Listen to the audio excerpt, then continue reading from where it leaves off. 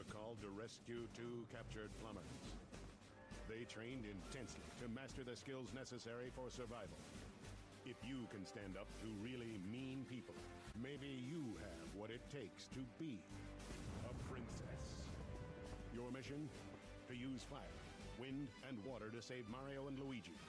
Super Princess Peach, only on Nintendo DS. Rated E for everyone. We're going out tonight. The scene is out of sight.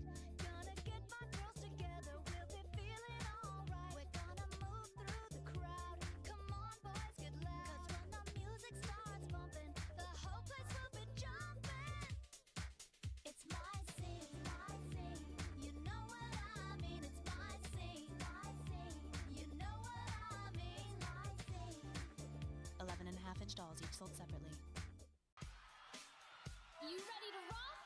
Premiering this fall on DVD. Chillax, girls. Polly Pocket stars in her first ever full-length movie, Polly World. Featuring a spectabulous contest at the ultimate amusement park with shopping galore It's so cool. and fabulicious surprises. Off the hook. It's a good thing. Plus, see Polly and the Pockets in their biggest performance ever. It's an adventure you won't want to miss.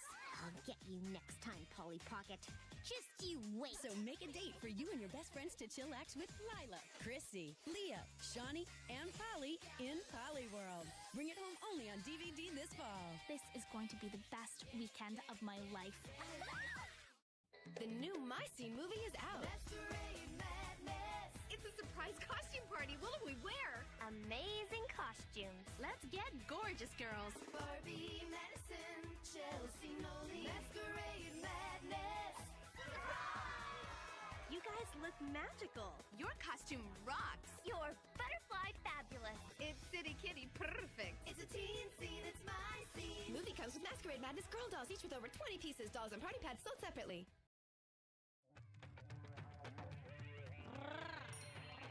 She got a superstar cat. Who knows where it's at? Get up and raise your hat. She's a spellbound acrobat. So have you seen her? She's the greatest. For super magic, call Sabrina. Here comes the fun now. Are you ready? Young and blind, get happy.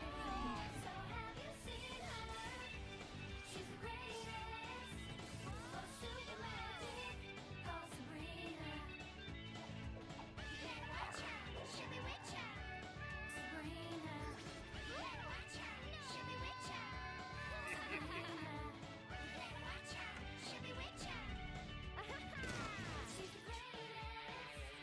Sabrina. Jumpty jump jump jump.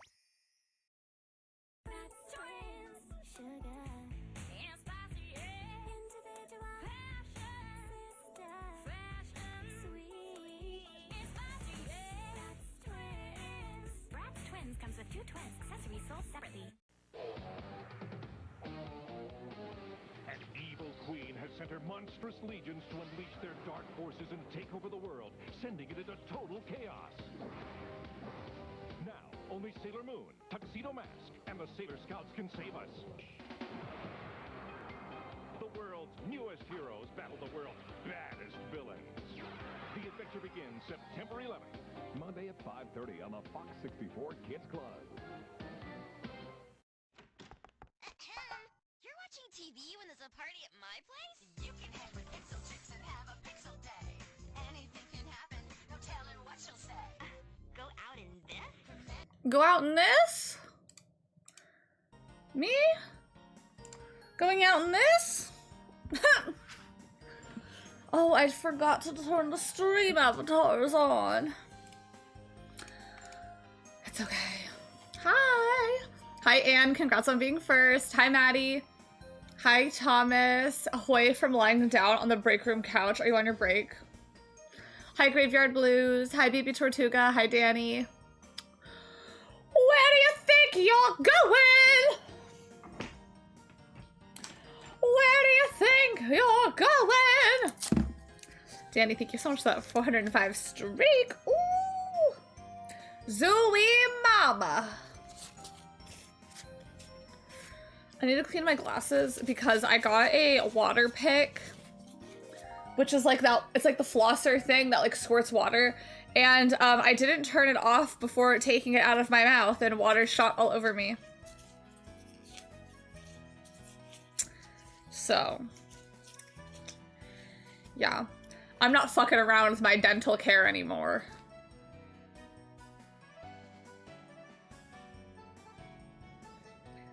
They can't stop me. They can't stop me. You can't be stopped. Maddie, congrats on that 110 streak. Whoop whoop.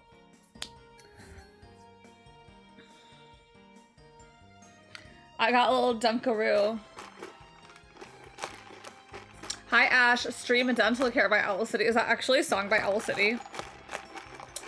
But yeah, dental care is really important. And they told me I gotta watch out for gum disease. So I gotta really worry.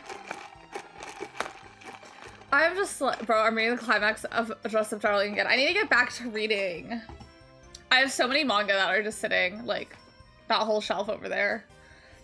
And I need to get back to actually reading them. Because I had a lot of series that I was very excited to see how they progressed, and then I just stopped. One of them, though, I think I stopped because I'm worried. Or I don't know, maybe I need to start it over. But there's one where I'm reading where there's like a few different potential love interests, and I think I accidentally ruined it, and she ends up with the one I don't want her to end up with. Or I just read that one. I don't know, because they're both...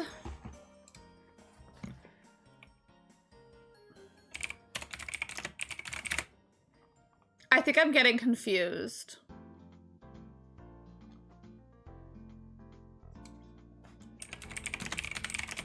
Hi, Lav. Hello, I hope you're doing good today. Who's the author of this? Okay.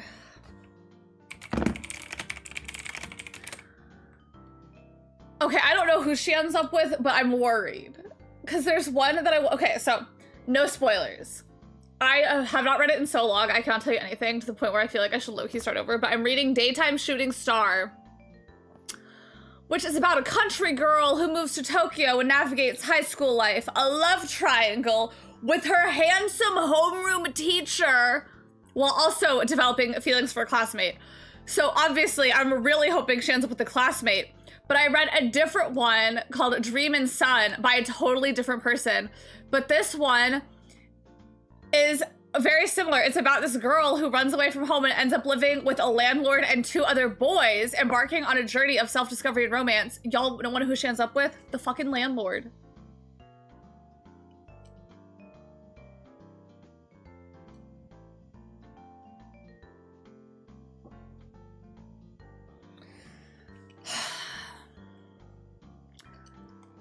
Like, the landlord? What the fuck? That one I finished, though. I'm pretty sure. But I'm still working on Daytime Shooting Star. Oh, hey, Peachy Ring! Hi, Alexita. I hope you're doing so good. But yeah, so I need to get back to those series. And I also need to get back to Blood on the Tracks, because I love Blood on the Tracks, and I just stopped reading it. And I stopped reading it, like, right as it was, like... No spoilers. In Blood on the Tracks. It's really crazy. But there is a point in it where the author is like, everything before this was prequel. And that's, like, volume 14. So I feel like I just got to the transition of like, okay, we're out of the prequel. We're out of the prequel. I have a Dunkin'. I got a chai. Which I need to be careful about drinking. Hold on.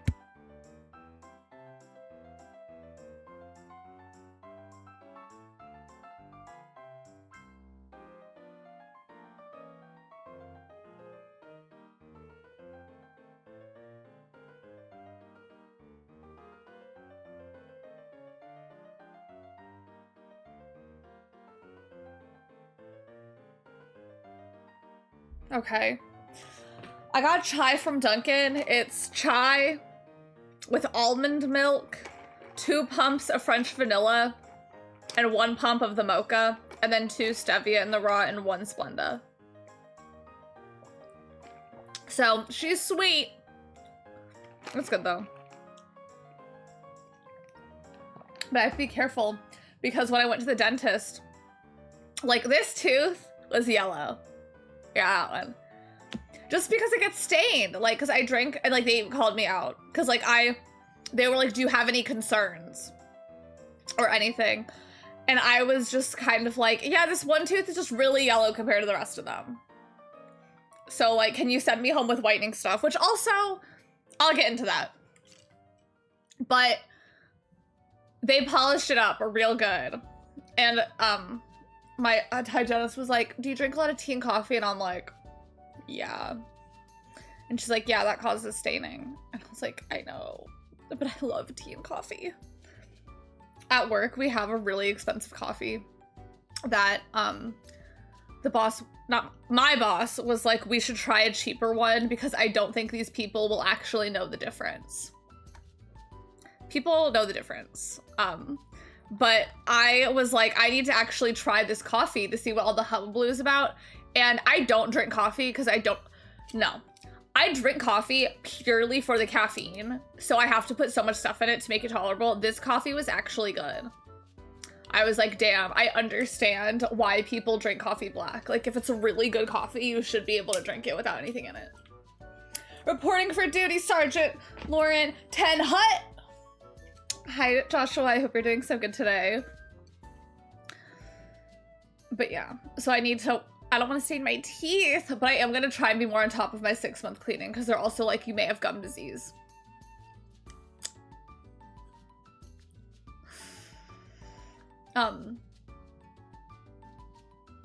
But yeah. Oh yeah, so for the whitening stuff, they were like, there's 2 options. We can send you home with like a whitening kit, or you could come in and we could do the whitening, but it takes a bit of time. And then we also send you home with like a few like kind of touch-up things. And I was like, yeah, send me home with just a bunch of that. Like, I could do it at home. Like, I don't need to come in here for hours. And I even said, I was like, I barely come in here for my 6-month cleaning. Like, I'm not going to come in here just for a teeth whitening. So send me home. And she's like, okay, like, we'll have the person at checkout go to the plan. Y'all, I still have to go back if I want to do the at-home whitening. Because they have to like take a mold of your teeth and they make trays that are like specifically shaped to your teeth. And I was like, dang, I thought the point of the take-home tray was like, I don't want to come back. So that's where I'm at right now. Another point that I'm at, I've talked about it. My gynecologist office literally like will not let me make an appointment. Like, I think I have to call.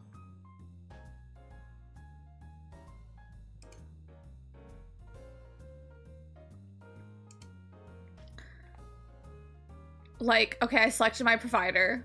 What kind of appointment? The OBGYN. I'm not pregnant. Location by location. Annual exam. Do you have any problems? No. Finding available times. No available times.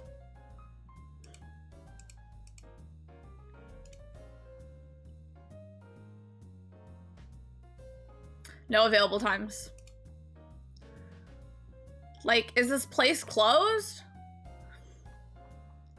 I don't understand. Like, I don't need to see my provider. Like, I just need to see a provider. It does not have to be like mine.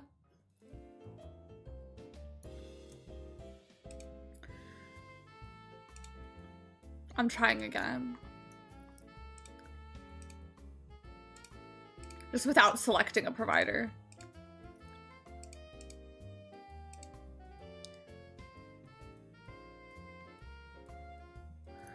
They have no times available. First thing in the morning. That's my only guess, though. I really don't know. I'm just gonna try calling them. Like, I need to just try on my lunch break to try and do it. Because I literally have on my calendar schedule OBGYN for June through August. If you love drink coffee, straws are always the best way to go. That's what I already do. And my tooth still was yellow. Like, straws help, but they can still only do so much. But yeah, no, I already use straw. Like, anytime I drink, it does not matter the temperature. I always use a straw. Even for my water, I use a straw. I got some hokas yesterday. I was hoping they would have some with little red accents, but they literally don't have any colors in stores, so I just got plain white. Oh my god, I have a pair of plain white hokas. Yeah, that's the issue with buying them in store, though. They only have so many colors. Like, the reason I have my hokas, I have them in all white miraculously, but I had to get my hokas door dashed to my work because I scheduled to go to the gym. And, I realized I didn't have any gym shoes in my car and I was wearing toppies. So, yeah. And I just like selected a pair and I selected a pair of white ones and I like put a note. I was like, any color is fine. Like, I don't care what color, I just need shoes. And luckily they did have white. Hi Huntober, hello, I hope you're doing so good today. For my Diet Coke problem, Diet Coke's just so good. What I miss, I talked about my dentist and how they want me, how if I want to whiten my teeth, whether I want to whiten my teeth there or at home, I still have to go back because either they're gonna whiten my teeth there or I have to get trays made to whiten my teeth at home. And I have a Dunkin' chai. Before we start, can we get a recap of last up? Of course. So we're actually starting a new route today, so it's not that important. We're not continuing where we left off yet. We're doing some other routes. But what happened previously, we found the 9 door.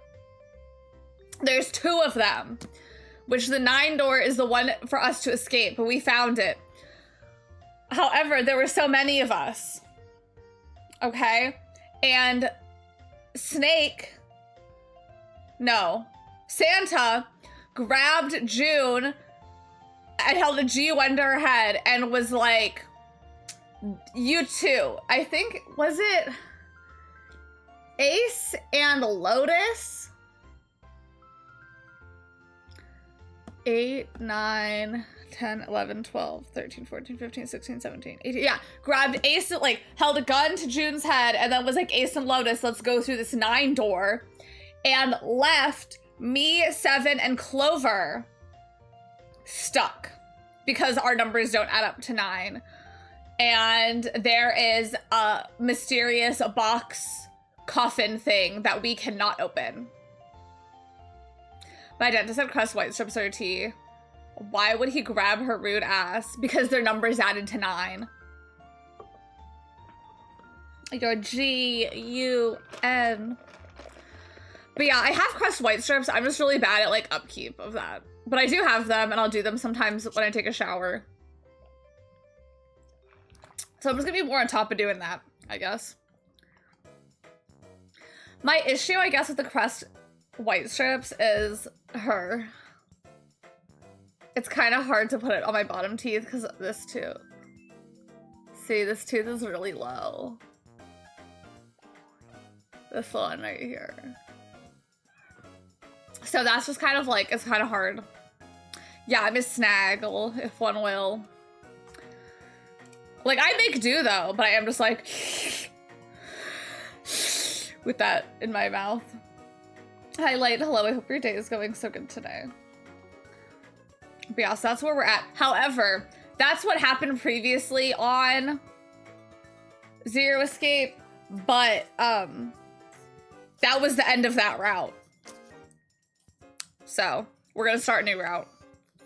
Kind of cray, your veneers are so good, it doesn't clock them, right? Like they literally polished the yellow out of one of my stained veneers. I didn't say anything. But yeah, y'all. Oh, I need to get Call me old-fashioned. Why is everything chargeable now a USB port?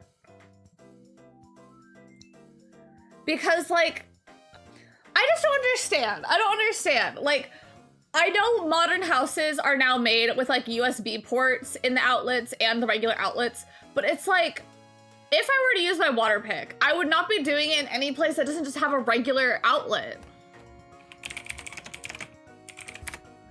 So I need to get a, like, literally an iPhone charger. Like, USB is the backbone of our society, but like, don't get me wrong, I love my USB, but I'm gonna be so honest, more times than not, I've been in a situation where I'm like, dang, I wish this USB I could just plug into a wall. Cause again, like, if you're using a water pick, well, let's go to, yeah, thank you. Like, that's what I'm saying, the water pick has the USB plug, so I can't plug it into my bathroom or any outlet in my house. I can plug it into my computer. But like, I just find it very hard to believe that, like, one, more bathrooms have USB than outlets, and two, that you would be using a water pick not at a place that has an outlet. Like, even if you're on vacation or something, like, I just feel like the odds of, like, I'd be using it in, like, a bathroom setting. I don't know. Luckily, it was already charged because I was really excited to use it today because it came in the mail 2 days ago, but I wasn't home. And then yesterday I was only home for a couple hours to stream. And so then I was really excited to use it today.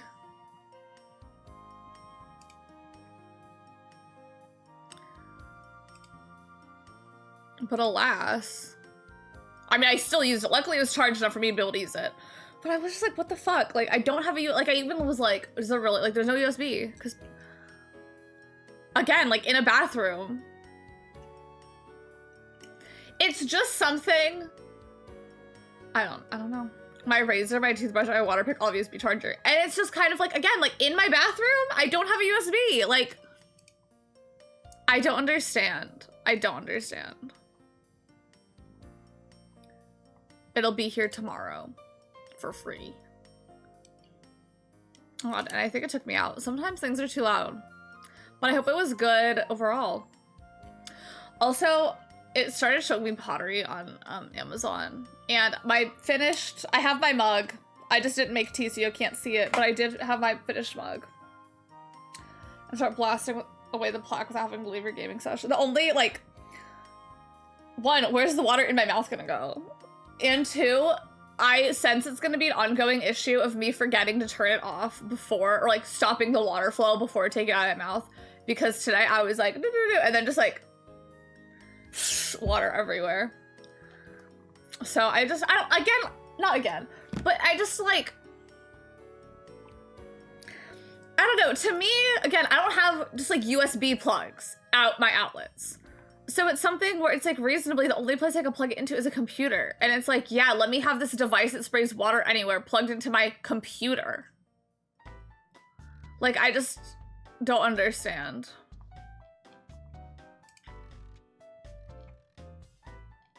Cause even, like, I know I just had to buy this, but even like surge protectors will have regular USB, like regular outlets and USB. So I'm also, I guess, just a bit like, I would have both, to where just give me the regular fucking outlet.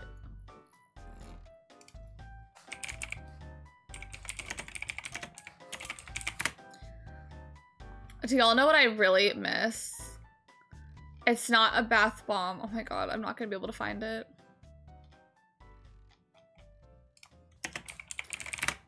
When I was younger, sorry, I saw something that led me down this. I used to be obsessed with the water capsules, water animals, dinosaur, unicorn, sea creature, party, cognition, sponge, pill, bath, expanding foam, animal capsules. And it was like the little tiny capsules. It's from Amazing Capsule Creatures. And you put them in water and then they kind of like dissolve and the animal like expands. I personally loved the dinosaur one. That was like the only one I actually remember having. What's the new one phones use? I don't know the names, but I hate the chargers that are double-ended ones USB-C. I think so. USB-C, it pissed me off. I always feel so bad when someone's like, do you have a phone charger for like the old iPhone? And I'm like, I actually do. I have one of those charging bricks that has a bunch of different plugs that miraculously is just like, I had it in my bag the day someone asked me, and I was like, because I think they were asking more so like, do we like keep that as a company level? And I was like, I don't think like we as a company have one, but like I have a personal one.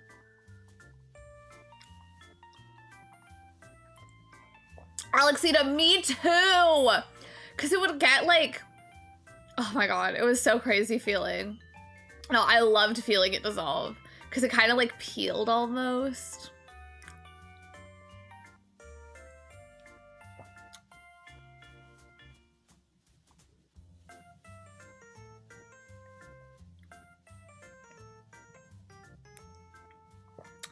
Huh, I don't know what my AirPods use.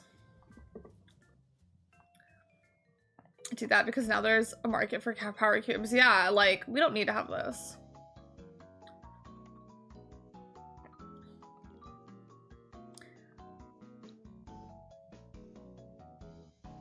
But yeah, I have my AirPods. So I don't know why I feel like my AirPods one has the same one as my phone.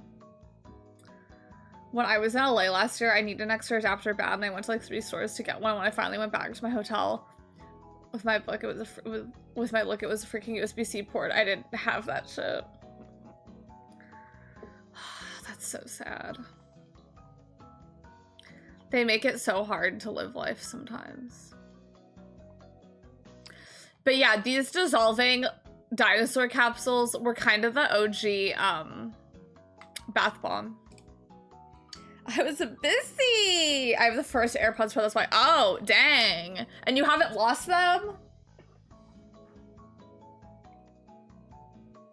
Mine were a gift for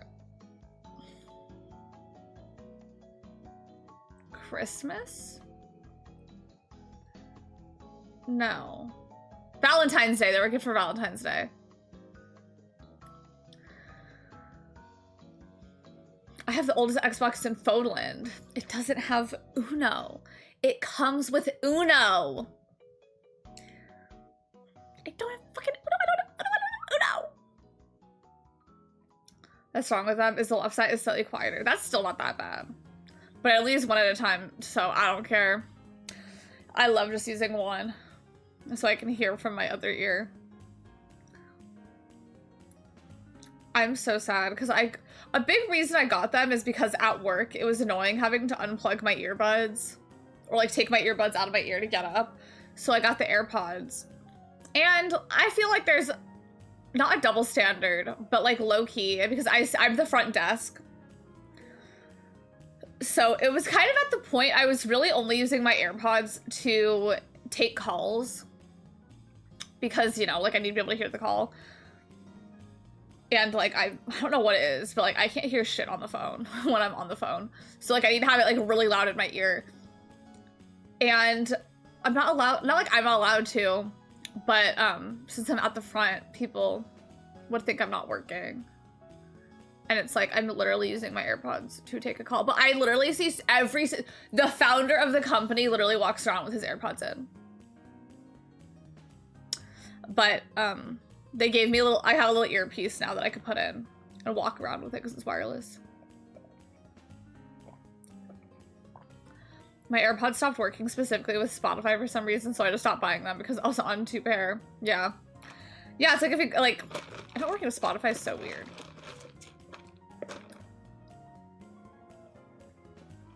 Before anyone says Dan didn't say hi to me, one, I was doing a bit, two, I saw the people I didn't scroll up.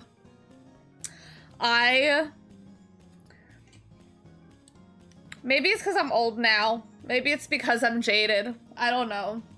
But there was a time, literally, like, as a viewer in chat, I would say hi to, like, every single person coming in for the first time. Specifically in streams I bought it in. But, like, you know. And it's just kind of like, I don't need to do that anymore. Like, I can't do it anymore. Cause like, on the other end of it, also, it's like, if I've been there the whole time and I haven't said something, and then I say something, and someone's like, hi, it's like, I've literally been here so long. You just haven't seen me. You know, it's like, I'm not, and then it's like monkey see, monkey do, like everyone saying hi to me, and it's like, y'all, I've been here.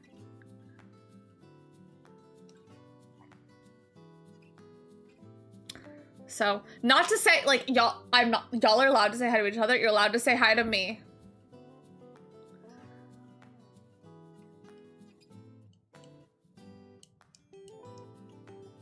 Like, as a viewer, obviously you're allowed, you can say hi to me when I'm streaming, and I'll say hi back. And I try to say hi to people if it's, like, my first time seeing them in chat. If I know.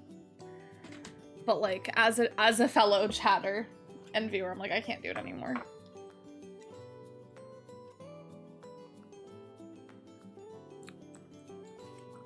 So no one take any offense if I don't say hi as a viewer to y'all. Can I say hey to Huntober? Huntober. Can Alexita say hey to you?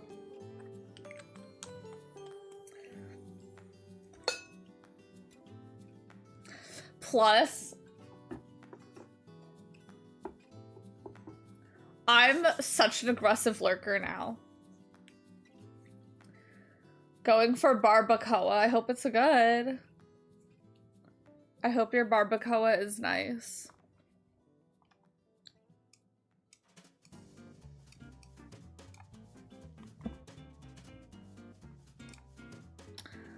Hello, chat. You are all special. Everyone is special. That's true.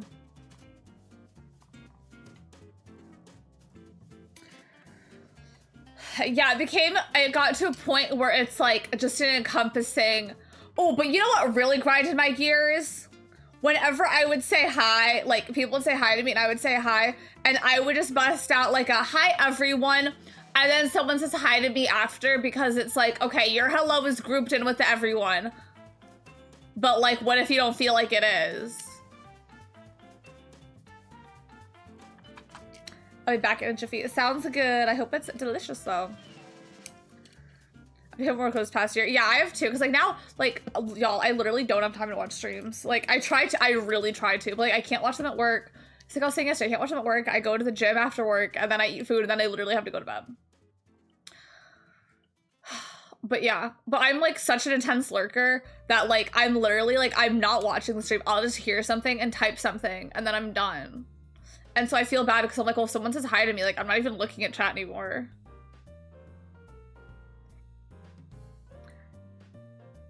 Like, hello everybody, and also Ash Insider. Well, that's included in the everyone.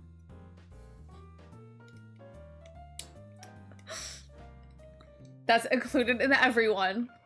If, not at you specifically, if I were in a chat and I said hello everyone, and someone were like, does that include me in the everyone?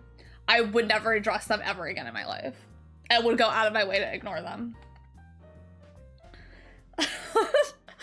No, JK, but I would just kind of be like, we need to learn the definitions of words.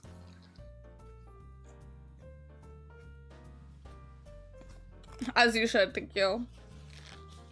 Y'all, my Lon Milk lip gloss. Okay, I couldn't open it.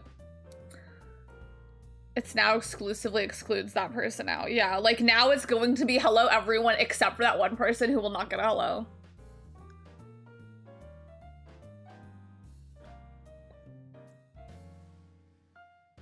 No, JK. I just don't like, I want to clarify, this is not a situation I've been in so long, because I feel like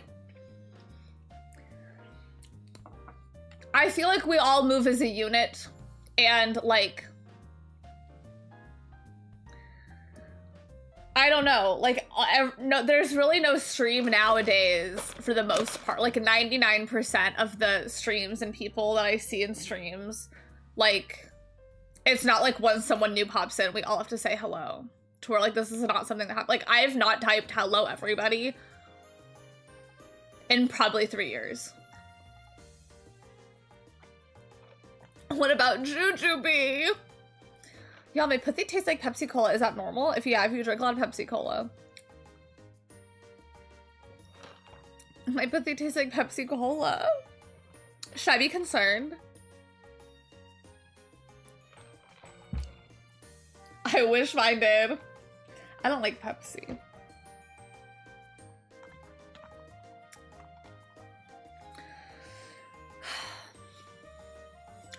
The only sodas that I drink, and I don't drink them often, Diet Coke, lemon lime sodas, like Sprite and variations thereof, like Mountain Dew, Sierra Mist, 7-Up, Starry. Like, I know they're not Sprite and they don't taste like Sprite, but it's all the lemon lime umbrella. And I like a fruity soda. Like, I like a Fanta. I like a sparkling water. Flavored, not LaCroix. But, like, I like an Olipop. So I want, when I say sparkling water, I guess I mean, like, a fruity soda. But, like, I need to taste it. Like, it needs to have a slight hue of a color. I need to know there's fruit in this. Or artificial flavor. Mountain Dew is a lemon lime soda. Now I need to try. I'm pretty sure.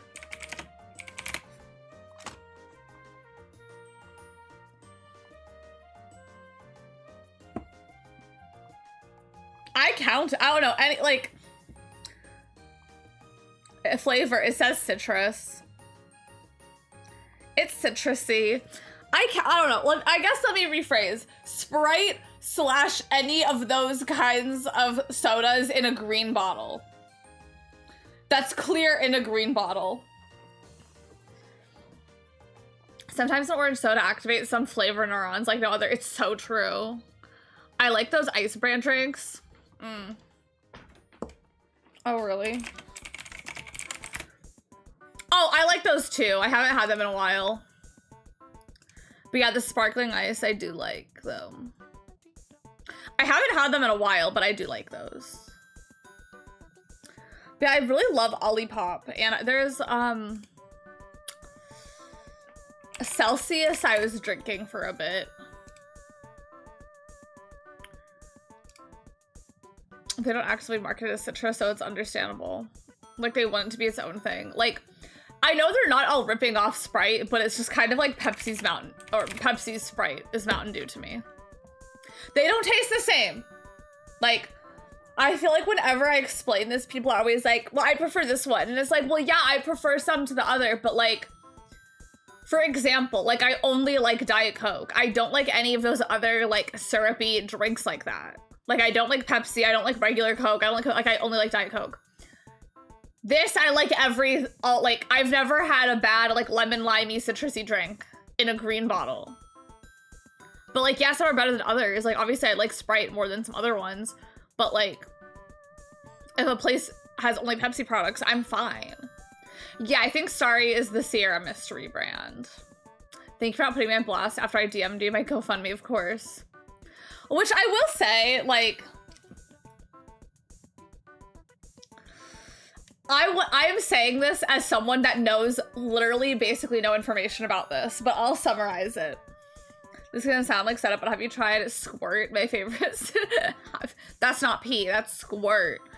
My favorite soda, they state it's a grapefruit soda. I don't think I've actually had it, but I'd be willing to try it.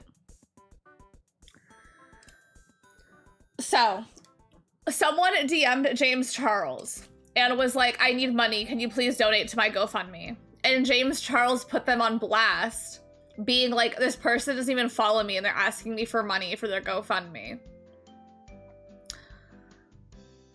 And I'm not team James Charles in this, but I'm like, that is crazy just to ask a rich person that you don't even follow and be like, can you give me money? Person I don't support, can you give me money? You know, like, let's address that. Like, obviously, again, I don't think it's good to put that on blast. Like, people need money, and like, if what they're doing is like sending their GoFundMe links to people and hopes people donate, like, whatever. But it is just like, I don't know. I was just kind of like, yeah, that is like, I don't have the level of followers James Charles has, but I'm like, yeah, that would be crazy if someone I have no clue, they literally don't follow me. Like, they don't even know who I am, asking me to give them money. Like, that is kind of odd. Like, this person does not follow James Charles, does not support James Charles. All they know about James Charles is has a platform and probably money. Like, it is kind of weird. Like, I don't support you enough to follow you, but can you give me money because I know you have some? Yeah, but it makes no sense to respond to it because someone like James Charles, I'm sure, gets so many of those DMs anyway, to where it's just kind of like, why call this one out? And that's just something I feel like in James Charles's position, just scroll past it and don't care.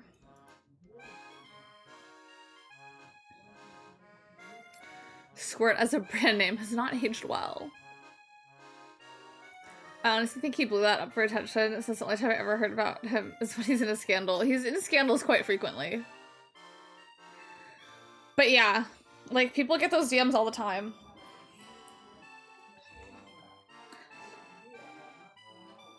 But like, again, I understand James Charles is rich, but I feel like some of the reaction is literally like, I know y'all don't donate to every single GoFundMe you see. You know? And I don't know, it's just kind of one of those things of like, we already all hate James Charles, so any little thing, because it's like, you should have just donated and kept scrolling, blah, blah, blah, blah, blah. And it's like, y'all don't donate to every single GoFundMe you happen to scroll past. I doubt she just chose to DM him. Yeah, and that's what I'm saying. Like, I really feel like when people do that, they're just DMing everyone that they, like, is like, this person has money. You know, because it's like, if you send 100 DMs and just one rich person donates $100, like, it just, but yeah. I definitely feel like that's just something I wouldn't respond to. But I also do think it's weird to do that. I also think it's weird just to DM a bunch of people that you don't, like, not like, you don't support me, so I'm not gonna support you. But you know what I mean? Like, I feel like I would be so much more likely to donate if it is like, well, they follow me. But yeah, I think like, you know, a lot of people are struggling, so I do think it is weird to like blow someone up like that.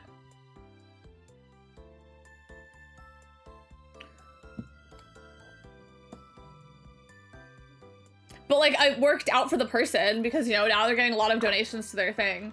But I do still stand by it is people are doing what they have to do to get by.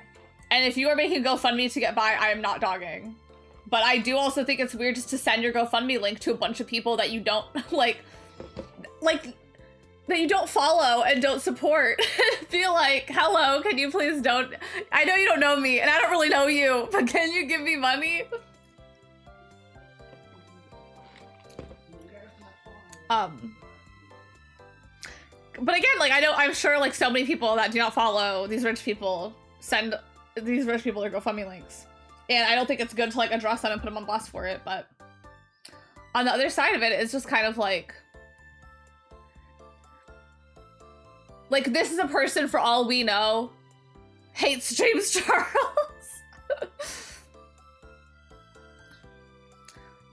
But bad publicity is still good publicity, as they say. It's true, and like, the person has gotten many GoFundMe donations from it, and I feel like James Charles has donated to the GoFundMe. And I don't like James Charles. I'm not defending James Charles, but I am just kind of like, I feel like we're really blowing, just like, driving past just randomly sending people GoFundMe links. That being said, like, do what you have to do. But like, again, I feel like if this person can follow me, Like, if I were James Charles, I have 12 million followers and you're not even one of them asking me to give you money. Like, you're not even a follower asking for money. You're just some person asking me for money. Like, it's one of those things, at least follow. At least follow first. Do we think Tati's enjoying this? Of course. What are we gonna do? What are we gonna do? But obviously, if you are able to, I feel like you should always support other people. And like, you know, I guess the same thing of it is like with unhoused people. Like, I don't know them personally. They're asking me for money. But I guess it's also like harder if you're like, see, I don't know. That being said, I do give money to unhoused people. And I donate to GoFundMes.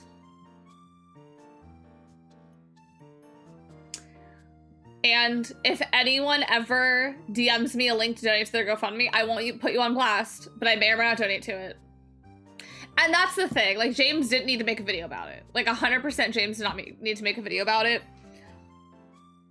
And people, like, it's definitely also one of the things of, like, there are people that struggle more than you do, James.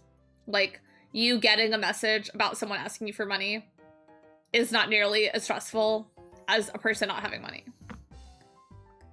So at the end of the day, I don't think James Charles should have made the video. But also, I am like, that person really, they weren't following. They were not following. They were not following and we're just asking for money. For a valid reason, losing your job is stressful and do what you gotta do. But like, if, like, for example, if I were to like send Katy Perry a link to my GoFundMe, I'd probably follow Katy Perry first. You know, that's just kind of my thing. And that's my opinion on it. I like felt like we're only getting half the story, yeah. And it, like, that's another thing. Like, James gets so many of those messages. It's like, why do you pick this one to like just be really upset with? Cause like, if it happens so much, like, I feel like you'd also be able to be so general with it, but like, people literally like found the person, you know? Like, I would just be like, hey, I understand we're all struggling, but following's free. Follow me before you ask for money. I feel like after Bias to Trevor and slowly got sick of influencers, people find a reason to go off on them. Katie would make a video too, TBH, yeah. Katie would. I have a button that... Cheap clothing is cheap clothing. I have a button that fell off of a dress that I've never actually worn. Like, I think I put the dress on to see if I wanted to wear it to work the next day. And then saw that a button fell off. I was like, well, now I definitely can't wear it to work. Because this button fell off.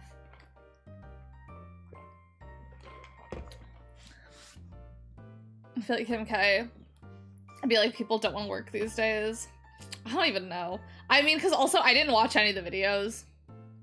So I probably have no right to say anything about it because I actually don't know the whole situation. So I don't know.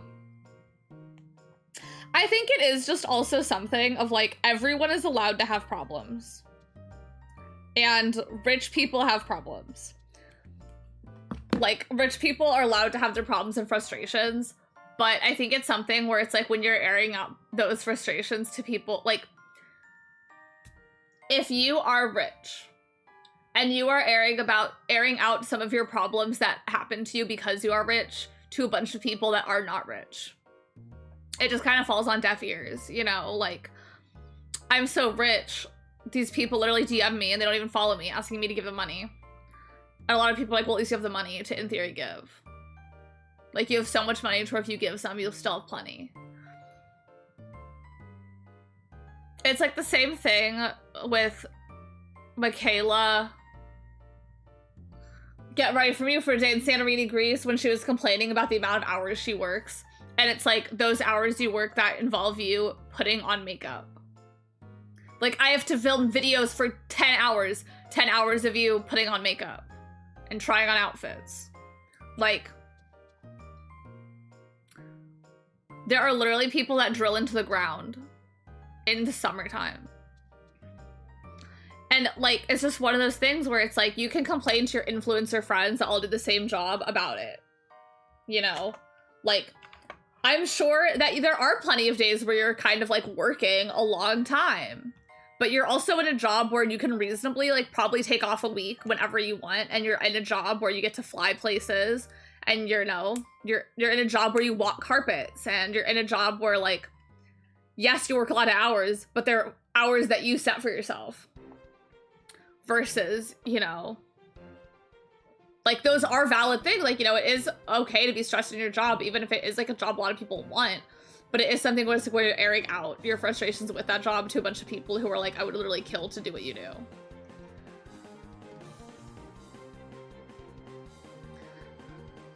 To not turn on you as influencers become a singer or reality star, yeah. Yeah, like, it's very intriguing. But, like, if you are an influencer, the best way to stay relevant and, like, have a good, proper opinion is to stray as far as you can from actual influencer. Like, the less... If you are someone with a strong internet presence, as you get larger, the less internet presence you have, the better. Those people who are calling for a mass unfollow to make him lose his job, you really think that's only stream income? It's so ridiculous. Like... I don't know, it's one of those reasons why, like, cancel culture does not actually impact the people that deserve it. Like, cancel culture does not affect Shane Dawson. It is not affecting James Charles. Like, these people are not affected by cancel culture. But do you know who is affected by cancel culture? The mean bitch that works at Walmart that got fired because someone recorded her being mean to someone. Like, those are the people who, like... are the victims of cancel culture. Like, not Shane Dawson. Yeah, not Drake. Chris Brown is literally on tour with Usher right now. I told this lately because of fandom fatigue, but this can be applied to a lot of things. I think some complaints should stay in the group chat and everything is being host. Exactly. And that's like the thing, like, everyone is allowed to complain about things, but I think it's so important to, like, know your target audience and you're complaining, you know? Like,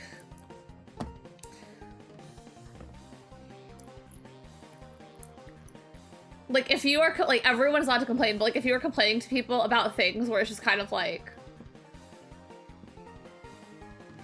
if you are, if you're an influencer, or, like, you know, I'll even say for a streamer, if you're a streamer where your source of income is playing video games all day, and you're complaining to your friend who's, like, an emergency room nurse about how tired you are from streaming, you know, like, know your target audience and your complaints. Y'all, this is my jam. It was a new Chris Brown album. No, Drake also has a new album, though. Like, Drake also just released one. Have you seen the Raleigh, North Carolina influencer discourse? No. What's happening there?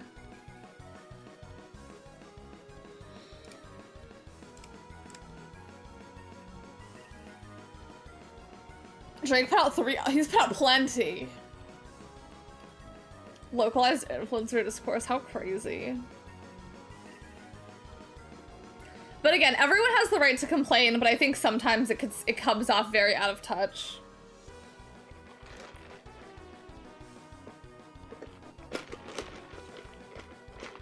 And it's just also something where it's just like, I don't know, like, even work, but, like, it could also be things like, I don't know. Someone tried to post a girl I went to high school with is trying to be an influencer and she got flamed for not moving on from high school. Oh, I think I did vaguely see that. I love Squirt.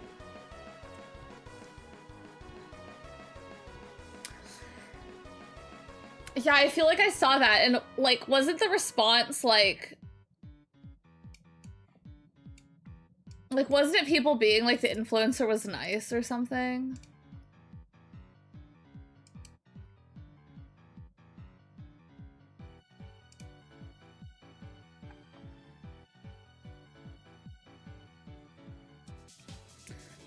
I think also, like,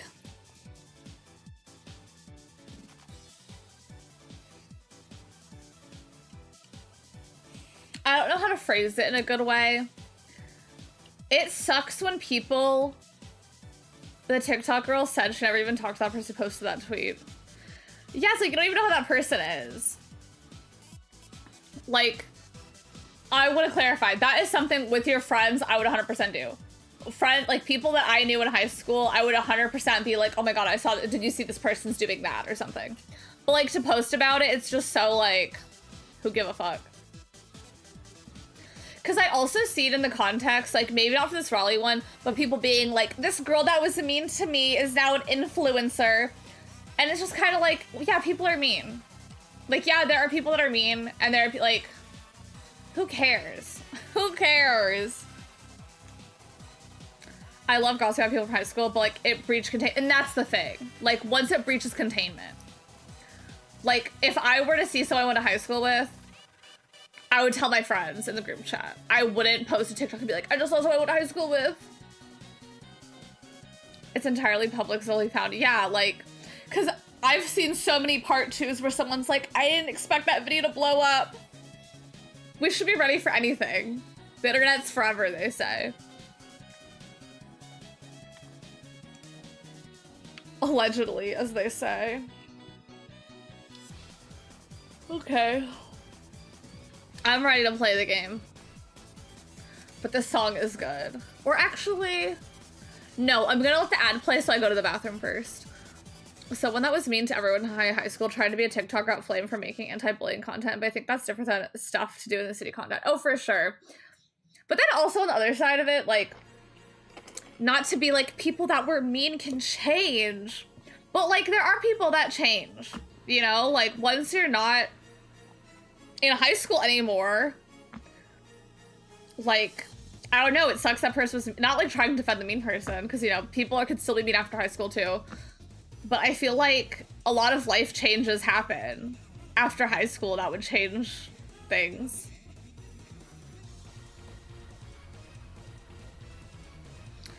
But yeah, that is also very different than like doing stuff in the city. Like, I don't need someone to be nice to watch them do stuff in the city.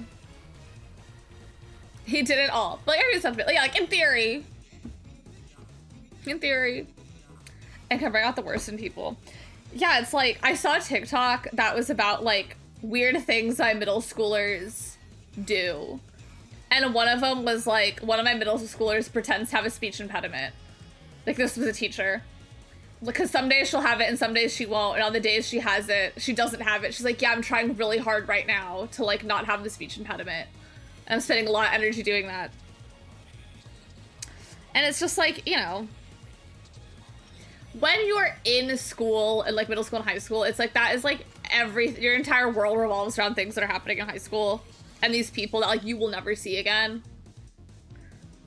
Oh, also that does remind me, y'all know how a lot of people are like nurses are always like the mean girls from high school? Dental hygienists are always angels.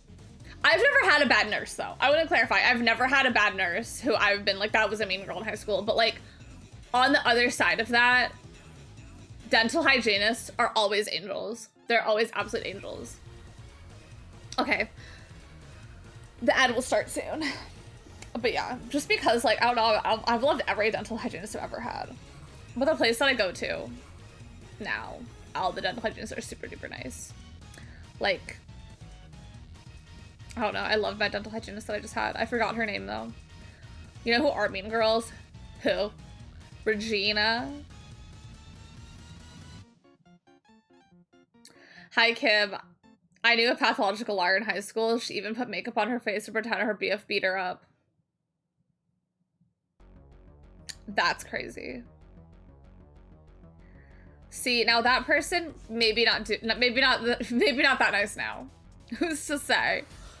That's crazy. But see, it proves my point. Like, it's not like people just do attention-seeking behavior in middle school and high school, but like they low-key do. He didn't exist, somebody was really hurt. That's good. Yeah, like at least there wasn't an actual boyfriend involved. I want to watch Forbidden Fruits so much. I love Victoria Pendretti so much. People, podcast editors, yeah. They are. The lack of closure from high school is what makes people so resentful of people that are mean to them. Yeah, and it's like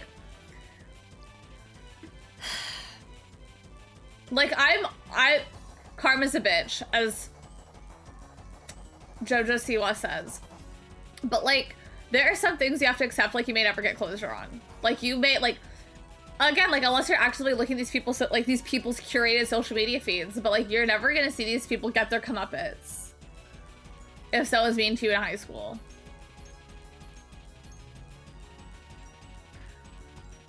I was gonna say people who edit podcasts, so ignore people in that. Podcast editors. I recommend the movie. I want to watch it. Is it streaming anywhere yet? Or is it still in theaters? Yeah, I want to see it really bad.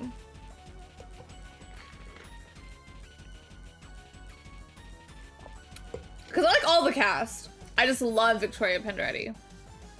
I loved her in You, season 2 and 3, and a bit in 4.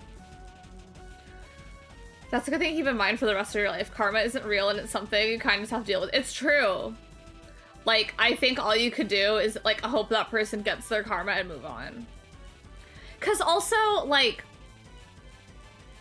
you know, it's one of those things of, like, oh, you think about me and how I'm doing bad. I don't think of you at all, you know? Like, I feel like, you know, some people put so much energy and effort into, like, disliking these people and hoping, like, karma gets them. And it's like, those people literally don't even think about you. Like, oh, not officially streaming anywhere, dang. Well, it will soon, but maybe I'll go to theaters to see it. Consequences exist, sure, but not some divine equalizer. Yeah, like, I love thinking of karma as just one of those things that gets me through the day. Like, if someone cuts me off in traffic, I'm just like, karma's gonna get them, and then I go on with my day. But, like, karma, at the end of the day, karma is not real. Like, bad things happen to good people, and good things happen to bad people, and that's just the way life works. Like, you know? But yeah, I just don't think it's good to, like, just let them live rent-free in your head and just kind of, like, let that fester. I feel like it's just always better to put your energy into people that, like, aren't mean to you. Yeah, it's fun to pretend, though. But yeah, instead of putting your energy into, like, these people you don't like, I just feel like it's so much more positive to put that energy into, like, positive things and people that are nice to you and people you enjoy spending time with. I'm gonna run to the bathroom. Squeeze in. Sparkly My See My Bling Bling dolls come with 2 fashions, a ring for you, and more. Dolls and car each sold separately. We are the Winx, we are the Winx. The fashionable Winx Club girls, and now the newest member, Layla, with their fabulous fairy power. Each teams up with her very own pixie. Winx, Friends forever. Winx. And Bloom's magical wardrobe has so many choices for the perfect outfit. What a great look!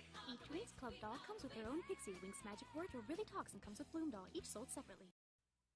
Here's the true story. 4 friends pick to live in a video game And find out what happens when they stop being themselves. and start being someone else. Animal Crossing for Nintendo GameCube. Today I was like, let's redecorate the house. And I was like, maybe we should buy some furniture first. Nice outfit. Where'd you get it? A garbage dump? Yeah. Welcome to Animal Crossing, the life game that's happening every minute of every day, whether you're playing or not. Winter's coming soon. Should I make pants for that? Rated E for everyone. From the Bratz new DVD movie. In a beautiful Pixie's land, glittery Pixie's dust brings beautiful wings that flutter and fly. Bratz Fashion Pixies take to the sky. And now their magic secret shows. In the dark, their butterfly wings will glow. Little pixies and unicorn friends fly through a night that never ends. Bratz Fashion Pixies movie coming to DVD. Bratz Fashion Pixies. Dolls, unicorn, and DVD each sold separately. Glitter enhanced by animation. Welcome to the Trolls world! Meet your new best friends for life, trolls. You can work your styling magic on their totally trollicious hair. Brush it up big, tease it out wild, or go the Which, that being said, I don't end my streams and stab a voodoo doll of Tina the puppy. Like, if Tina the puppy has 0 haters, I'm dead. You know? But, like, I don't end my stream and think about Tina the puppy. Like, I don't. I just want to make that clear. Like, y'all know I'm a resident hater. I missed something. What'd you miss? Yeah, there'll be bad reality TV winners and there'll be good ones. Exactly. I'm not talking about it all. But I just really hate Tina the puppy for the bit. At the end of the day, I don't actually care. Well, someone has to. Okay, let's play the game. I'm worried because in this game,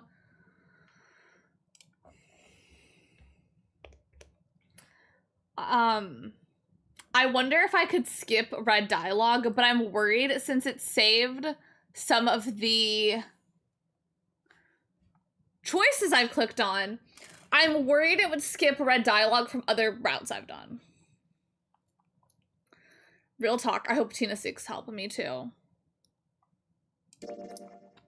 Okay. So previously in the game, I already explained what happened, but previously in the game, there were 2 9 doors.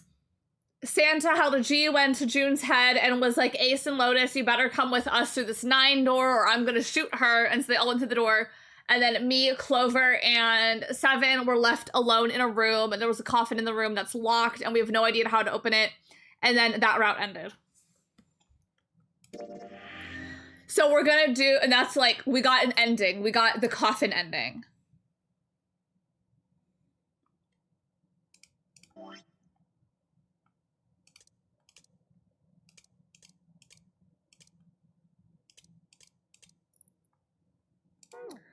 Even with the specter of death hanging over them. But now we're gonna go back. Where to even get a gun? In whatever room they were just in. So now, so that was this ending that we got. But now we're back over here because we picked the 4 door. So now we're gonna go back and pick the 5 door and work on that route. Our discussion's long. I thought we were finished with that topic. But then what should we do?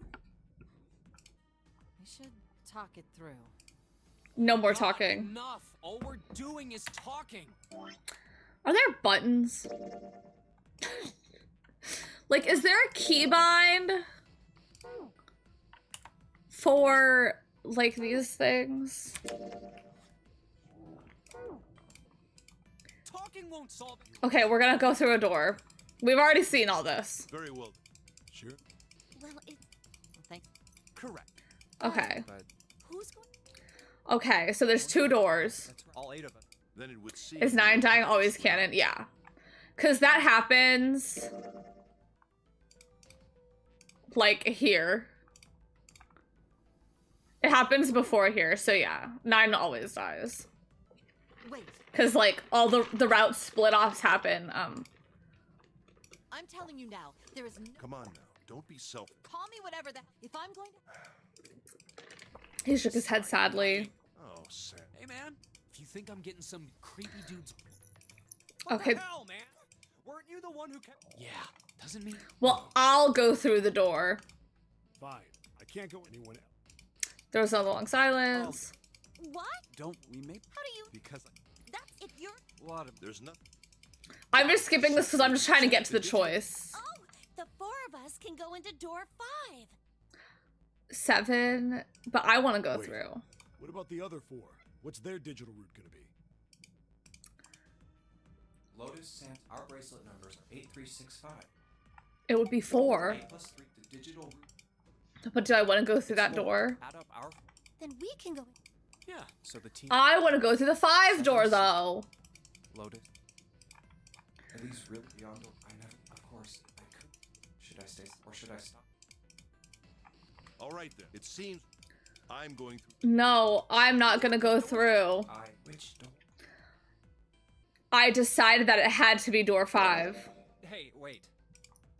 Junpei's eyes echoed across the cries echoed across the room.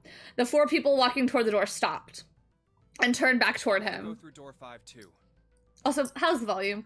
Oh, also, Danny, can you type a good no spoilers, no backseating message? But I'm not even on Tina's radar. Which is crazy, because Tina, I really think, just goes through all the things. I got you, fam. Thank you. The words were scarcely out of his mouth when June spoke up. What? What are you saying, Jumpy? If you're going through that door, then I'm going with you. He turned around to look at her. No, you can't.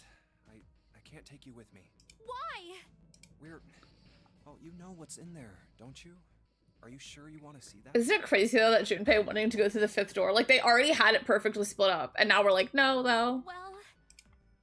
June opened her mouth as if to say something, but instead closed it again and looked at the floor. Thank you. But closed the floor. Junpei felt an ache in his chest as her clear distress, but the choice was not his to make. There was nothing else he could do. Junpei turned away from June, doing his best to silence his turbulent emotions. Please, let me go into door 5. Seven scratched his head and looked at the young man. Man, now we're right back where we started. You know that? Junpei's bracelet is number 5, right? He's so hot. If we are going to add Junpei, then we must subtract 5 from the rest of us. Snake turned to Ace. Ace, please, take good care of Clover. Oh, all right. That's fine. I can't mod more like with Deltarune. This is... Sounds I can't mod more like with Deltarune's not my jurisdiction. It's okay, because like I've played the game, so like I can mod. I can't phrase the message well. But I can mod. 1 + 4 = 5. Don't go away! You need to listen to me, Clover. Go to door 4 with the others. No! Don't be so selfish. Snake's tone was harsh. Why? Tears welled up in Clover's eyes. Relax the caps. Thanks. She bit her lip and did her best to fight them off. Snake's expression softened and he put his arms around Clover. He held her close and whispered into her ear. You'll be fine. Just relax. Sorry, Alex. Oh, I meant sorry. I accidentally all caps in Teams messages so much. And I'm like, sorry, caps.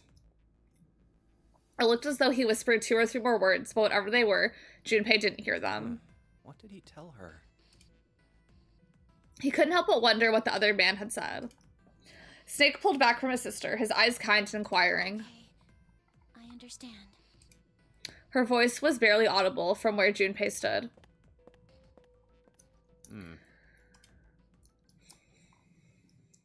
Before long, new teams were assembled. Let's make sure we've got this straight. Those going to door 5 are me, 7, and Snake. 7 plus the 2 boys! Equals 14. I'm a Barbie girl in the Barbie world. Life in plastic. It's fantastic. You can brush my hair, undress me everywhere. Imagination, life is your creation. Chris, thank you so much for that 53-month resub. Thank you. I hope you're doing so good today. Hi, Omni. Hope you're doing so good today. Happy Sunday. I need to make sure my alarm's set for tomorrow. Yes. Also have my notebook ready to go. And the digital root of 14, 1 + 4 is 5. And those going to door 4 are Lotus, Santa, June, Ace, and Clover. There are so many people 8 going in + there. 3 + 6 + 1 + 4 is 22. Time flies when it's fun. The digital This root of says. 22 is 2 + 2. I love 999 math. You're okay with this? I just think it's so funny. They literally give you a calculator to do all this, and they just do it every time. Problems here. Like, so genuinely. Hand on the Bible. So genuinely, you never need to do the math. Like, anytime I've ever done the math, they've immediately told me, and I was like, well, why'd I do it anyway? Let's do it. All right, then. Snake, 7, and Junpei scanned their number bracelets in quick succession. The screen of the red showed 3 The lever's asterisks. all that's left. Okay. All right, then. Let's go. Junpei glanced around one last time, his hand resting on the lever on the red. Okay. Please be careful. Concern was written plainly across her face. Junpei looked her in the eye and gave what he hoped was a reassuring nod. He pulled the lever. When I played for the first time, I'd pause every time and calculate and then be like, oh yeah, that was my answer. Literally. Because there's some where there's like multiple choices where it's like, whose digital route would give you that? But like, even if you pick the wrong one, they're just kind of like, I don't think that's right. With a sharp clack of a lock releasing, the door swung open. It's open. Ahead of them, in the small hallway, were the pitiful remains of the 9th man. Oh. Ugh. That's messed up. That was the 9th man. For a moment, Junpei froze. Try as he might, his eyes would not leave the corpse, and his feet would not leave the floor. 7, too, seemed paralyzed. Snake, on the other hand, seemed unconcerned. He walked calmly down the bloody hallway, and only stopped when he realized his companions were not following. Oh. How can you... Well... I'm blind. Do you intend to kill me? I assume you haven't forgotten the door only remains open for 9 seconds, have you? Oh. Because they're not walking in. He hadn't even bothered to turn around. His head was, at most, slightly cocked toward one shoulder. Sorry. He's so hot. Let's go. Junpei and 7 looked at one another, nodded, and threw themselves through the door. As they did, a cold tone sounded from the left wrists of all 3 men. 7 and Junpei looked down at their bracelets. On both of them and on Snake's, a red skull had flickered to life. Damn it. The countdown started. They had scarcely processed this information when... With a metallic slam, the number door behind them swung shut. Shit, the door! There's no turning back now. And if we don't manage to find the deactivation device... Hey, where is the dead? The fear and urgency in 7's face reflected with what all 3 of them felt. How should I know? Stay calm. Look around you. Okay, I get it. Junpei spun around, searching desperately for the dead. He found it easily enough. It was on the wall next to the closed door labeled 5. Right here. As he yelled, he struck the scanner with his hand. The other 2 scrambled to follow suit. As soon as they finished, Snake threw the lever down. Whew!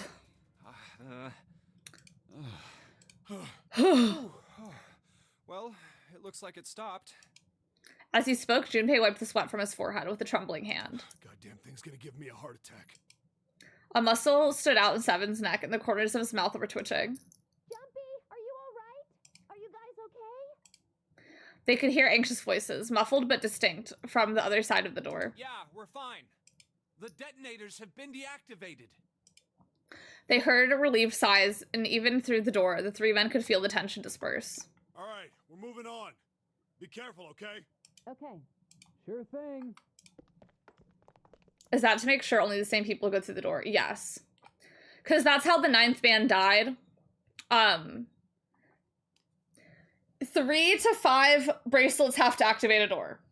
So if someone tried to open the 4, like if I have the number 5, if I tried to open the 5 door by myself, I couldn't because I need 3 to 5 people.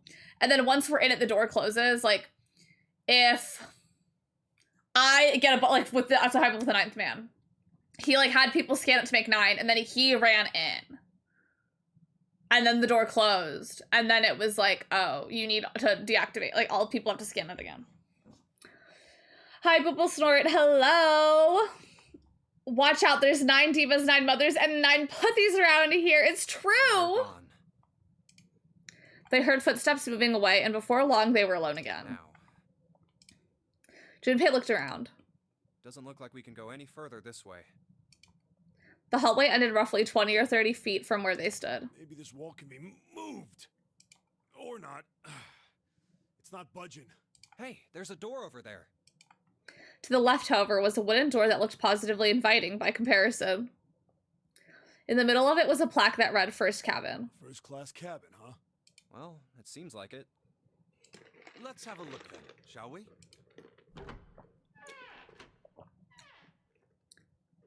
All right then, let's go. I wish the Titanic were real. Okay. I'm ready. I have a fresh page. Yeah. I also don't remember what route I'm even doing. Because all the routes do have, like, unofficial names. And I don't remember which one it is. But, like, It's just based on the picture you get at the end. So, like, for example, the ending we got was coffin ending because it's a picture of a coffin. So, no clue which one we're doing. It doesn't matter. We're gonna do all of them. Without hesitation, Snake opened the door and stepped inside. Seven followed closely behind him. Junpei moved to follow them as well, but he stopped just short of the threshold and looked back, not knowing why. I don't want to look, but... Lying in the small hallway was a man's body, or at least what was left of it. He'd tried hard to avoid looking at the grisly scene, but it just wouldn't leave his mind. It's so horrible. I can't even tell what's what.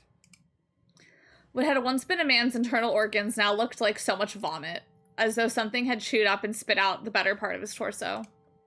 It was hideous, but worse still, it was cruel. It was hard to believe the thing on the floor had once been human. The black pool of thick blood, the lumps of glistening flesh spread across the floor, the awkward, twisted tangle of shredded intestines, the head wrenched to some grotesque, unnatural position. He'd been wearing these. The man's glasses lay next to his head. The lenses were cracked and the frame bent and distorted. And next to the glasses lay a bracelet, the number 9 still displayed on its face. The bracelet's off. Oh wait, Zero did say. Lastly, let's discuss how to remove the bracelets. There are only 2 ways to do so. Death! 1, you escape from this ship.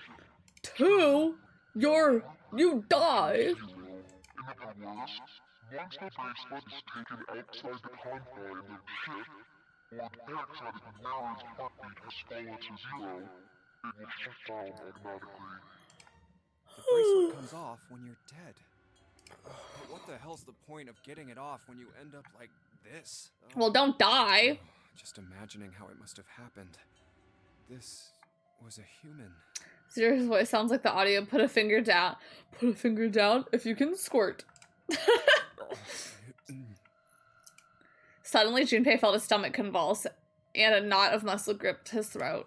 Oh god. Oh, I feel like I'm gonna puke. Oh, I gotta get out of here. He clapped his hands over his mouth and ran to the first-class cabin.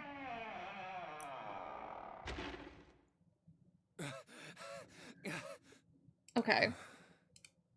The atmosphere changed immediately. The room was gorgeous, and I was gonna say, I love this chair. And despite the apparent age of the ship, none the worse for wear. Where did they? He looked around. Seven and Snake were nowhere to be seen. There were 2 doors on the right side of the room. He opened the one on his right and went through. Through here? On the other side of the door was a short hallway. He jogged down the hallway, opened the door at the other end, and peeked through. There they were to his right, busy examining something. Y'all, it would suck to be blind in here. But he's so fine. What's up? I love him. He stepped through the door and walked toward them. Check this out. We found this thing here on the door. The red light's on. Does that mean it's locked? So I would assume. Is there any other way out? We looked around a little. Other than this door, we didn't find anything. So you're telling me that unless we can open this door? Yes. We won't be going anywhere. Junpei stepped away from the door and looked around the room. This looks like a bedroom. Then the other room is probably a living room. Or the closest you can get to one on a ship. Alright, let's find a way to open this door. Come on, guys. Come on in, guys. Damn, there's a lot of rooms here. Okay. Seek a way out. Like, dang, there's a lot of rooms.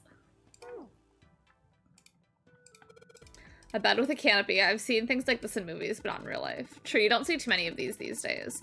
I can't see the details, obviously, but I imagine it's one of those princess beds Clover is so fond of. Clover wants one of these? Yes, she wants a princess bed. Didn't I say that?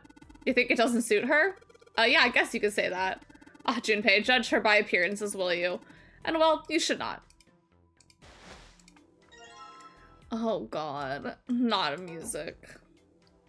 It took Junpei by surprise. Snake, usually so calm and collected, suddenly began to move. He stared about the room almost frantically, clearly looking for something. No, Junpei thought, not staring. After all, he's blind. Wait, yeah, he's blind! Blind or not, Snake was clearly attempting to do something. At last, Junpei could no longer contain his curiosity. What's wrong? You got weird all of a sudden. Snake waited a moment before answering. I heard something strange. Something strange? Ah, well, never mind. It doesn't seem to be anything suspicious. I don't wish to toot my own horn, but my auditory senses are considerably more advanced than those of most humans.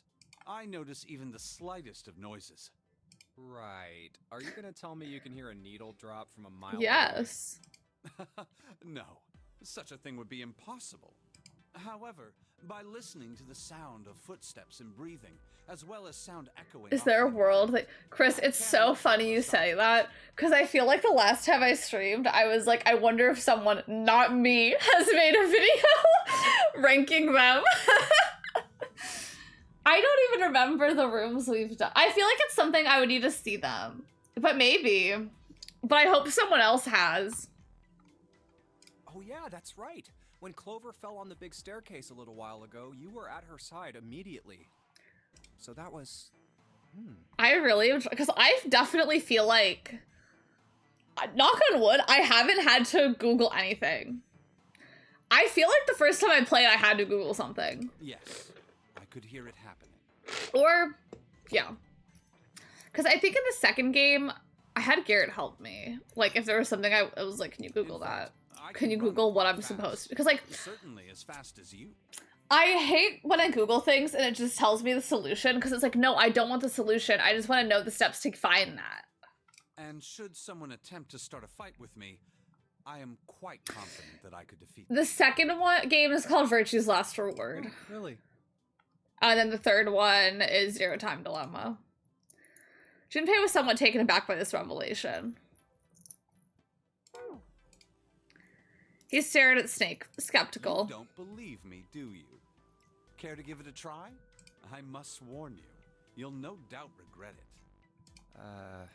Well, I suppose that's enough playing around. Let's resume our search, shall we? With a small, self-satisfied smile, Snake turned and walked away from Junpei. A white desk feels kind of fancy. Small round chair, okay. Totally a table with a mirror. You know, that sort of thing is known as a vanity. Were you aware of that, Junpei? Of course, vanity also reserves self-love, conceit, and narcissism. As such, you could say that every day when a woman looks into one of these, she is staring at her own conceit and narcissism. Doesn't that strike you as terribly sad? It's a score. It's a map of a ship. A map. There's a map of the ship here? Yeah. And I imagine it will prove very helpful. You best hold on to it, Junpei. Okay. The map screen I'd never use. The safe is locked. It's one of those dial locks. Doesn't have a key. We just need to get the dials in the right place and open. They have found nothing because I'm telling you, these people would not be able to do any of this without me. There's nothing inside. I can tell by the weight, and it makes no noise when shaken. Nothing inside. Okay.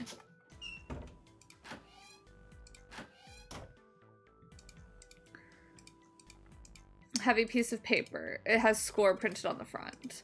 That's gotta be musical score. Well, can I grab it? There's some sort of antique desk. It makes sense though. I guess the whole room's full of antiques. You get a nice handful of cash for the stuff in here. Where are you going? Did we just come out of that door? No point going back there. All that's out there is locked number doors. And a dead body, or what's left of it. Yeah. Okay. Says score, okay. Expensive chair. Oh my god, I need that. There's something back there. Just a little... God damn it, that's hot. You aren't real smart, are you? Come on, of course it's gonna be hot. It's fire. Even a monkey knows it shouldn't stick its hand in a fire. Okay. This couch is big enough for 3 people. Perfect for an elegant gentleman like myself. The couch looks more elegant. Hey. There's something you aren't saying. Oh, never mind.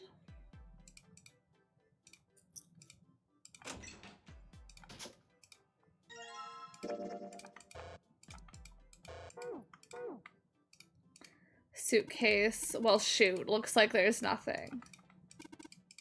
Nothing in there. You're gonna use the vase. It's pretty clever. We just gotta fill this thing with... Oh my... Okay.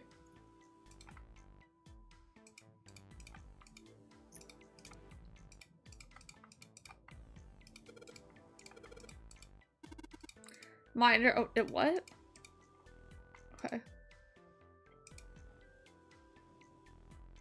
Oh, I put the water on that.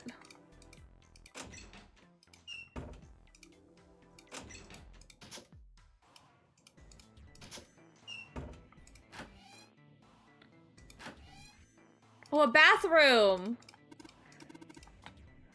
Oh, no faucet. It's a bathtub. All right. Shouldn't be too hard to fill this vase up. Oh, wait, why don't we just drain the water? Yeah, good plan.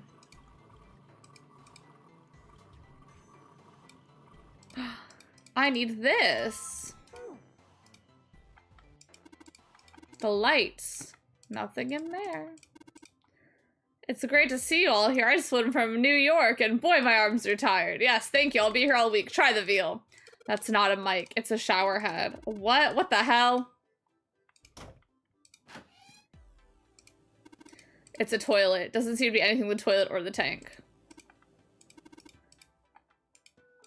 Okay. Can I flush it? What if I have to go?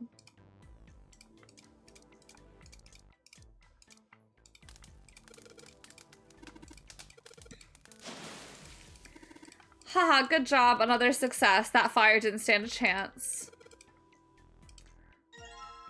Oh. Okay. As Junpei tucked the plate into his pocket.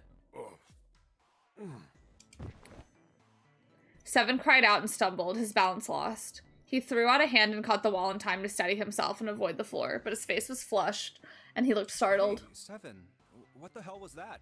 Are you alright? What the hell is happening? Yeah. Yeah, I'm fine. I'm a little chilly. Dizzy, that's all.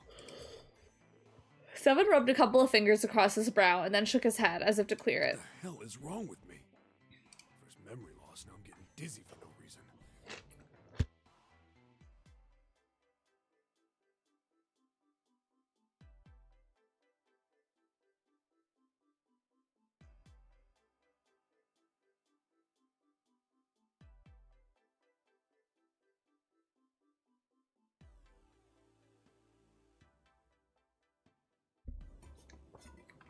Memory loss? Memory loss? Junpei couldn't hide his surprise in his voice. 7, for his part, seemed unconcerned. Oh, yeah, I guess I didn't tell you, huh? Yeah, you didn't tell I told me. the rest of them before we ran into you on the stairs. I told them I couldn't remember a damn thing from before I woke up. Didn't realize I hadn't told you. Whoa, wait a minute. You're talking about amnesia, right? Yeah, I guess so. Well, why are you an amnesiac? What happened to you? I'm an amnesiac. That, I wouldn't really be one, would I? Oh, yeah. Silly me. That's true. Junpei paused for a moment and stared at 7. Are you telling the truth? Huh? Well, you look pretty calm for somebody who doesn't remember anything. Like, why would he lie? If you've really got amnesia, shouldn't you be, like, upset or confused or something? Well, sure. I mean, I was pretty confused when I woke up down on D-Deck. But that was a while ago.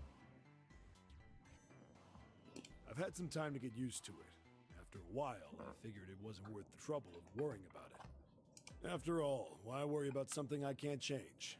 Well, people usually don't stay amnesiacs forever. I figure it'll work itself out. I may need a jacket. I'm cold. I may need a jacket. I'm cold. I'm gonna grab one. I'm chilly. I'm chilly.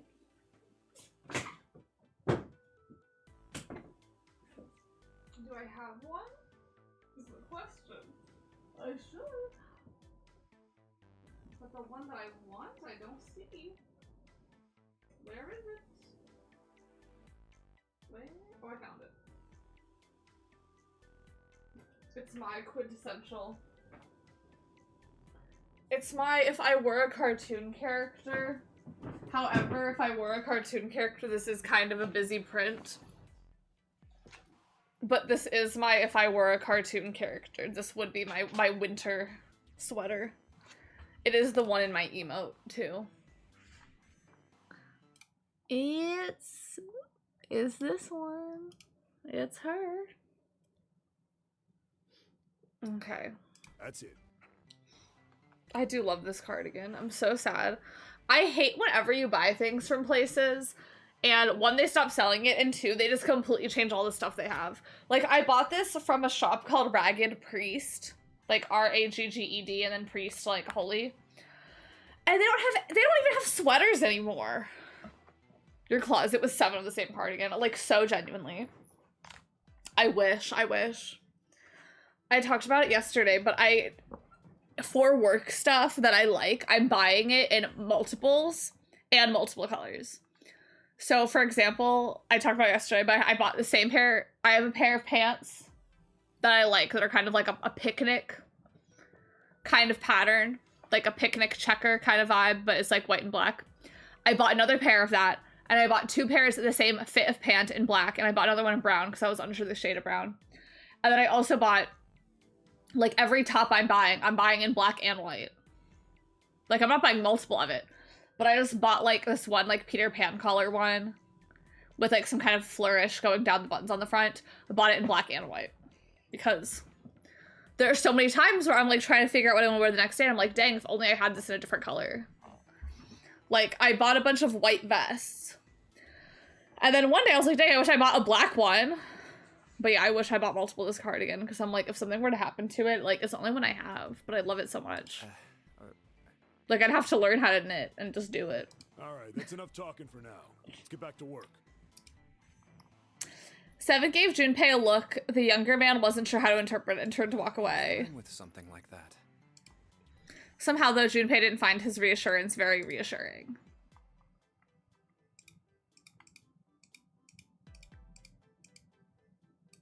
I'm so confused, low-key.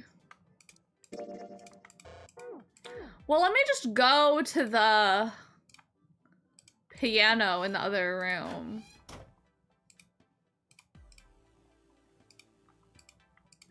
A music stand sounds as good a place as any. Gotta put the ceramic plate on the bottom and then stack the glass plates on top of it. Alright, good. Sweet, now I can play the music. Junpei, would you be so kind as to play the piano? I am able to, you see. I'm sure I needn't tell you, but the keys on this piano are not what you might expect them to be. C won't be C, D won't be D, and so forth. You must listen carefully and determine which keys to strike. Do you understand? Yeah, alright, let's give this a shot.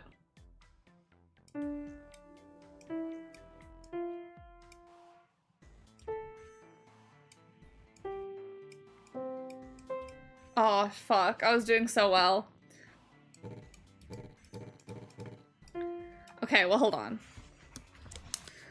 So, 3, 4, 5.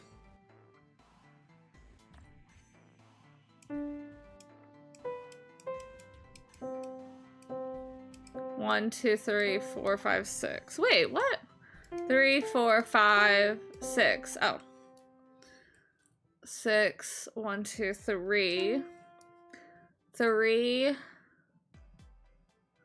4, 5, 4,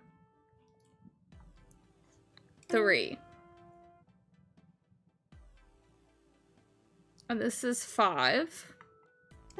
Nope. Fuck. No, it's 4. Okay, it's 4.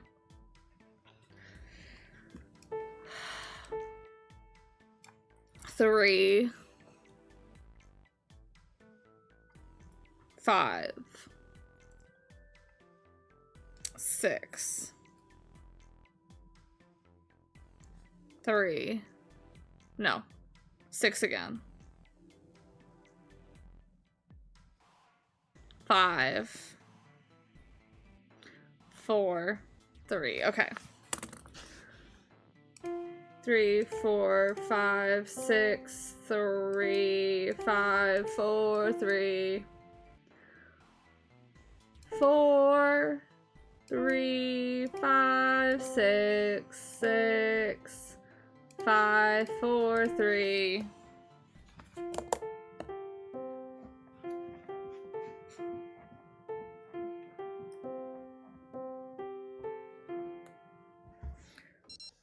And we're done. Music's not my forte. Wait, what was that noise? Junpei, we did it. Looks like it worked. I heard something unlock over by the exit. Let's go. Good plan. Stand, bow, be seated. Well, I guess he hasn't forgotten that. At least Snake thinks it's funny.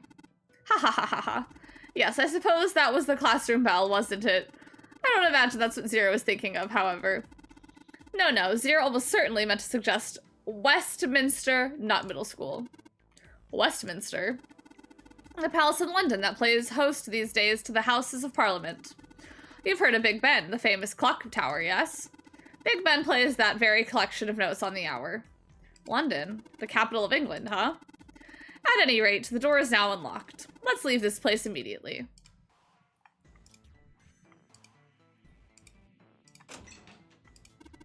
A safe. It's a safe, huh?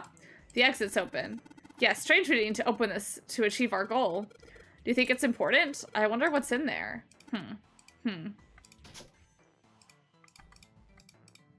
Yeah, weird I didn't need that.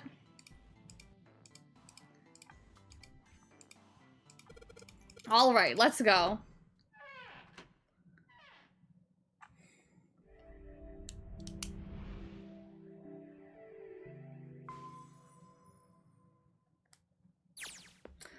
I really didn't need to go in there?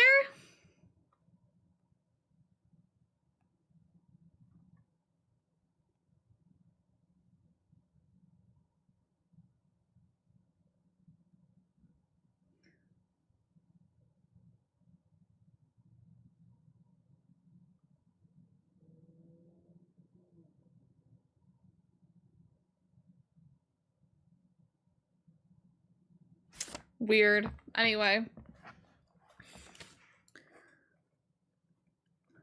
I'm making a note that just says locked safe. He came out of the door and into a long straight hallway. He paused for a moment and turned around to look behind him. That should do it. 7 was bent over, apparently doing something to the door. What's he up to? Junpei had spoken more or less to himself, but apparently 7 had heard anyway. The larger man stood up and turned to Junpei. I was just putting one of those plates in there. It ought to keep the door from locking again. Now we can come back here anytime we want. Oh, that's right? so smart. Ah, why would you want to come back here? Snake was a reasonable one. 7 thought about it for a moment before he answered. I might like to play a little piano. Piano? Come on, let's get moving. We aren't out of this yet.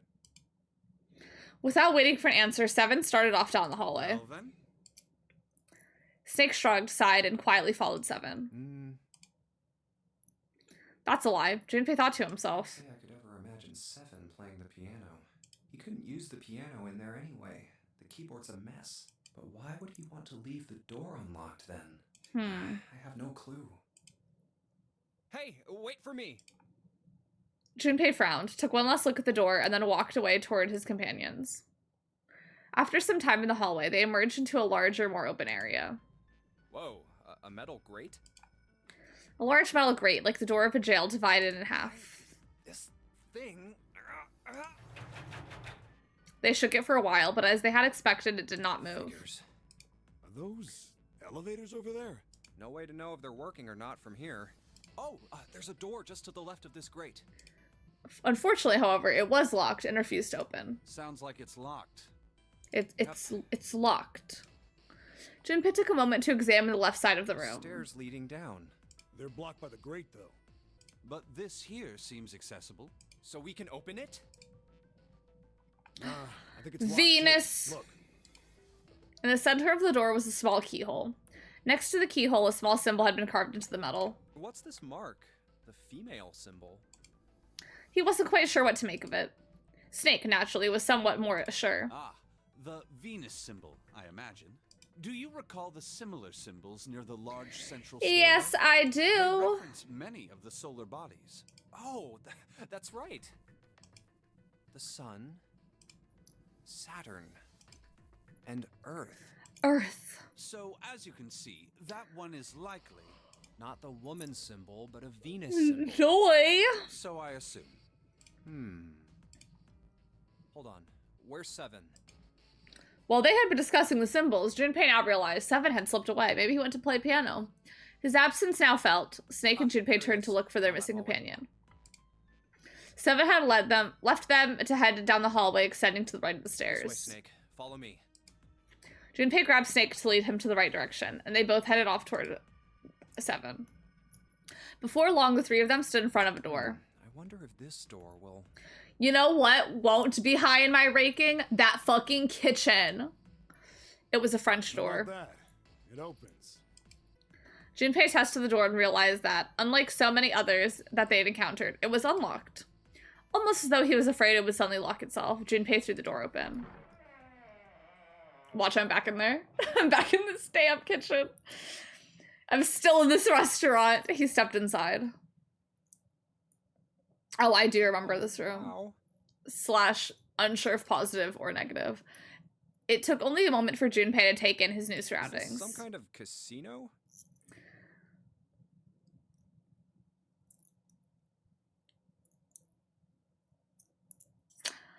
I don't know. I'm not good at helping people with their moving decisions. Because for me, in my moving decisions, I'd prioritize having family someplace or having friends someplace.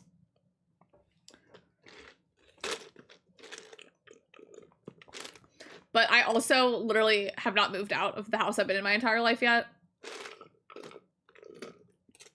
So maybe that's something someone who has moved away from their family has better insight into. Sure looks like one. Before Junpei could comment further, a noise from behind made him turn around. Snake was shaking the door they'd just come through. Well, this is troubling. Hi, Emily, Pickled Lennon. I hope you're doing so good today. Hello. We're starting a new route in this game. We're at the very beginning, and instead of going through the 5 door, we went through the 4 door with this hot man Snake and 7. And we cleared one room already by playing a beautiful piano. And now we're in a casino. What was the first route? Okay. So the first route ended. We found the 9 door, which is the escape door. But gag, there's 2 9 doors. But there was a bit of ruckus and we weren't able to go through it. Like, the amount of people we had, we weren't able to go in, like, we weren't all gonna make it out. Santa had a GUN and held it up to June / Akane's head and was like, Lotus and Ace, come with us or I'm gonna shoot her. And they went through the 9 door and me, 7, and Clover are stuck in a room. We're stuck in the room. We can't go through the other 9 door and there is a mysterious coffin locked in the room that we cannot open and we hear a banging noise. Potentially coming from the coffin. And Snake, we don't know. Last we saw Snake, we thought he was dead, but then we found out he may not be dead. Where's Santa get a gun? It seems like in the last room they were in. Like during one of their rooms that he was in, he went through it. Hi, Gab. I hope you're doing so good today. You can recommend a game, but there's no guarantee I'll play it.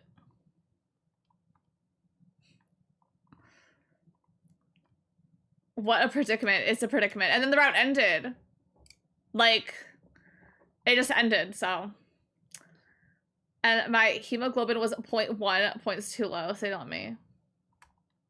That's crazy. What do you have to do to get higher? That's insane, though. As 7 and Junpei watched, he threw up his hands in frustration, then kicked the door for good measure. We are once again. Oh, it's from the same developer as Pokemon Xenoverse. Oh, how fun! I'll open a tab for it. Is it going to be on Steam?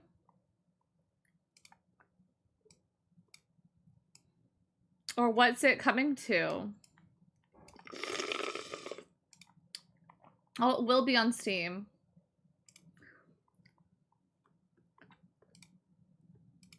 I can wishlist it then. Steven Switch. Oh, how fun. On my wish list. A game that I'm really excited for is called Shark Mart. Shark Mart is a crazy co-op simulator about sharks undercover disguised as friendly dolphins, which the irony, dolphins are meaner than sharks. Run the shop and scrub whales to secretly kidnap unsuspecting fish and cook up tasty delicacies. But beware, the fish police are out to expose your toothy secret. It's coming soon, but I'm so excited. I don't think it just says coming soon. There's no date on it. What are the starters? They're very girly pop. Oh, I love a girly pop starter. There was no reason to panic, however. The door was open. It's not like we had anywhere to go that way. So we must find another exit then. Yay! Congrats on the 15 stream streak. Come on, no dawdling. Let's go. Quickly. No dawdling. Spurred to action by Seven's words, Junpei and Snake began to examine the room. Yeah, I do remember. Like, I don't remember my feelings about this room. I just do remember this room. But I'm ready.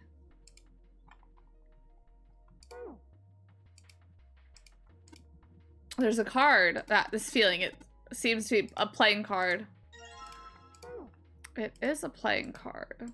A square poker table. There's nothing on it. Okay. Weird looking. Ooh. When those two lights turned on, I heard something open from the bottom of the fireplace. Hold on.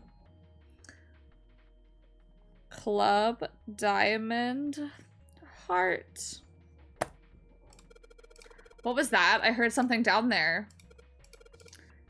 Didn't think I'd find a card here.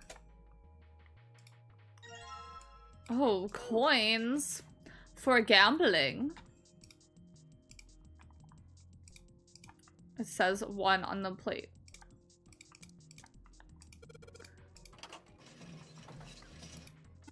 What happened? I heard an odd noise. Oh, well, to be honest, I don't know.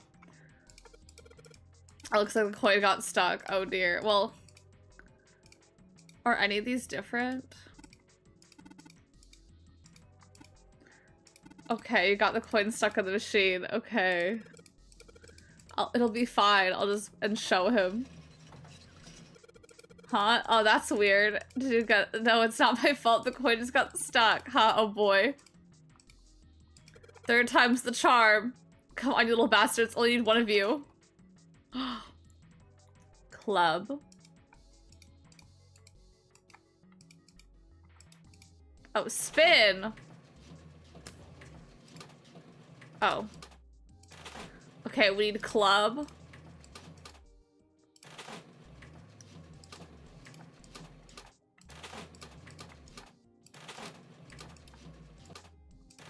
Wait. Club, diamond, heart. Oh! I'm so stupid. I had to do it in the order. 777. Oh my god, the game's called 999 though. And I think I heard something unlocking in there. Impressive, Junpei. It would appear to be unlocked now. There's something akin to a drawer in the bottom part of this machine, yes? This is a pickup drawer for the dividend. Probably the lock for the drawer got unlocked. Please open it if you would. What is it? Is there something in there? Yes, a playing card. And this? A key with the Venus symbol on it. Excellent, Junpei. Now I'll be able to open the gate. We just need to figure out how to get out of this room. Correct. Come on, Junpei, hurry up. And he's off. There's a playing card and a Venus key. I better put this key in my pocket for later. And as for the card, are the backs of these all the same? Yeah. You should keep an eye on the batteries of the capture card 3DS. Or any 3DS, really. Oh, really? Dang, I don't think I've kept an eye on any of them. Suddenly, Seven began to speak. It's potentially dangerous. I've had an inflated battery in my PSP Vita. Ah, Baccarat. You ever played Junpei? Why do I know what Baccarat is? Junpei shook his head. He'd barely even heard of the game. Alright then, how about I explain the rules to you? Did they talk about it in this game? See, Baccarat is kind of an unusual game. You've got the banker and the player. The whole point is that you guess which one's gonna win. And whether the banker or the player wins... I know who has a Vita. Isn't that crazy? it all depends on their hands. I have it, and the only game I have on it is a Japanese Project Diva game. The way each hand works is different from other games too. See, you take the number from the ones place after you add up the value of all your cards. Whoever gets the number closest to 9 wins. If your number is smaller than your opponent's, you lose. And that's it. That's the explanation. Well, actually, there's a lot more to it. Strategy, details, that sort of stuff. I think, didn't Lotus tell us about Baccarat What I just told in you the last sums up the core of route? the game pretty well. The single digit of the sum of all the cards you have. The strongest hand is a 9, and the weakest hand is a 0. You just ignore the number in the 10 spot. Do you get it? Yes. He hadn't been asked for it, but Seven's explanation, rushed though it had been, was helpful. Maybe half of it. Enough. I got a chance at winning the game if I played now. However, we have no way of knowing if the puzzle in the Baccarat table makes use of those rules. And if it does, Oh, God. in what manner? Then I guess we try everything. Feeling more confident if only slightly, Junpei approached the Baccarat table. Well, hold on. Let me get more cards, actually. Because there's a door over here. Seems the card is attached to the panel, and it attached very well. It's a playing card, the Ace of Spades, in fact. We put a playing card in here. All right, let's give it a shot.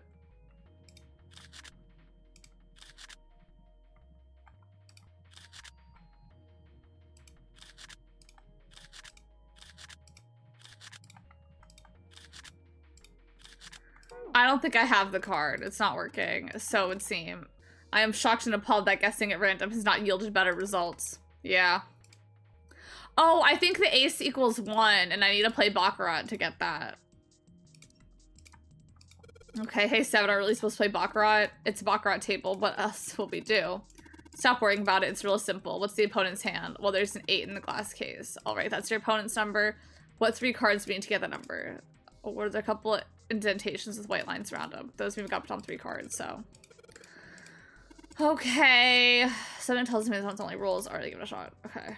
Before, I better make sure I've got the rules straight. There are 3 implementations. I just gotta pick a card and play it. Put them in the right spot. Something gotta happen. Alright. 6, 7, 8, 9, 10, 11, 12, 13, 14. 5, 6, 7, 8, 9, 10. I need more cards, though. Like, I don't think I could get... Square table looks like a mahjong table. Do you play mahjong? Maybe, I don't remember. But I do remember a couple hands and some of the rules, so... Might have played it at one point. Can you play as long as you tell me which tiles I'm eliminating? Yes, I believe I have at least enough skill to defeat an amateur. However, I must ask you to move the red tiles when we play. Why the red ones? Beautiful stained glass, huh? Stained glass is colored pieces of glass placed together in a frame. As I've said many times before, I need only touch it to know. I can at least discern the basic structure. I didn't even go behind the bar. A playing card. Okay, we have 7. And 4. Okay, now I think I'd be better at Baccarat. Oh, some booze. Don't mind if I do. Glug, glug, glug. Oh, that hits the spot. My throat's burning. Whole lot of glass. And in my case, a whole lot of ass. Okay. I'm ready to play Baccarat. See, this is the only time the calculator would be helpful.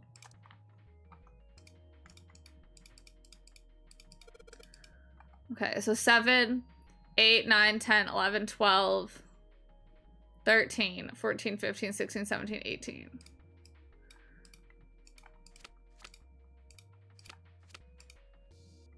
If I want 19.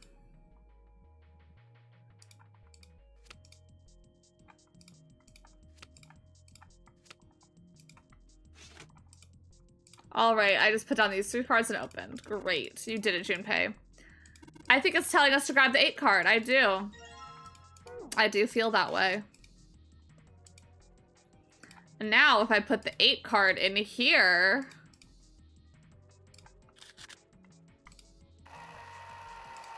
Oh, it opened. Oh my god, there's more. There's a 9. Okay. Just like we did with Baccarat. Okay. 4, 5, 6, 7. Oh my god. I have those. All what happens now is that, yes, I did hear something from the exit. Excellent work, Junpei. Wonderful. It seems the exit is unlocked. Let's go. All right, let's go. Let's get out of here. Ah, we did it. We did it. I found it. I need to drink more water. You know, they say if you're thirsty, it's already too late.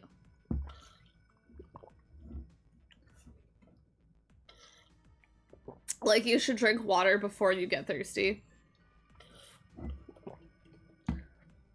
Junpei and his companions ran out of the casino into a large open room. A room, in fact, that they had been in once before. There was a little to surprise them there. They already knew what their next step had to be. Purr, we did it. The iron gate still stood in place, locked tight, blocking the stairway. And right in the center of it... The keyhole with the Venus symbol. The Venus key should work here. Wasting no time, he pulled it out and shoved it into the keyhole. He turned it. With the distinctive sound of metal on metal, he felt the lock click open. Sounds like it did. All right, let's get this thing open. No problem. Let me help with this one. Junpei grabbed the handle on the left side, and Seven took the handle on the right. On Junpei's signal, they both pushed, and the gate creaked open.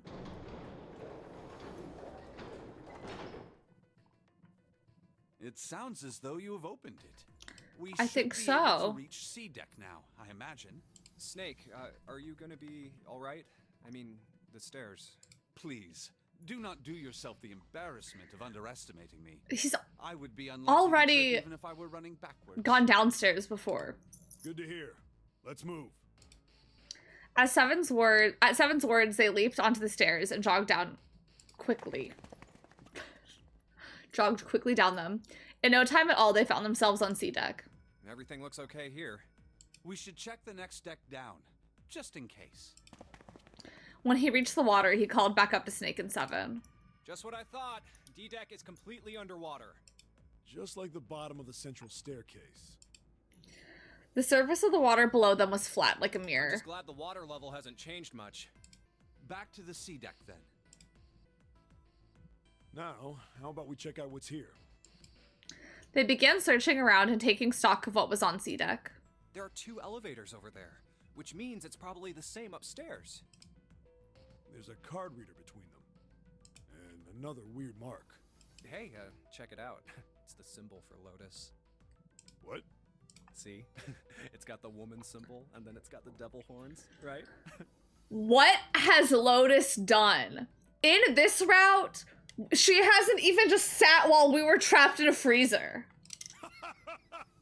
Yeah, I see it. No 2 ways about it. Like, what did she do? That was a pretty good one, kid. Seven tousled Junpei's hair in what he likely thought to be a friendly manner. Junpei feared his neck might break, even though it was clear Seven had kept his strength in check. Oh, would you watch it, man? Whoa, that hurts. You're gonna break my neck. Yesterday, Garrett and I got massages. My feelings, I liked it. Would I get a massage again? Yeah. But it's not something where I'm like, oh, I need to get a full body massage right now. What are you talking about? The human body ain't that weak. Maybe this will toughen you up, huh? But I still like getting a massage when I get a pedicure. If we were looking for a devil, we've got one right here. Well, full body massage, I'm neutral. I liked it. I personally love info dumping on random shit while trapped in a freezer. It's a hobby of mine. I love doing it.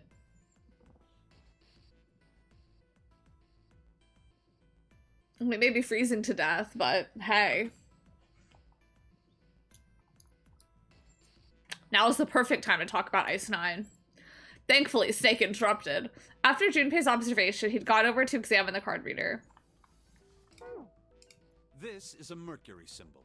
Thank you. The marks you mistook for horns are a stylized version of the wings and staff of Hermes. Wings and a staff. Huh. So then, She beats you with the staff until you die and go to heaven. Sounds like Lotus, all right. I knew he'd crack the fuck up at that one. Seven shook Junpei's head even more vigorously, and the younger man began to feel as though his brain was being jostled about inside of his skull. Seven, oh, that's too much. Oh, my head. There was one time when I was a kid and I was on my way to gymnastics and I was like jumping, like taking big jumping steps, and I took one. Literally, it felt like my brain moved in my head, and then I had a headache the entire time I was at gymnastics that day. And then when I got home, I threw up. No shade, I feel like Lotus is kind of a nothing burger. Like, she looks like she'd be that girl, but she's really not giving. I don't know. I love Lotus. I think my beef is all the men just hate her for no reason. Like, okay, so what if she's nothing burger? We literally are seeing this in our, like, devil horns. That's Lotus. Oh, I think I'm gonna puke. Unless we can activate this device, I doubt the elevator will function. Y'all, I need to paint my nails. Like, it's bad. Like, 3 of my nails have chipped from not being painted. In other words, we gotta find a key card with a Mercury symbol on it. So I would assume. Let's forget the elevators for right now. At the end of the game, I'll do my official character ranking. Because if I do it now, you know, like, I don't, like, not like characters people like and dislike are spoilers. But, you know, it is like if my least favorite character is someone who, like, literally hasn't done anything. Like, why do you hate them? It's the same thing, like, in the Walking Dead game with that Russian guy. When I was streaming it, someone's like, oh, I hate him. And it's like, all he's done. Like, he's done nothing so far for us to hate him. You know, it's like one of those, like, not like that hating or liking a character is a spoiler, but sometimes it is, you know? Because it's just like, you hate this character who's done nothing wrong. Why? Whoa, there's a bunch of doors. That being said, like, I'm annoyed with a lot of characters that don't do anything. But, you know what I mean? There was a great many doors lining both sides of the hallway. They seemed to stretch on forever, and all 3 men suddenly felt very small. Ah, shit. We're not gonna have enough time to check all these, are we? Maybe we can come back here later. We should check out the other side. Let's head back. Ow. To the right of the stairs, another hallway stretched out, reaching deep into the bowels of the ship. Right this time. After a few moments of moving briskly down the hallway, they emerged into an area roughly the same size and shape as the one at the top of the stairs. Oh my god, it's not true to anyone else, but since I played this game myself, I've read the book that came up with the idea of Ice 9. I was like, hang on, Ice 9? Wait, it's from a book?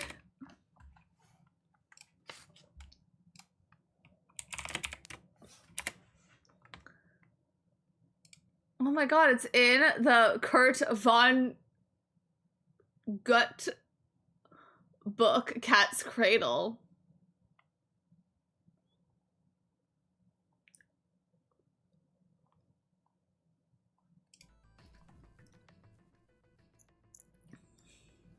I wonder, hold on, I'm looking at the Wikipedia page for Ice 9. Because I wonder, like, I think it'd be interesting if they had, like, a Zero Escape mention. Like, oh.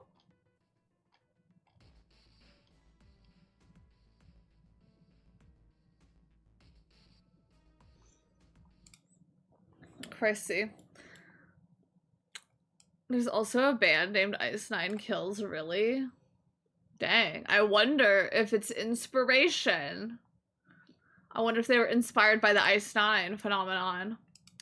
It destroys the world. Oh. It's not mentioned in the Wikipedia article, but the wiki for Zero Escape links to the Ice 9 Wikipedia page. Okay, at least it's going one way. But I would have been like, oh, famous references to Ice 9. They emerged into an area roughly the same size and shape as the one on the top of the stairs. Also, on the left side of the room, there are 4 French doors. There was, like, a community-voted top DS games. And it was kind of on it. Like, Nintendo DS community voted top games of all time. Best visual novel, 999. Best use of the stylus, Trauma Center Under the Knife. Best cozy game, Wild World. Best platformer, New Super Mario Bros. Best rhythm game, Rhythm Heaven. 2D JRPG, The World Ends With You. Best game not published by Nintendo, Ghost Trick. Best 3D JRPG, Dragon Quest IX.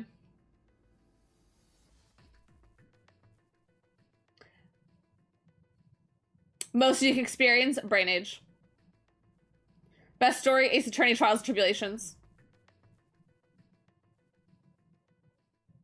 Best detective game, Hotel Dusk, Room 215. Wait, this is kind of Nancy Drew tea. It kind of is. It should be mentioned in the article. 999 is famous. It's famous to me. I haven't seen the new music video, but I have heard it is very Rhythm Heaven.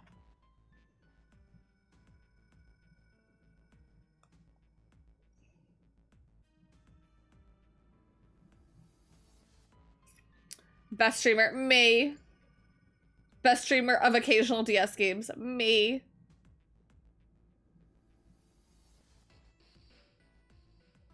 Okay, anyway.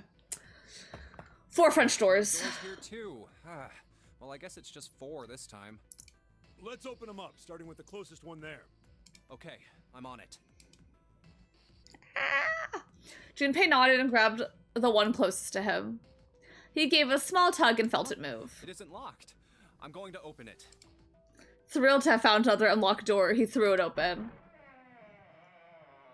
He's gonna lock behind us. Junpei didn't know what to make of what he saw. What? We're back here.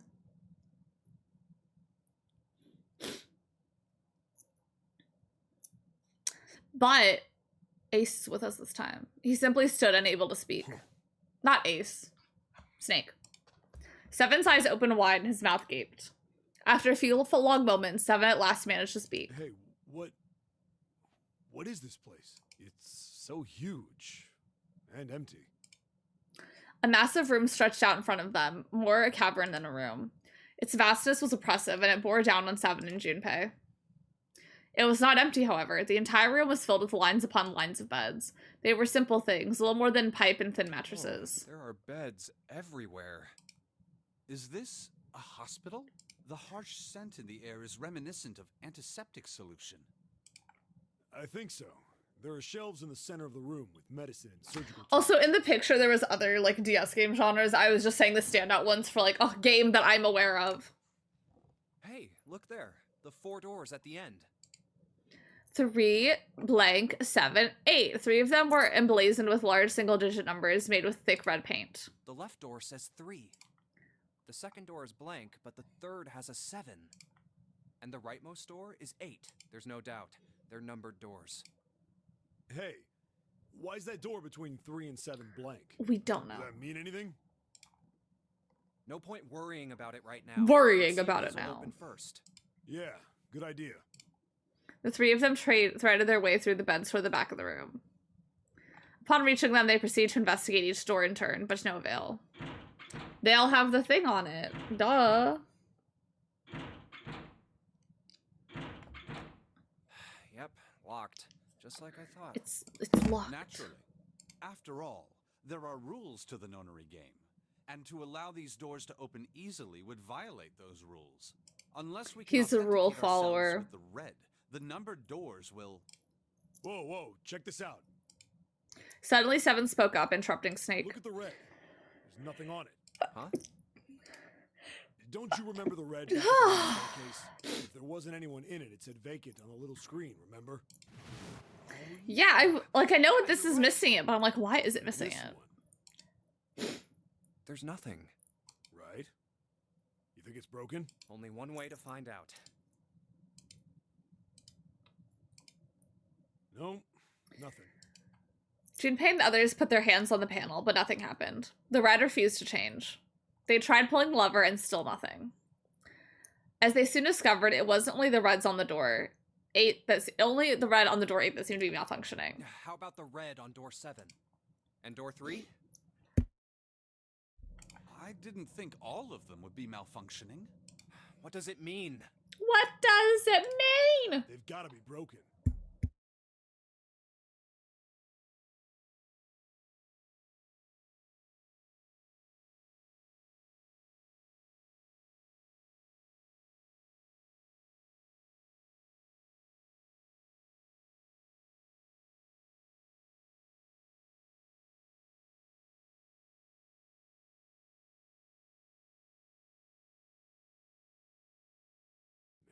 Bastard. I didn't think Zero was the kind of guy who'd screw around with something like this. Whoa, whoa. Zero's been prepared for everything so far, and you're saying he's gonna make a mistake now? Well, that's the only thing I can think of. This thing ain't working at all.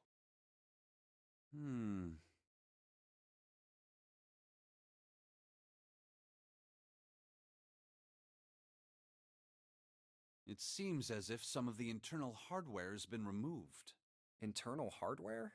That is what I said. Take a look at the underside of this red, if you please. The bottom?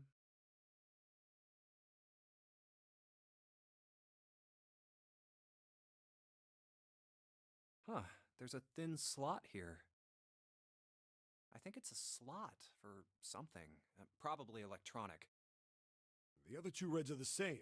Something's been removed from all 3 of them. I get it. So the reds aren't working because somebody pulled out their guts. So I assume. But why? And who? I mean, it really doesn't make sense. I have no idea. Why on earth would I know something like that? Oh, what now?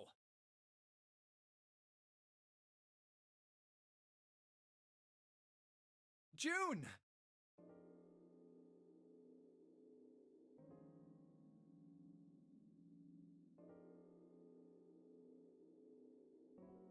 Ace, Santa, Clover, and Lotus. Guess everyone's here. What are you guys doing? Sorry. Thank you. Why are you... That's my line? Well, luckily they read all their dialogue. She stopped short, surprised to see them, and was very nearly bowled over by the rest of her companions who were coming through the door behind her. Perhaps we should exchange information. After a moment of silence and surprise, everyone suddenly began to talk, desperate to exchange information. They talked about the rooms they'd just been through, and how they'd end up in the same place. Of course, none of it was very useful information, but that hardly mattered. They were happy to simply see one another again. Although the level of cheer varied greatly from person to person, each one of them was wearing some manner of a smile. Almost as though they'd already forgotten about the death of the 9th man. No, thought Junpei. Perhaps that wasn't it. Perhaps thoughts of his death were what drove them to smile at one another. Not in a morbid or hateful way. No, the 9th man had died. But they were still alive, and that was something to be happy about. A sort of simple, uncomplicated joy, Junpei thought. The joy of being alive. I mean, it's not like it's not like a saw trap. Like, if you follow the rules, you're fine. Like, nothing in the room is going to kill you. Still alive. He's felt sorry for the 9th man, but more than anything, Junpei was just happy to be alive. And that's what we know. With that, Junpei finished his own explanation. Well, this isn't good. If the red is inactive, we can't keep going. What about that big hallway? Maybe there's somewhere in there we might be able to go. No, there's nothing there. The 5 of us had a quick look. There are plenty more hospital rooms, but nothing else. You mean all those doors are for hospital rooms? Yes. There are a number of individual rooms in addition to this large one. There was a door at the end of the hallway, but it was locked. It had one of those solar system mark things on it. What mark? The Jupiter symbol. Jupiter. I wonder what it means. Confusion seemed to be the While we're consensus. asking what things mean, what's the deal with this room? I mean, I thought this was a cruise ship, but I can't imagine a cruise ship would have a hospital. I don't know, the game kind of confuses me. Like, where the fuck is Monokuma even? Where's Monokuma? No one, not even Snake, appeared ready to offer an answer until 7 unexpectedly spoke up.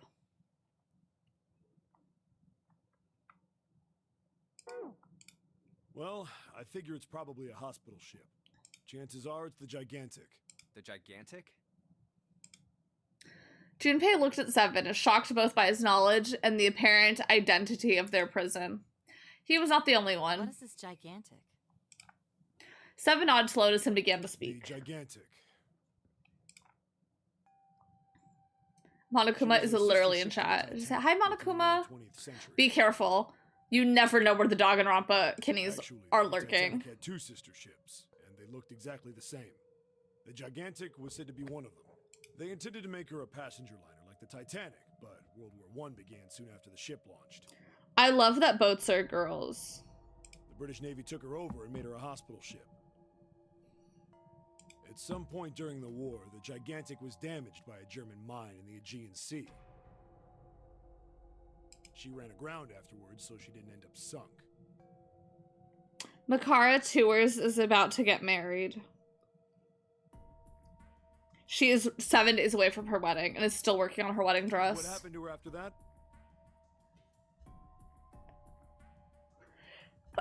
Someone this week asked me if I was a furry, but in Spanish. One theory going around is that a man named Lord What'd you say?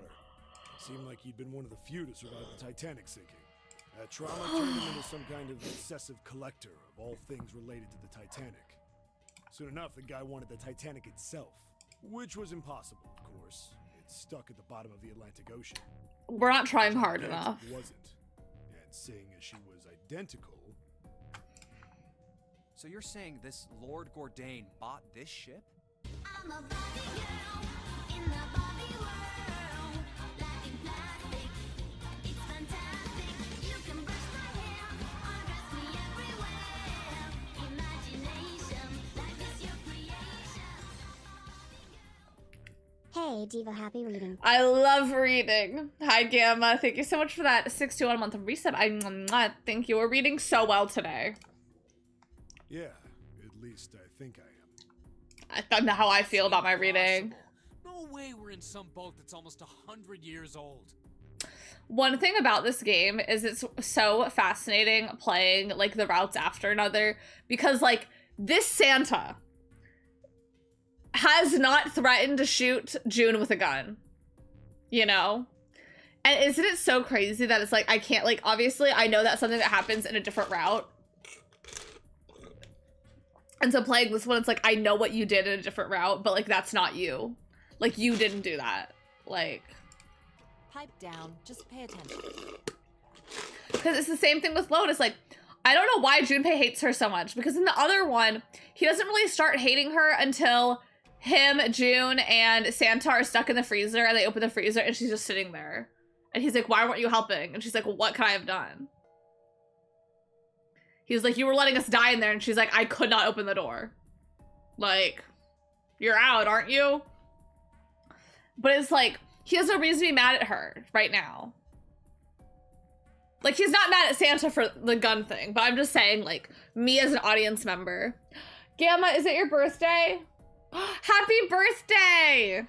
I hope your birthday is going so good. I do have it, Luke Gamma B-Day. I hope your birthday is going incredibly so far. What, that's it? Well, have you got any proof? Proof? Wow! Proof that this ship is really the Gigantic. Do you have any plans for your birthday, whether they're today or a different day? It's been a good day. Oh, good. This ship's got stuff that's like the Titanic and a hospital ship. So, I just figured. Oh, for goodness. Don't tell me that's your only reason. No, I've got more. Like? Well, have you seen the Titanic? 7 looked around desperately, doing anything to avoid meeting Lotus's piercing stare. He scratched his head for a moment and then gave up. Finally, he opened his mouth. I don't know. Lotus sighed and shook her head. I guess your memory isn't back yet, is it? Yeah. But this time we know about the memory. Then let's have to save 7 from further embarrassment.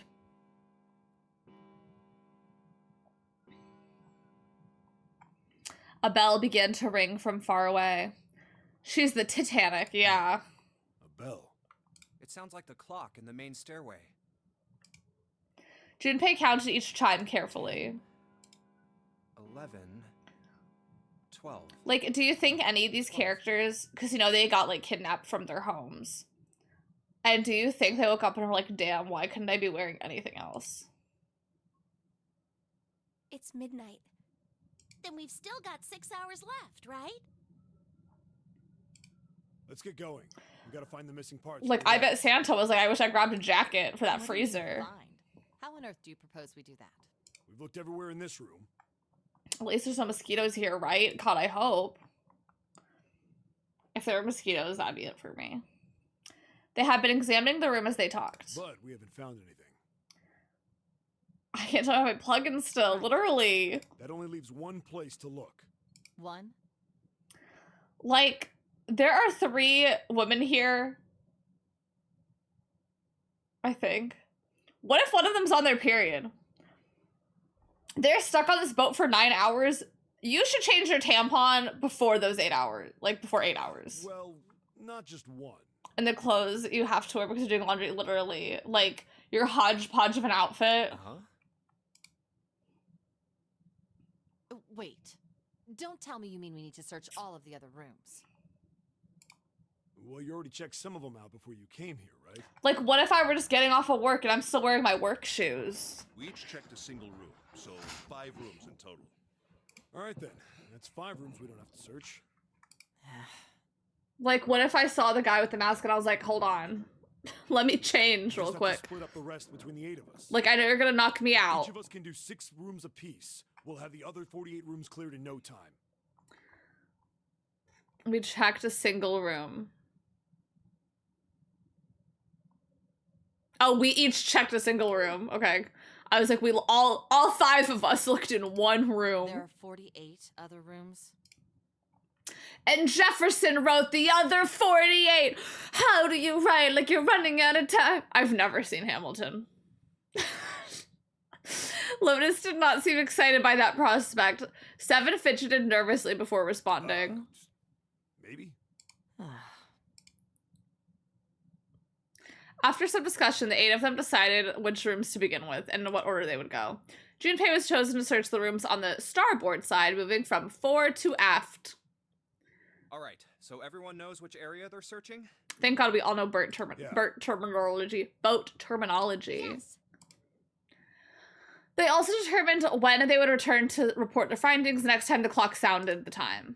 When it did, they would meet back at the large center room full of beds. We'll all meet up when the clock goes Bert off. terminology. How about in that room with all the beds? I kind of like this right here. Akane, but we're calling her June. I like her too. Sounds straightforward enough. She's divalicious. She's silly sometimes. If during their search any of them were to locate the missing components, they were to yell for the others. Find any of the components we need. I hope we can find them within the time limit. If this strategy failed, they'd return to discuss their options later. Can't, then we'll just have to come up with another plan. Right. Then let's do this. The details decided they left to begin their search. Out into the hallway they went, each to the rooms they'd been assigned. However,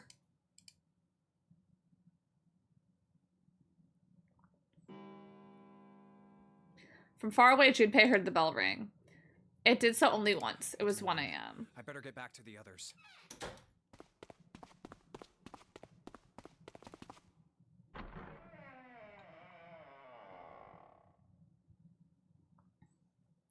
He jogged through the entrance of the large hospital room to find 6 of the others already there.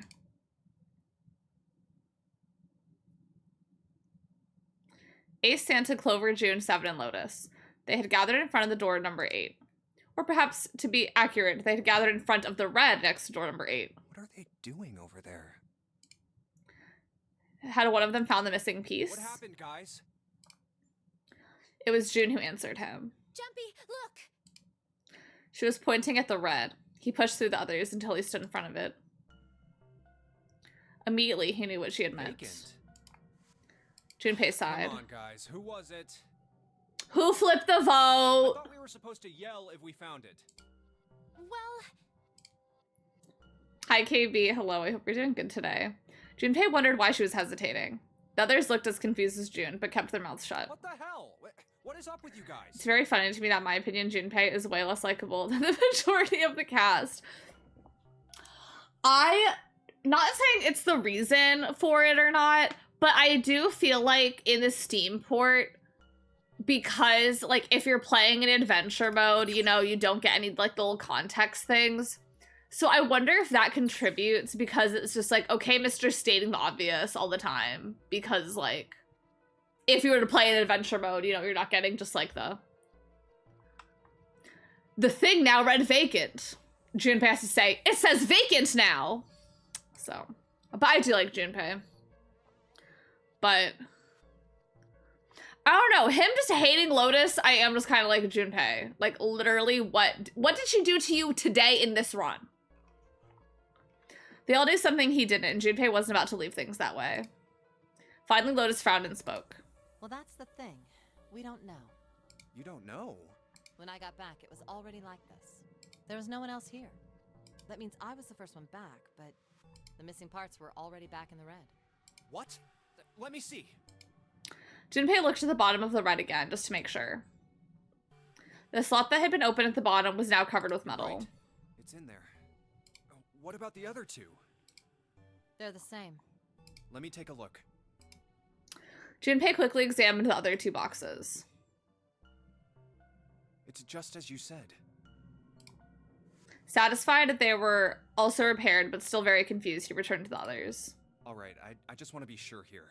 Nobody has any idea what the hell happened here, right? Correct. None. Ace and June nodded silently. Seven raised his hands as if to say, not me, and Santa just shrugged. Only Clover lowered her head and did nothing. Wait a minute. That was when he noticed. Where's Snake? Oh my god. Junpei swept his eyes across the room a second time, but Snake was nowhere to be seen. Fuck. Does that mean that he found them? I've no idea. There's nothing to suggest it, but nothing to suggest he didn't either. Bro. I suppose we'll know until we can ask him in person. Well, whatever he did or didn't do, he's pretty damn late. What the hell is he up to? Maybe he's lost. Well, let's start going through these doors. Yeah, well, that seems likely. Dude can't see. I don't know how he gets around in the first place. Clover raised her head. No! That's impossible! Suddenly, she was shouting. Yeah, my brother's blind, but he's got really great hearing. He can get around as well as anyone who can see. So he couldn't get lost. That's impossible! Diva. Clover had started to shake, and the knuckles of her hands had gone white. She spun around, but before she did, Junpei noticed tears welling up in her eyes. I'm gonna go look for him! The words were barely out of her mouth when she began to run. Hold on, Clover. Wait! She could hide anything that hair, yeah. Like, why is she shoving things in her pockets when she could just, like... She kept going, and before anyone else could react, she was gone. That didn't work. Damn it. What should we do now? Well, the red is working now. No! We're not leaving two people behind! We should go look for them! Oh man, this ain't good. Oh, yes, what an excellent idea. We just wasted a bunch of time looking for some piece of electronic... Like, I'm really with Santa here. By looking for a couple of idiots. Then remain Like, here if you feel you must, but there's no time. to me, this Santa did not threaten to shoot June with a gun. We've only 5 hours left. I can't be mad. Junpei and the others nodded to one another and took off at a run. In front of the stairs, they decided to split up. All right. Then I shall look. I'll be over here. See you all later. Only two of them are left. Yes, but... Let's see. Okay, the hallway. Let's start with the casino. Okay. Before they knew it, they were there. So was Lotus. She was leaning against the wall. She glanced up. I'm just nuts. Really? I don't think. Oh, but I've got a proposal. Listen. What is it? Well, I don't like to. Why don't we team up? Yeah, I'm saying. We've already seen this. Jumpy's our digit. But there's no number. The only door. Then we add, huh? Who? What? Isn't 7? Oh, 5 plus the digital. Wait a minute. What about the ace snake? Well, why didn't you add? 1 plus and 1 plus the digital. That's right. And you know. Of course I know that. No! Of course. Once, then we would. Don't try. I don't think. Really? You remember. Even if there's no. Well, you know. No. Even if the. We already saw all this. I don't even think we need to see it now. Yeah, the digital. That's right. Unless we. Oh. Unfortunately. Well, a way to get... That's it. And you do the number 9. Yeah. No, you're skipping. You're skipping over a what? Okay. Is that means 3 people? That's not good. 3 people dying. Do you think I could have a moment? There's some things. Okay. Yeah. Well, let's just... Yes, we can think... Yeah. Sorry, we already saw this. Back to the large hospital room. Hey. Sure. Hey, wait. Sant? What are you... What? You can't tell? Why? What? Huh? This... Why would... Yeah, well, Who do you think? I don't know. Well... Who do you think fixed the thing for us? 0? I think it was probably 0. Why? Isn't that obvious? You don't think that should mean the opposite? I mean, who do you think took that stuff out? Probably 0. Yeah. Then why the hell would he put him back? It just doesn't. Why do all... I don't know. Yeah. So, what happened? So, and one of us is the... Bingo. Oh, it's one of us. But no idea. Something... Dunno. Of course. It could. You think maybe they... Yeah. Look, if you've got to be careful. The person... And that's that, I guess. The person you trust the most will be the one stabbing you in the back. Funny that you're the one who tried to shoot her with a GUN. I'm done searching. Like, we're not gonna find him. That snake hasn't been... And we can't keep looking for him. We need to get moving. Snake seems to have completely disappeared. There's no point wasting any more time. Others seem to have similar thoughts, but they all stayed silent. Finally, 7 spoke. We got a choice. We're not gonna find. There's a problem. Gotta figure out who's gonna go. Yes. Snake walked. She walked back and forth across the floor, heels clicking against the wood. The person you take a bullet for is behind the trigger. Why don't we decide on one person to sacrifice? Well, perhaps you've all figured it out. We can't all make it through those doors. If we split into 2 teams, but if we split in... She was right. It wasn't pleasant, but she was right. There wasn't any way the numbers worked out. Even a group of the 4, the other would always have the digital route that didn't match the door. When 7 spoke, his voice was strained. Then you're saying we gotta decide who's gonna stay behind. Yes. Given our circumstances, it's logical if the other 6 are to survive. No! What's so cruel about it? We saw all this. Because then what's his name is gonna sit down, like... I trust you. Each and every one of you. See, he's doing his thing here, like, whatever.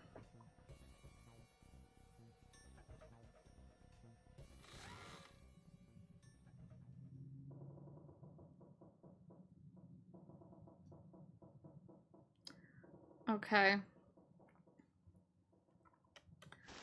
Cause see, he's doing this shit. Where he's taking his little drug, like, bro.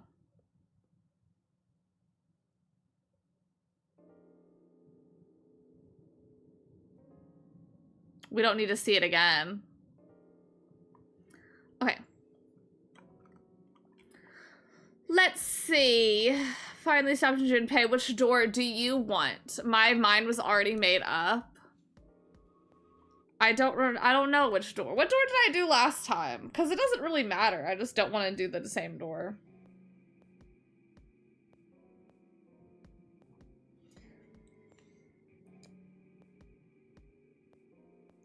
Steam.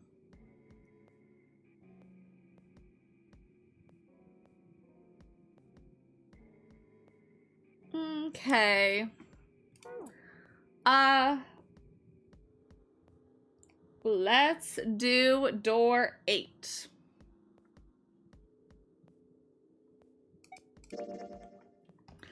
Oh, ah!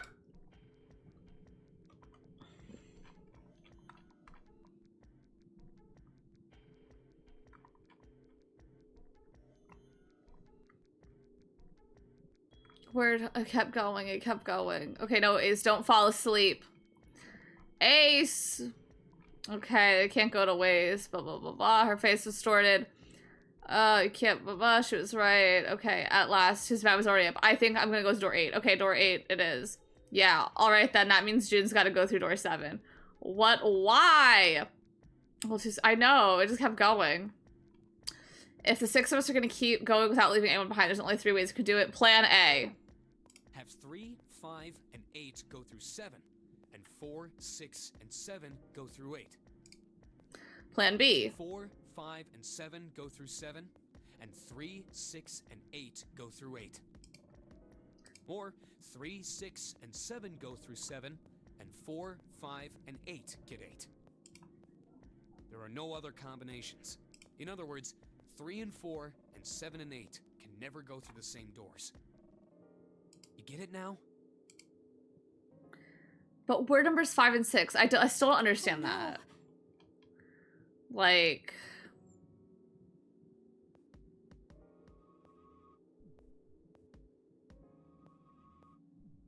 Like, what does that have to do with us?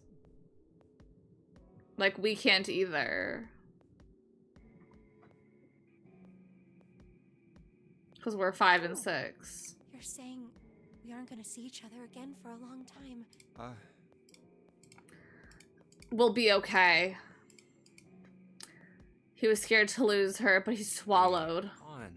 You're making it gotta split up. This is just like when we went into the 4 and 5. We got split up then too, but we all met back up. I'll bet 7 and 8 are just like that. You mean they're... Yeah. Probably. I'm sure they're gonna... Why? If they... In other words, the game would end, right? Zero's been... I'm dead. He's not gonna... We saw this. June said nothing. It's gonna be fine. Yes. Anyway, Clover and I figure out any problems with that, Clover. Clover looked away and was silent for a moment. Whatever. It was more of a dismissal than agreement, but Santa didn't seem to care. All right, we're ready to go then. Let's move. Let's skedaddle. At Santa's command, the group split and headed for their respective doors. Santa, 7, and June walked toward door 7, while Clover, Lotus, and Junpei headed for door 8. For a long moment, they stood in front of the door. Lotus laid her hand against her chest and turned to Junpei and Clover. Are you ready? Yeah. Okay. Then shall we go? Why was Santa saying to Clover, like, we have to split up? Okay, whatever. I'm glad I'm with the divas, though. Like, these are my divas. It's open. A narrow hallway stretched out before them. Hurry! Lotus and Clover leapt through the door. The moment they did, their bracelets beeped. The detonators in their bracelet had been activated. Junpei stepped forward to follow them. But as he was about to step over the threshold, he stopped. He looked to his left, toward door 7. June stood there, a mirror image of Junpei. She turned and looked toward him. Their eyes met. June. Jumpy. They nodded. Their farewell took almost 1.5 seconds. What the hell are you doing? Then someone took hold of Junpei's arms and hauled his hauled him bodily through the door. He heard the sound of the number door slam shut behind him. His bracelet gave a cold electronic beep. 81 seconds left. Hurry! Lotus snapped at him and ran to the dead. Junpei and Clover followed her as fast as they could.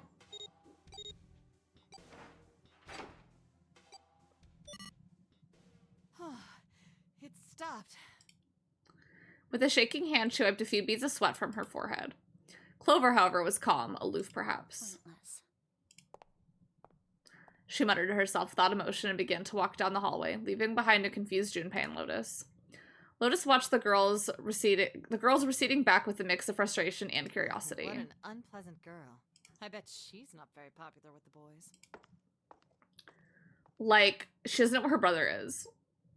Her sarcasm seemed a little more biting than was perhaps necessary, but she sighed and started after the younger girl. Maybe pairing these two together was a mistake. Too late now. I better catch up to them. After taking a moment to catch his breath, Junpei followed. Oh, it's a dead end.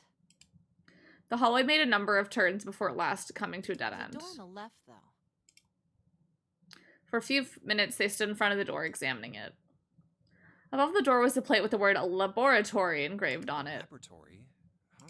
Oh, that doesn't sound very pleasant. I don't like the look of this place. Me either. But there aren't any other doors. It's not like we have a lot of choices. Oh, we gotta go in. Huh? Please, you first. Junpei suspected her politeness was motivated by something other than respect. Fine. Junpei muttered to himself and pushed open the iron door.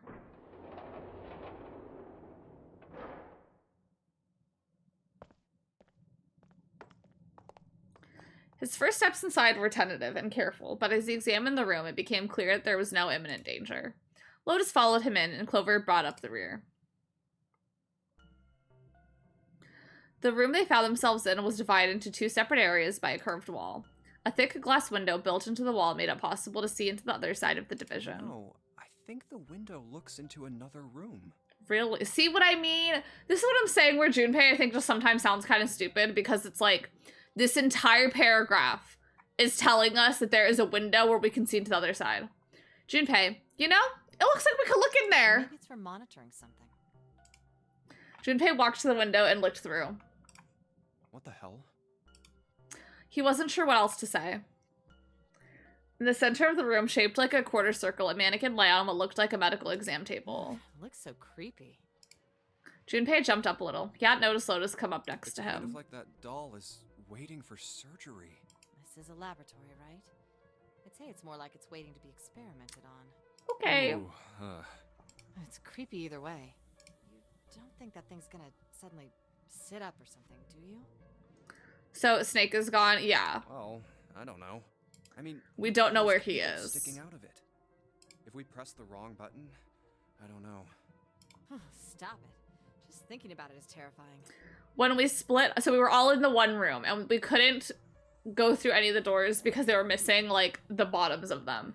So we all split up to go search the rooms, and then when we came back, Snake did not come back.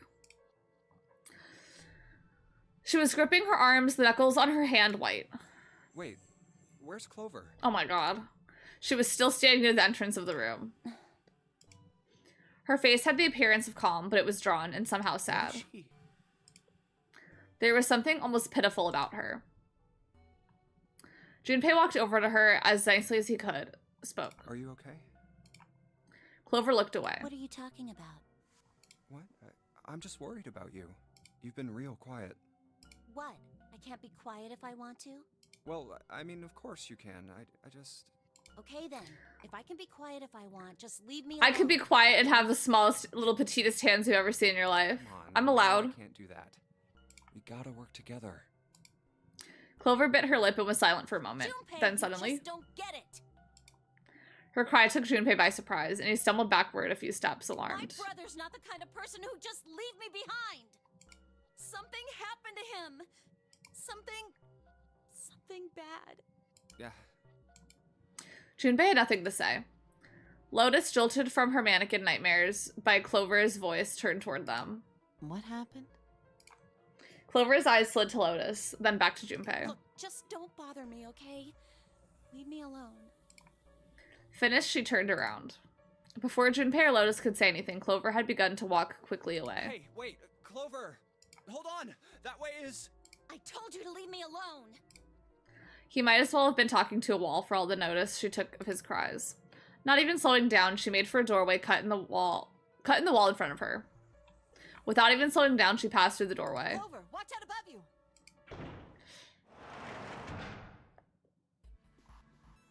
And without warning, an iron gate fell from the ceiling like a portcullis ceiling Clover in. What the heck? What's going on here? Clover grabbed hold of the iron bars and shook them as hard as she could. Hang on. I'll get it open. Oh, for crying out. You'll never do it on your own. Junpei grabbed the bars and pulled. In a moment, Lotus joined him. The three of them pulled as hard as they could, but...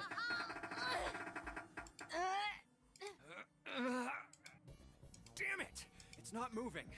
Wait! Are you gonna give up? Just like that? No, I'm not giving up. This has got to be another one of Zero's puzzles. They usually are. Yes, then there's got to be a way to open it. Junpei nodded. That's what I was thinking. Now all we gotta do is find it. Lotus and I can look around out here. Clover, you're gonna have to see if Damn. you can find anything Clover is literally like, I'm gonna sit down and I'm gonna sit out of this one. And now she's the only one in that area. Yes, I'm on it. Like, I guess I'll be over here then. I don't know.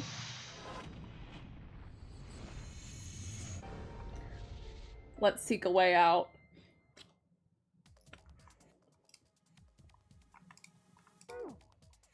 Okay. The lockers are a little larger than the ones on top. Let's see if there's anything useful in here. No, nothing. Ethanol. Ethanimale, the YouTuber. And those are... There's 9. Seek help. I wonder if there's anything important in there. Keyboard. The mouse. This is the computer. The power isn't on. There's no power button. It's a waste of time. I don't see a power cable.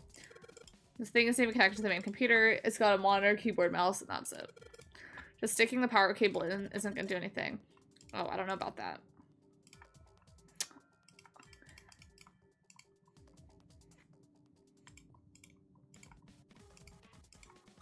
Junpei, do something, please. Okay. Quick, figure out. Okay. Cardboard boxes. What's in the boxes? They look quite full as far as I can tell. Something experiments, but it's all technical and stuff. I don't really get it. Okay. It's like an examination table. It could be a mannequin in here, guys. I wonder what they washed here. There are these weird color stains all over the sink. It's a rack. There are a bunch of cables on it. Someone cut the outer stuff of the cables. I can see the wires inside. Wonder what this is. Looks like a voltmeter, and the controls for what? Gosh, there's so many dials. Why don't I try turning them? Oh, nope, nothing. There's no power here, guys! I turned the dial a whole bunch, but even if I turn all the switches on, nothing happens. It's a monitor. For whatever experiments they're running here, there's a bunch of stuff on resistance, value, and voltage. The power's off, so nothing on here right now. I don't know what kind of table it is, but part of it is all black. There's a pen lying here. I think someone probably used it to make the table black. If they only use the pen on one part of it, they probably something underneath all the pen. Clover, do you think you could erase it? Yeah, sure. Oh, this is permanent marker. Erase ink. Give me a moment. Oh my god. Wait, I have this. Clover uses ethanol. You should be able to wipe it off. Oh, well, your clothes. Haha, just kidding, just kidding. Please don't look at me like you're scaring me. Can you use the cloth at the table? Soak it in ethanol and use it to wash off the permanent marker. Okay. She got the cloth, but she seems to be having a little trouble with the bottle. When she's ready, I should ask her to get to work on that stuff on the table. Soak the cloth, and... Junpei, it's working. It's wiping the permanent ink off. Huh? There's some kind of weird drawing under all the permanent ink. What's the deal with the drawing Clover found? Maybe I should ask her to take another look at the table. It says there are a bunch of numbers in a grid. I can't see it from here. Clover, you got a pen and notebook, right? Can you write the numbers down and hand it to me? Okay, Roger. Here I wrote down the numbers. Okay. Okay, file. Okay. I don't feel like having to look at this, so I'm just writing it down.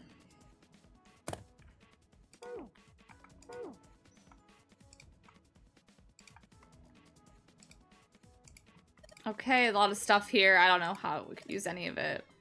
I don't know how to, I do know how to use at least one of these. The one at the top, I think, is the power cable. I'll take that. Oh, we can use that for the computer. Keyhole. Keyboard. Okay.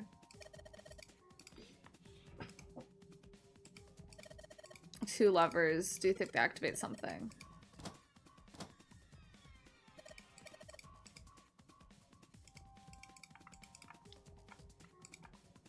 Well, I can plug this in now, can't I? Well, shoot, I can't use this. What's wrong? The cable has 3 prongs, but the socket has only 2 holes. It's not gonna fit, is what I'm saying. Gonna need a plug to change the plug with the power with the 2 prongs. This is just like me and my whatever thing. My water pick. So I need another wire. Clover, do you have any? Oh, it's a rack. There's some cables. Okay. But the copper is exposed. There's something sticking out. Why so quiet? They're doing experiments on humans, probably. Now she looks sad. How are the power cables? The cable has, it's got 2! That's it. Okay, can you unplug it and bring it? Okay. I can unplug it, but it's connected to the main computer. I can't take it over to you. It's a plug. Well, maybe more like the connector. Oh, I need that. That's what I need.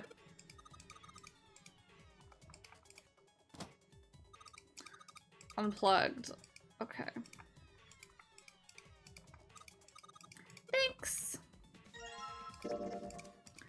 This is too true to life because of my water pick having the USB that I have to get to plug it in the outlet.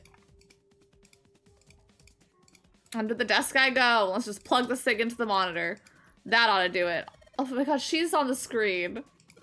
Let's turn the power on. I don't think anything's going to happen. Why not? Well, it's not connected to the main computer. You never know until you try. Pretty optimistic. Oh. Oh, that worked. With a soft hum, it turned on.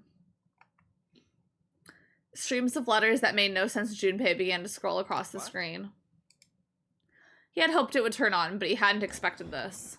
It's running on its own? It certainly looks like it. Isn't that... Life is like a video game. It is. What? Well, it's not connected to the main computer, right? There's just this keyboard and monitor. The only cable connected to this thing is the power cable we just plugged in. So, why is it working? Maybe it's a wireless display. Clearly, this was a reasonable explanation to Lotus. A wireless display? I've never heard of a wireless display before. Yes, it connects to your computer wirelessly. Hence the name. Damn. Have you been living in a cave, Junpei? He most certainly had not, but... Normal? Yes, at least where I worked. Oh. Where'd you work? Oh, it stopped. Pass with a colon. Looks like we need to enter a password. Again? There must be a hint around here somewhere. Could you go take a look? Yeah, I'm on it. What are you going to do? I'll see if I can do something about this on my own. On your own? Yep, on my own. Lotus? Lotus pulled over to the nearest chair and dropped herself down onto it in front of the keyboard. For a second, she stared at the screen. She kneaded her hands, knuckles popping, and twisted her back left then right. All right. Let's kick some ass. Those breasts are propped.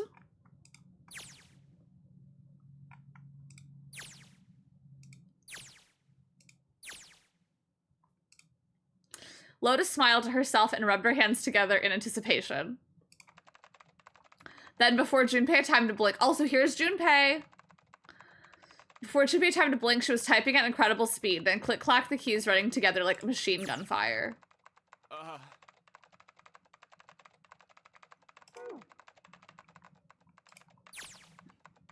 Wait, what? Didn't expect that, did you? Junpei was, for once, at a loss for words. I know, big titty hacker girlfriend. Of course I didn't. You're typing so fast. I can't even see your fingers. What kind of job do you have? What are you? I'm unemployed at the moment. I used to work for a cybersecurity firm, but I quit. Why? Lotus blinked. Huh? Oh. It was just something. She stopped typing for a moment and her face fell. I see. This was not an avenue of questioning to be pursued, Junpei realized and quickly shut his mouth. Lotus' fingers began to move again, and in a few seconds, she was back up to speed. What the fuck is he wearing? He's wearing a flannel, a sleeveless zip-up hoodie, and then a vest. As she typed more letters and symbols that meant nothing to Junpei, began to pour across the screen. Oh, what are you doing now? Junpei, you are not looking at her fingers right now. Try and brute force it. I think the flannel ruins it. my back would be sweating. Yeah, they're not just like, I'm wearing a winter coat, a sleeveless zip-up hoodie, and a flannel. Like, I'm warm. And what is she wearing? A nipple cover. Brute what? A brute force attack is... Well, the short version is that I just attack the thing head on. The long version? Without looking up or slowing down, she began to explain. A brute force attack is one of the simplest ways to break a cipher. It checks every possible combination until it finds the right one. Oh, is Junpei like the Makoto? Yeah. As Cardi B said, a hoe never gets cold. It's true. Run an attack like that on its own. It's not the most elegant solution, certainly. But given the circumstances, there isn't much else I can do. Even as she talked, her fingers never slowed down or missed a key. Junpei couldn't help but feel a little odd. But back to what we were talking about earlier. What were we talking about? The wireless display? It's kind of strange if you think about it, isn't it? How do I put This is just like hypnomagnetic fields. Well, let's say you write a program that calculates an addition problem for you, all right? So you enter 1 plus 1. The screen will show you 2. See? Isn't that strange? No. Not really. Oh, come on now. Of course a caveman like you would think it was strange. You said so just a minute ago. You're just not getting it, are you? No. You calculated 1 plus 1. The main computer, right? You said it connected to the monitor. They really feel this image for so long. They do. Yeah, but someone who grew up in a cave wouldn't know that, right? They'd probably think that this thing here, the monitor, is doing the calculating. And once they've decided that, they'll start examining this monitor. They might poke the screen or something. Ah, I see the color changes when I press it here. Then they might investigate the hardware on the inside. Oh, I see. So this wire supplies the power. Eventually, they might even cut the wires. Ah, yes. I'd be so uncomfortable typing with this giant bracelet. When this wire is cut, no results appear. Therefore, it must be this device which does the calculations. Oh.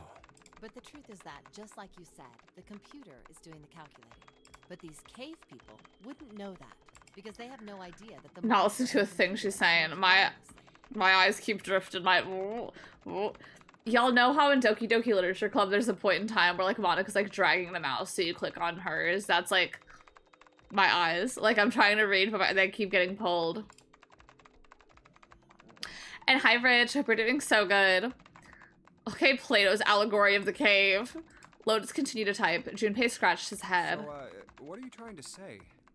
Nothing, really. It's just, I thought maybe. What if the relationship between human beings and our brains is like... I have burger. Oh, I love burgers. Well, let's say you stick a bunch of electrodes into parts of the brain. A scientist examining the signals they send out might say, interesting. So stimulating this part of the brain causes the person to see colors. That must mean this neuron cluster controls that function. Like, at this point, what is she typing if she's just running the program? Okay, let's see what happens when I cut out this part.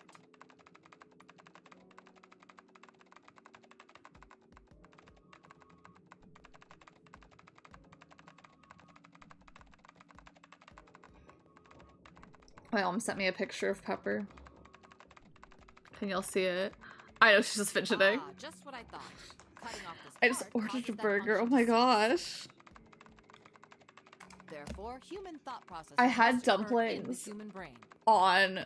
I've had a lot of like Asian inspired cuisine. I had dumplings one day. I had a different place's dumplings another day, and then the next day I had sushi. See, doesn't it sound the same?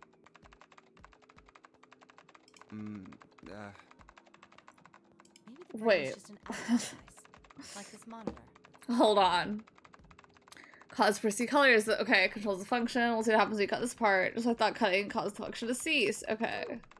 Maybe our thought processes actually occur somewhere else. Pepper, he's Mr. Pepper.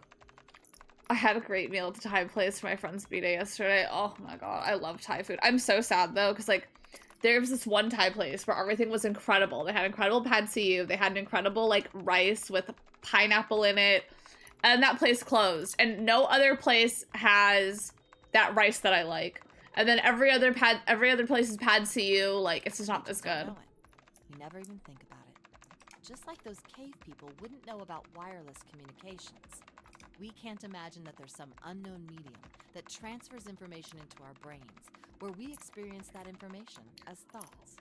But yeah, I want to get the original, the place I had on Friday. No, on Thursday. I want to get their dumplings again. Junpei didn't say anything. Not so much because he had no retort. No, her argument just seemed silly. He was a little surprised to be hearing something like it from someone like her. The brain is just an output device.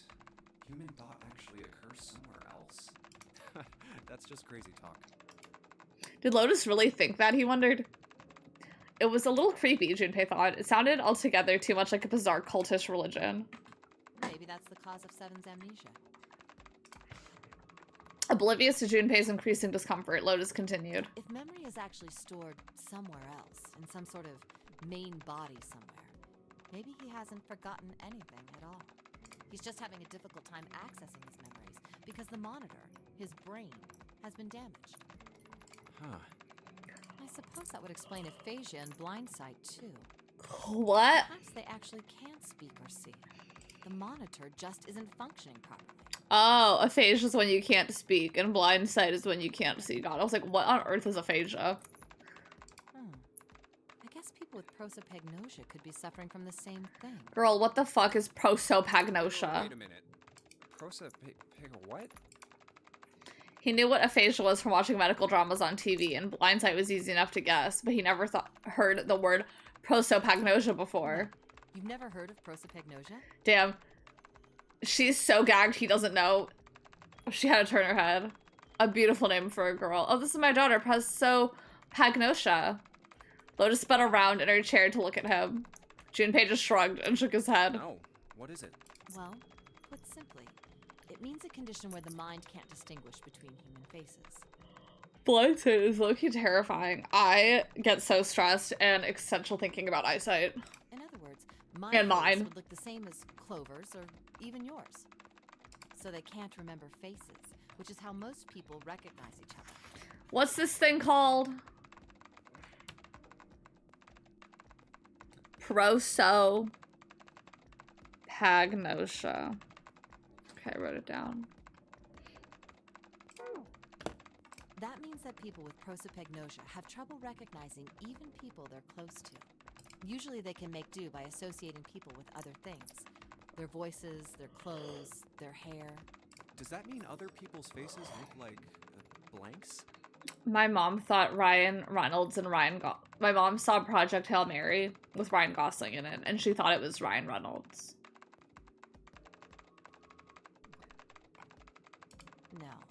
No, I don't think so. Well, you've seen monkeys, like in a zoo, right? To you and me, all the monkey faces. Low-key, me too. Like, because she was talking, she's like, I saw Project Hail Mary.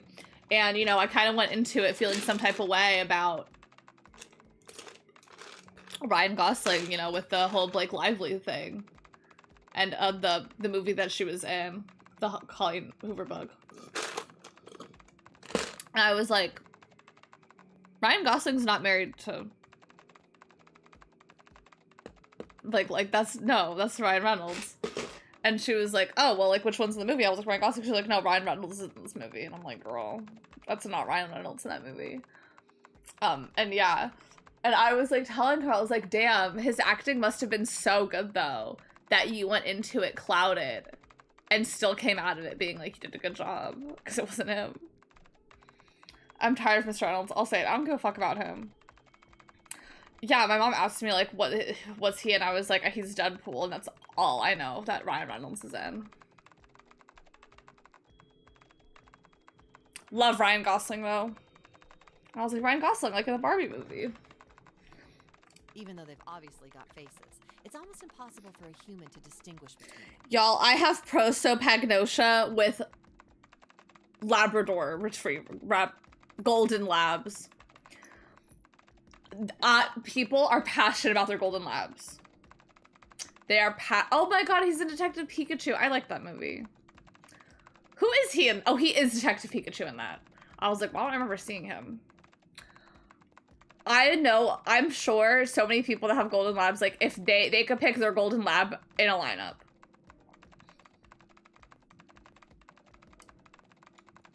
I couldn't. If you were to show me 5 golden labs, I'd be like, those are all the same lab. But if you love golden labs, live your life. I'm not dogging, but I'm just kind of like, you don't know that one's yours. You just don't know. The zoo staff that works with them would learn to identify different monkeys eventually. But you or I couldn't, unless one had a scar or something else to set it So apart. I'm very familiar with prosopagnosia. Me and golden labs. That's how people would be to someone with prosopagnosia. Prosopagnosia. Huh. I didn't even know that kind of thing existed. Junpei did his best to act as though the entire lecture hadn't gone entirely over his head. What were we talking about? The idea that your brain is just an output device, like a monitor. Are you serious about that stuff? Not really. I was just kidding for about half of it. What about the other half? Well, you never know. I guess I was just adulting. I'm just adulting right now, guys. Not funny. They've had so many different images here. Who's your favorite Mortal Kombat character? Melina. Second, but not close, Sindel. And then I don't really give a fuck about anyone else. I don't really like Katara, actually. I'm sure I would like Katara in the newest one because her and Melina are actually sisters. But I'm a Melina girl. And then Sindel's cool. Lotus's smile had something rather masochistic to Nothing it. more than a story I made up out of boredom. Don't take it seriously. It was the first thing that came to mind, and I just talked about it to kill time. Okay. But looks like I don't need to talk anymore. Why? This has been I a... don't have to kill time any longer. As she spoke, Lotus raised her right arm high and brought it down on the enter key. Oh, then you finished that brute whatever thing? Do not see the movie then. I know Katara, like, because Katara's like the main girl. I certainly did. And let's see what we got. Cyclops with the Ariana Grande ponytail. I know who you're talking about. Because he has 4 arms. Mama, this is how you defy gravity. Sorry, who did you say? For my favorite Mortal Kombat character, Melina and Sindel. And then I'd hate the movie. Katana is like the main girl. Sorry, I kept saying Katara. Her name's Katana.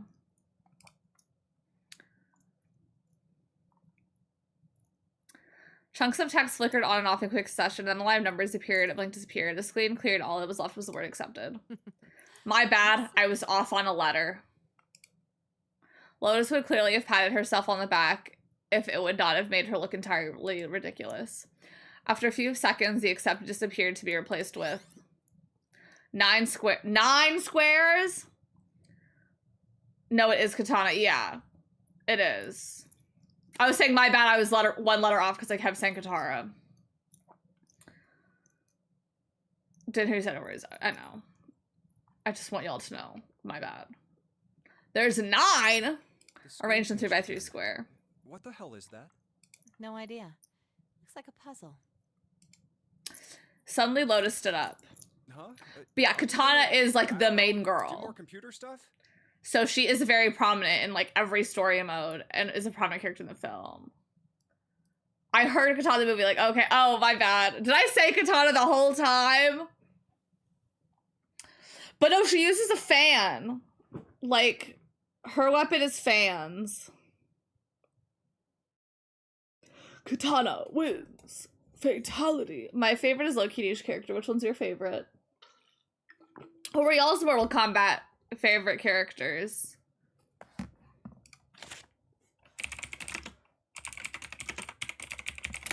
The Cyclops.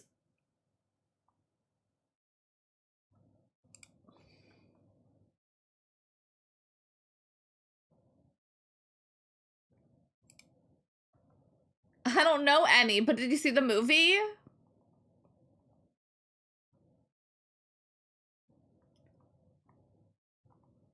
Who's the Cyclops with the Ariana Grande ponytail?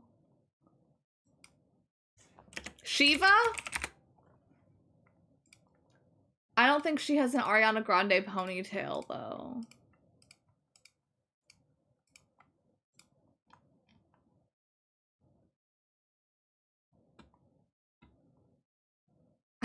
many.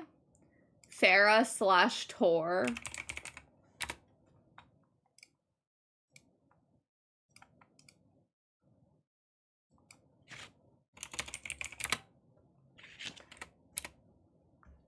Okay. Carl Urban is a hottie, but I don't feel like I'm able to see the second one. I keep getting Street Fighter mixed up. Like, when does Chun-Li get here? My current issue, like, in the fighting game sphere, I really give, like, negative fucks about Street Fighter. Like, nothing about it has ever appealed to me. But I've been getting a lot of TikToks that, like, show fighting game characters in, like, every iteration that they've been in. And so I get those for Tekken, Street Fighter, and Mortal Kombat. I watch them regardless. But there are sometimes I get Tekken and Street Fighter confused. Low-key, everyone hates my favorite. Who's your favorite? I think Goro has a ponytail, but also, like, 4 arms. Yeah, he has 4 arms. And he has the Ariana pony. But he has 2 eyes. But yeah, Goro and Shiva are, like, the same race of character. Because they both have 4 arms. Shiva's just a slay woman. It's Goro as long as he's not a Cyclops. I totally see how he could be, though. Like, I see in your head how you're picturing him with 1 eye. I hear Cyclops and things X-Men. When I first Googled Mortal Kombat Cyclops, because I was like, surely I'll get the Cyclops. And there is just a picture of some YouTube thumbnail, the Cyclops optic blast brutality Mortal Kombat Kano gameplay. And there is a Cyclops mod that puts Cyclops from X-Men in it. Is Mr. Urban hot in it? Listen, aren't you gonna, I wanna do more computer stuff? It won't let me do any more programming. See? The keyboard. Nothing. Let me use my mouse. So, there's nothing more I can do. Well, I guess I'll leave this to you then. How did they get through this room without, oh, well, no, never mind. What? She always goes in this room, I think, I guess. Let me take a break, all right? He's not my guy, but Ooms like him loved it.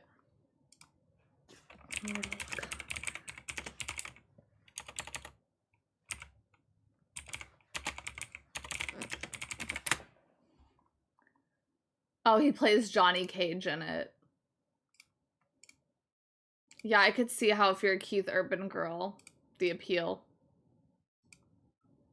Hi, Jargon. Hello, I hope you're doing so good. He's hotter than he is in The Boys, in my opinion. I did my part. Well...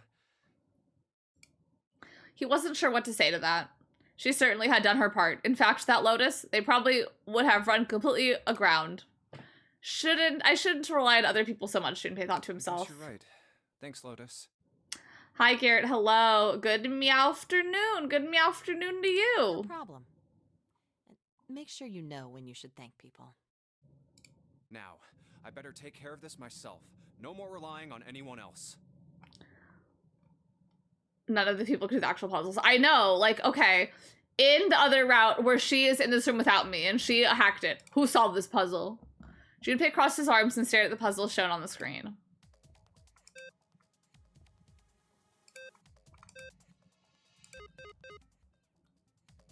What?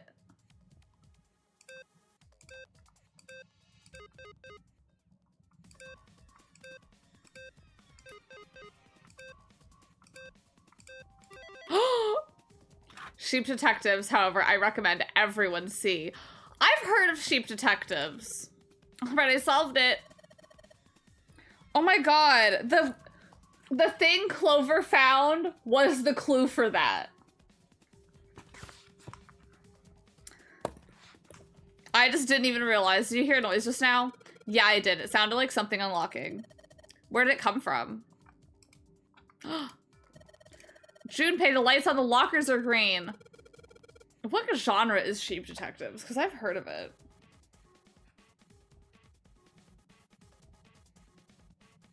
Sheep Detectives. Oh, it's a comedy mystery. Yeah, I've heard good things about this. I do like Hugh Jackman.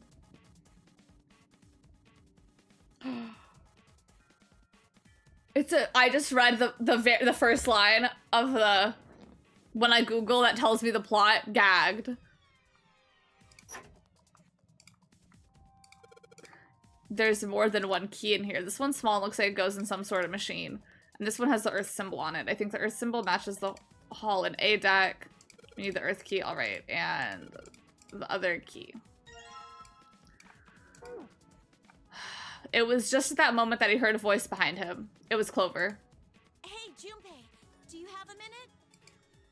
He put the puzzle aside for a moment and walked over to Clover. What's up? It's unironically such a well-written made movie. Like, it's my ride or die and a whimsy. Like, come on, I need to. I love sheep, you know? Hmm? Junpei, you went into door 5 with my brother, right? Yeah. Did you hear him say, like, anything weird? Huh? No. Why is she asking me this? Junpei wondered. The more he thought about it, however, the more it made sense. Snake had been gone for a long time. Clover was quite attached to her brother. Of course she would have been worried about him. Well, let me think. He thought back to when he'd gone through door 5, hoping he might remember something, even a small something that would help her. However... Sorry, Clover. I can't really think of anything. He said you'd love a canopy bed. He did mention that his hearing exceeds that of a regular person, or something like that, but that's about it. Okay. Clover's words were barely audible. She nodded vaguely to Junpei and turned to walk away. Hey, wait a minute. Look, I don't know if I should ask you things, but if you don't mind, I was hoping you could... And that guy who was gay and is going to be... He-Man is in it. Ooh! Is Snake, I mean, was he born... My history with He-Man is I didn't watch He-Man, but I watched the companion series She-Ra. Not the new She-Ra, not the one that all of the tweens and teens like on TikTok. I watched the OG 80s cartoon She-Ra. You're talking about his eyes? Yeah. No, he wasn't born blind. When he was a kid, he got in an accident. A really bad car accident. He couldn't see after that. And his arm. His arm? Yeah. My brother's left arm is, it's not like a normal person's arm. It's fake. It's not a real arm. His left arm is fake. The accident hurt him really bad. To save him, they had to cut off his arm. Oh. A shame he's missing. I'd love to look at his sprite right now. Is that all you wanted to ask me? I had no idea it was He-Man. Yeah, like, I'm very intrigued, because, like, in the original She-Ra, like, He-Man is in it sometimes, because they're siblings. They're, like, twins, aren't they? Talking about her brother had clearly taken a great deal out of Clover. Junpei nodded. Look, I'm sorry for making you talk about all that painful stuff. It's not that. But, spoilers for the route that we just did the other time. So it's stuff that we all should have seen. In one of the other rooms, like in the 3 room, there's a dead body and they're like, that's Snake. And then Clover is like, oh my god, he's dead. But then we talked to Clover and we're like, yeah, his left arm was shattered. And Clover was like, what? He's like, yeah, I saw the bone like sticking out of the left arm. And Clover's like, oh my god. And like is so happy because she knows it's not her brother that is that dead body. So now we kind of know why she was so happy. Because, you know, she was like, thank you so much for calming my nerves. Like, obviously we could assume, but now we have that info as to why we know that that dead body that we're going to see in room 3 is not Snake. That Voltron She-Ra era was an interesting time. It was kind of interesting. Yeah, what was going on with animation? But that was my, I'm sure Voltron and She-Ra are good, but that was kind of my, let me watch 13 Reasons Why. No, I hate 13 Reasons Why. Clover only shook her head and walked off down the stairs.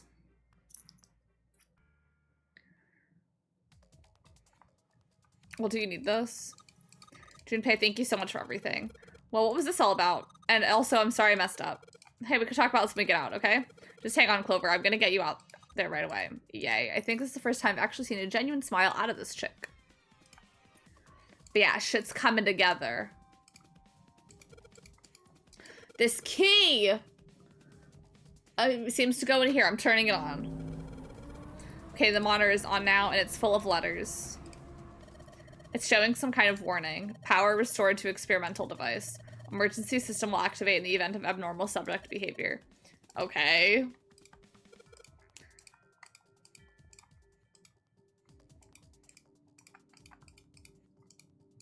Mannequin, I can't really... Junpei, this thing here is on. Yeah, it's because we activated the power. Could you play with it a little? Okay, yeah. I'll turn this dial here. Turn, turn, turn. Oh, I don't think it's working. Nothing's happened. Maybe she missed something. I should ask her to look around the room again.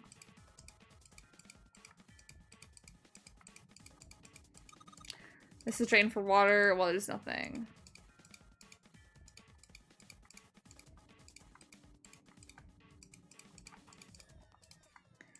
Let me go talk to her. I'm gonna get Clover out. Okay. If you increase the voltage, Roger will do. Okay, I'm gonna go to max voltage. Hey, wait, Clover. Aw, shit. What? I think,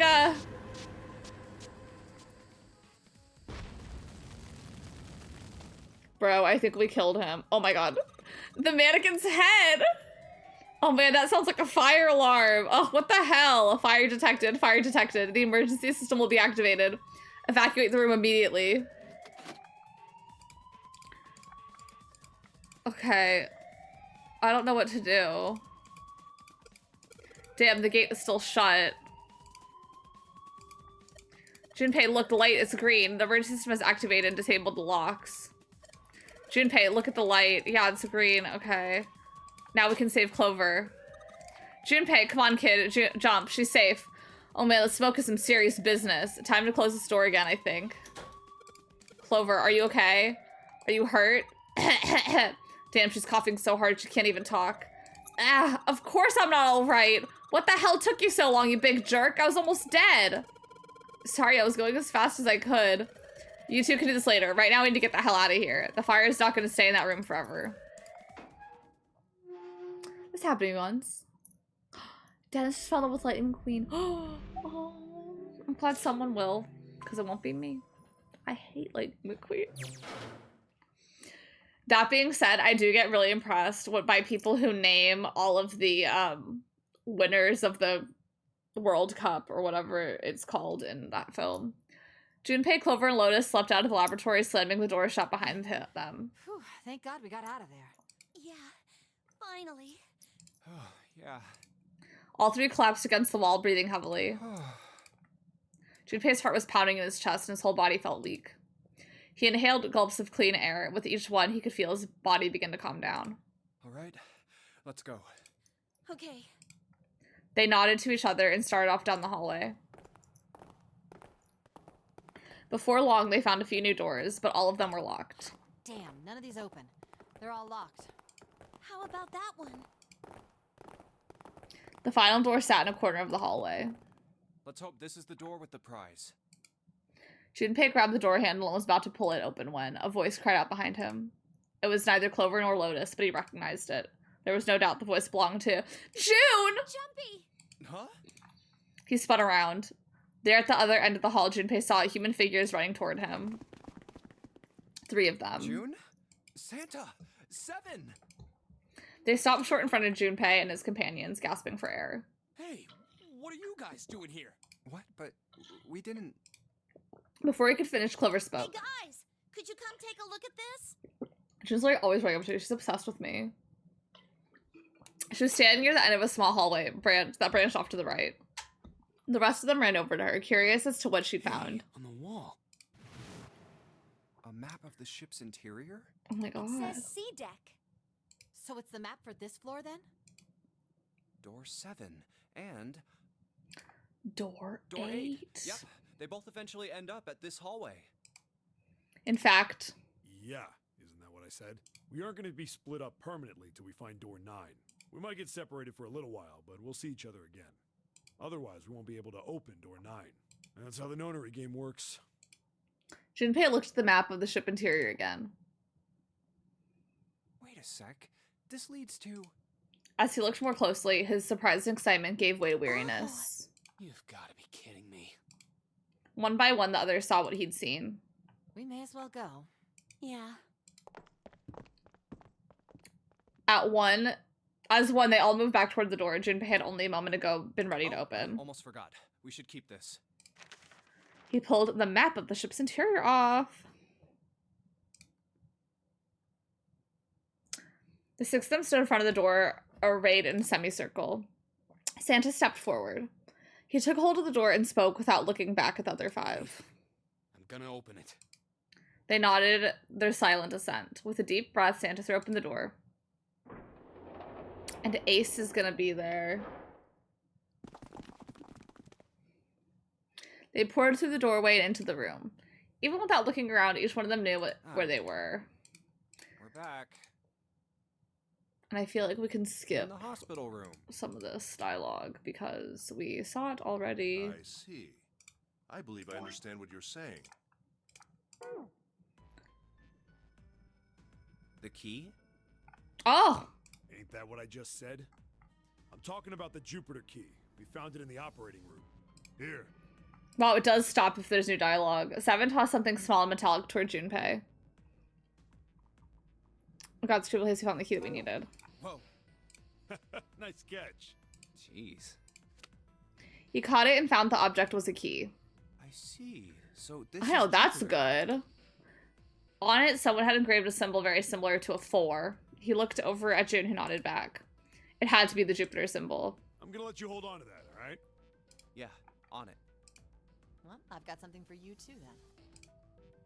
Here, it's the Saturn key card. We found it in the kitchen. Oh, because we didn't go in the kitchen this time. I might lose it. It's probably better if you hold on to it.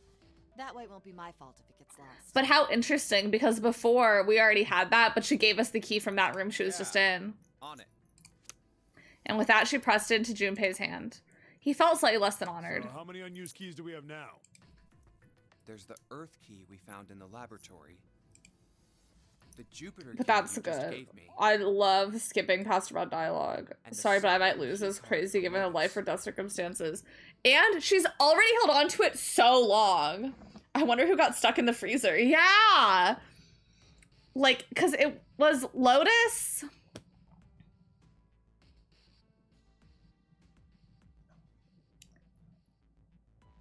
Snake? No. Lotus, Clover, Ace, June? Lotus, Clover, Ace, June, and Santa. So, I'll keep them safe. who has the beef? Who are the people that weren't stuck in the freezer who sat there and did nothing? Junpei tucked the new keys into his pocket. June spoke up. The Jupiter key is supposed to be for the door at the end of that long, straight hallway, right? Yeah. If the map's right, then it connects to the central staircase. Then, next to the stairs... Wait! They were the first words anyone had heard out of Clover in quite some time. What about door 3? Okay, so this we saw already.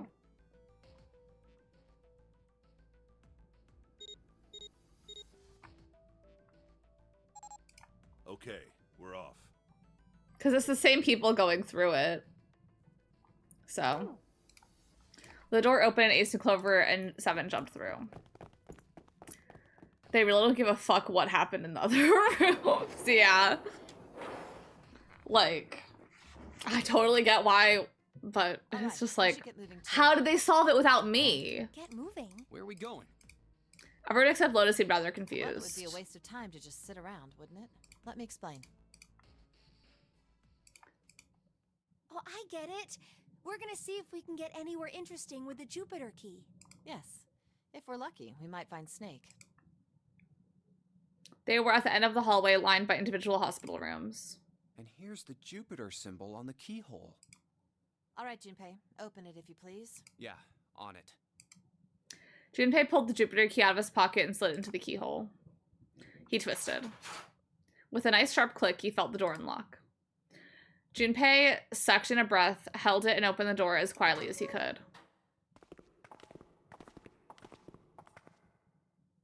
Inside was exactly what we expected to see from the map of the ship's interior. They were in a tremendous hall, almost like a ballroom, with a massive central staircase. Great. Back to the beginning.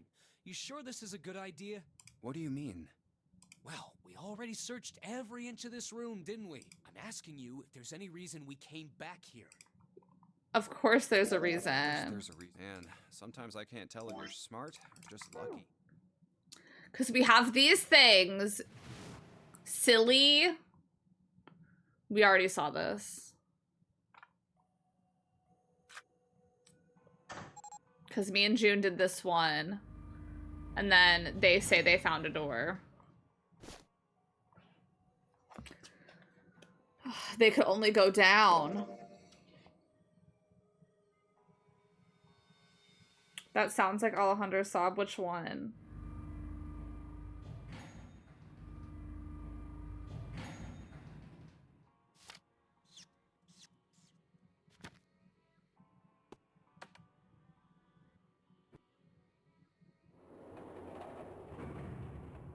Santa is voiced by Sean Chiplock.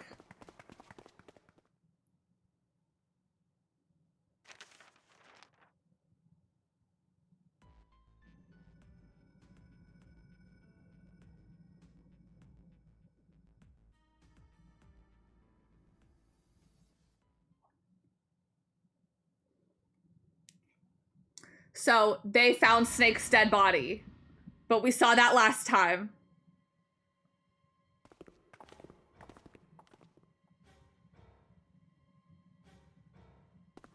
That's why we're skipping past this, because we know that that is Santa's body. But we now know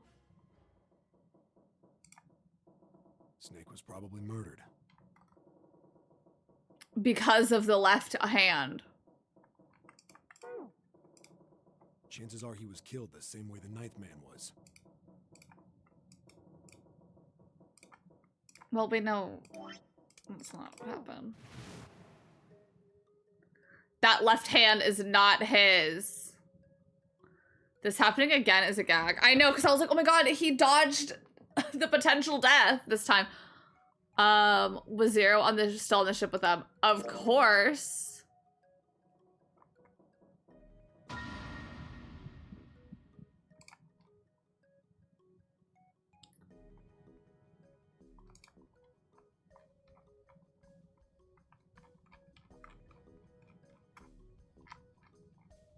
Was Zero still on the ship? Zero was still on the ship with them. Of course he was. It was obvious. But I don't...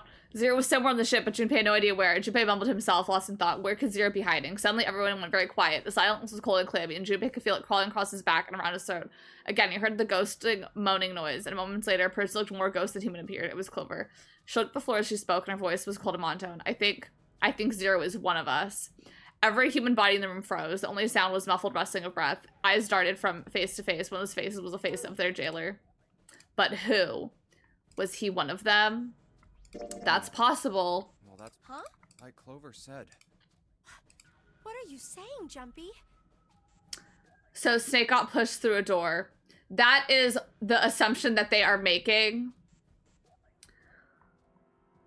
However, because we saw in the last route we did, like that same thing happened. So they are operating under the assumption that he got pushed through the door. But based on what we learned, there was no witnesses. There was just a dead body in Snake's clothes with his bracelet.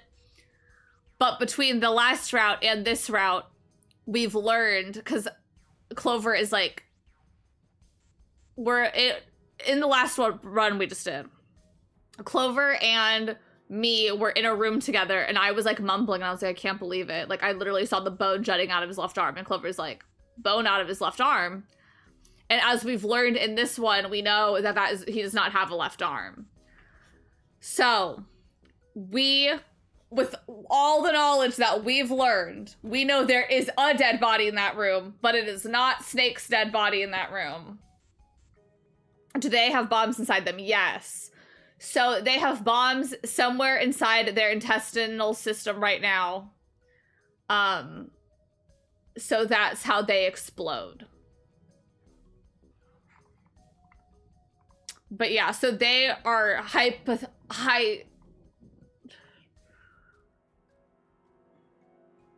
they're hypothesizing that Snake was pushed through the door, but we know that was not Snake's dead body. Didn't you hear what Ace said?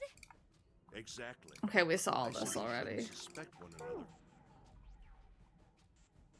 But yeah, they do know that they have bombs in them, but they are far enough in to where they cannot throw them up.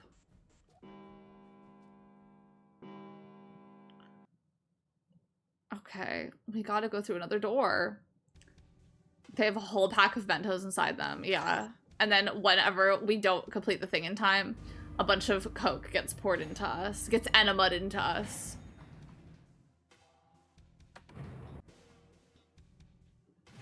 Okay, so last time I think we went through the 1 door, so we'll go through the 2 door this time.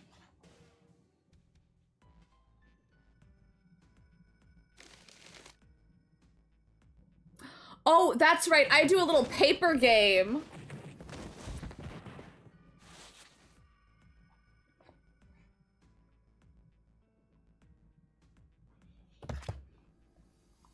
Okay. I last time went through door 1. So I think...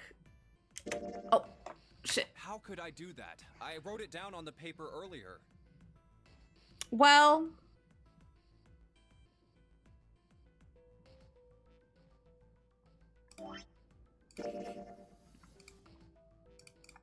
I clicked on the wrong one. 1, 2, 3, 4. Just Okay. double checking, but everyone wrote their code name and a door number. Because I'm pretty sure I went through door 8. Oh, I guess I could have gone through the first door. We just have already done it. Just like you told. We need to make the whole thing. Hurry it up, Mr. I have a brilliant idea. Okay, actually, we are gonna go through the door 1. Yeah. We've already done it though. So there are gonna be like... The first one said Ace requests door 1. Yes, I do. No, we don't have to. We don't need to explain. That's what I wrote. Okay, we can skip it because now I remember what I'm doing. Because yeah. Okay, my bad. I know, like...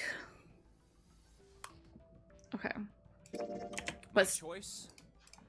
Santa was unconvinced. Can I hit? Okay, if I hit control, it changes these. So we are gonna go through door 1 because that ending I feel like is slightly less exciting. Which we have already done before though.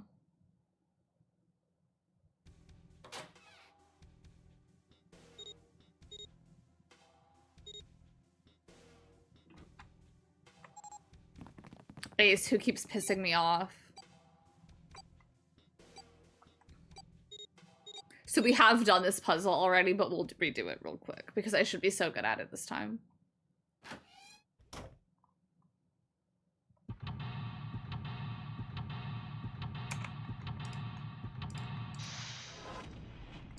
Because I feel like, honestly, we can get 2 endings today. Because this one, I don't think we have to do too much more to get it. And since I just solved this puzzle the other day,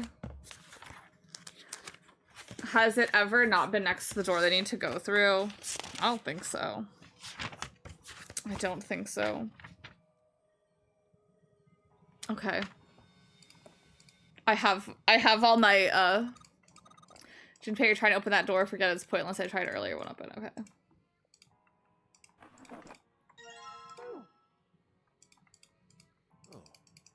Hey. Oh, Yeah, there is a problem. Yeah, there is. Ace's eyebrows went up. Now get out of here. We split this stuff up for a reason, all right? Let's change what we say. But why did I say that? I didn't need to speak to Ace that way. I feel kind of off somehow. With the flowchart, you can skip it. Oh, can I?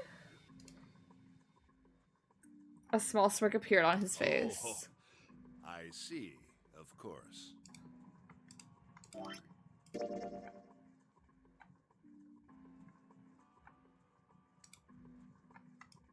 Oh. I guess I can. Interesting. I apologize for the intrusion. Huh. Well, best of luck. Ace gave Junpei a knowing pat on the shoulder and left.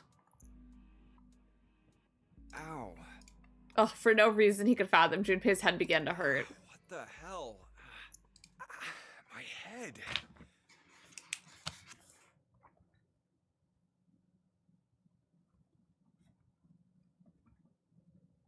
Well, I'll keep going in case there's other things though, where there's like, we could change the dialogue we say. A sharp pain in his head. How much time passed, he wasn't sure, but he did notice when Ace strode through the door. His smile was more of a smirk, and he had the air of a man who knew more than his opponent. Yes. There was something I wanted to check, if you don't mind. Yeah? What's that? Pardon me. With no warning, Ace slipped his hand into his pocket of Junpei's Hey, vest. what the hell are you doing? Whoa, what are you putting your hand in my pocket for? Stop! He reached for Ace's arm, but it was already too late. In the older man's hands were pieces of paper Junpei had balled up and hid in his pocket. Just as I thought. You switched them, didn't you, when we voted? DS experience doing everything again. Yeah, I'm being authentic to the original experience. Well, I can't say that I care. I managed to get through the numbered door I wanted, despite your mischief. Then, why did you... Oh, simple curiosity. I hope you won't think ill of me for it. Ace smiled, gave Junpei a friendly pat on the shoulder, and then turned on his heel and left.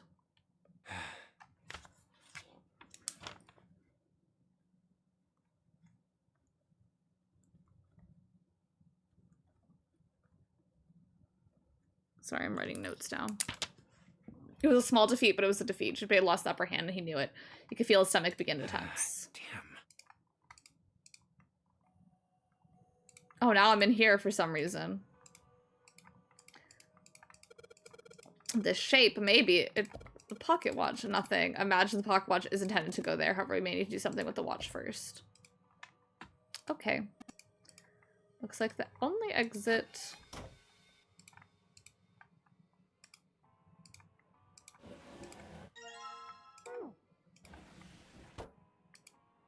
I already have the notes from that map written down, so I'm not going to write it again. Steering wheel by appropriate term. Compass appears broken.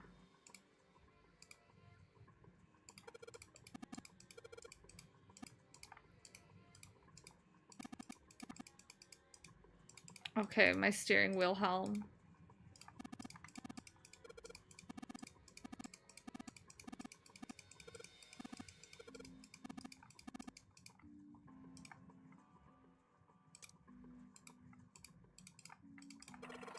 It moves.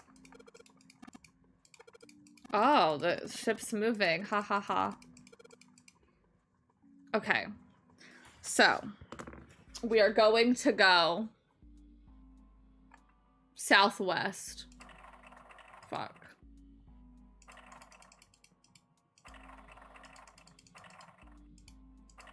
Okay, southwest. Oh.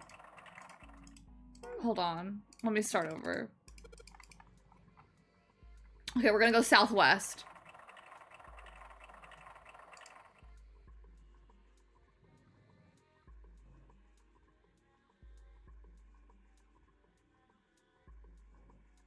No.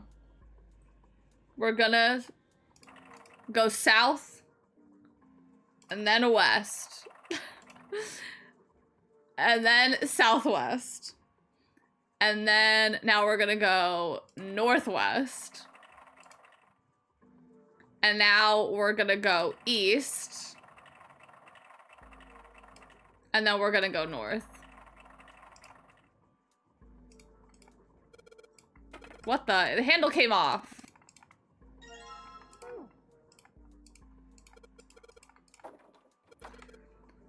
Catching up on the pod yesterday. So in my head, you just did this. I know, it's so fresh. I'm still using my notes from this because I already wrote everything down for this. So I'm just doing it again. Okay, so full, half, slow, full, half, dead slow, stop. Which, for anyone who's like, oh my god, I did this all last stream. That's weird. I thought I put it in the right speed. Did I mess up? No, I don't think so. Look, something's happening on the back of the wall of your wheelhouse. You're right. Let's check it out.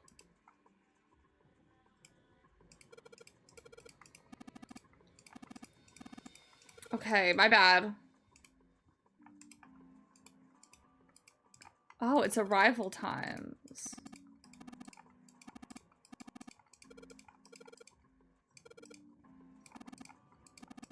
"10 seconds past 3 o'clock. Perhaps that's the arrival time."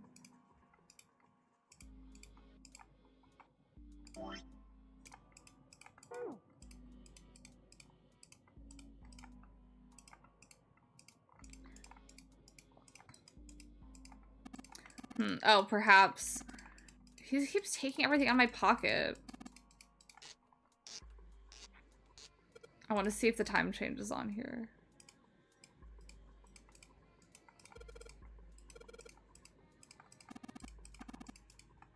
Oh my god, the time did change on it. I saw it in the inventory move. Okay.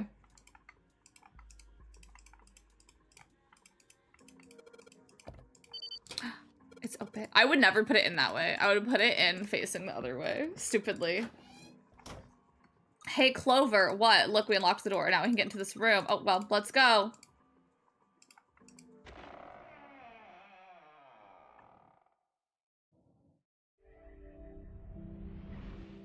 We're out of there. But guess what we're gonna find in here? A hallway. It's far too narrow to be called. They found themselves in a small space inside the wheelhouse. On the left This was a seems to wooden be door. the only route. Yeah, let's go. Junpei pushed it open and stepped into the room beyond. Wow. It was full of all manner of turn-of-the-century electronic equipment. Oh, hold on. Wow, We're not done. these machines are weird. I've never seen it. Wait, this one is... Oh, God. Oh, yeah. This must...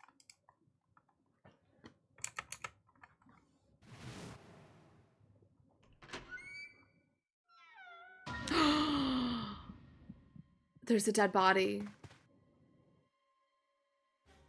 And there's an axe. And a bronze bracelet. We have another room to escape. Although I know the code. Do you think I could just type in the code?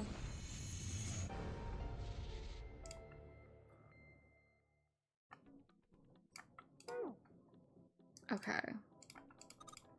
The blood on the chair. Do you think it's the dead guys?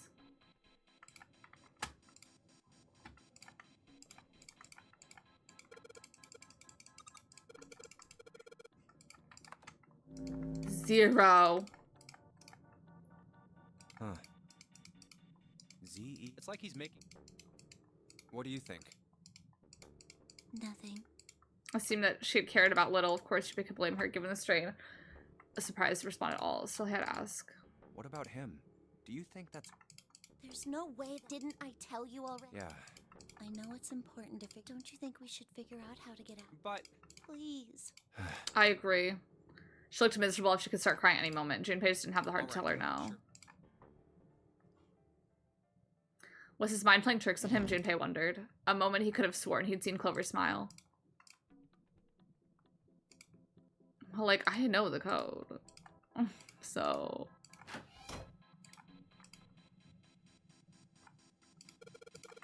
It doesn't matter what I push, it's not working. I don't think the power is on. Oh, okay. I guess I do have to do it, some form of the puzzle.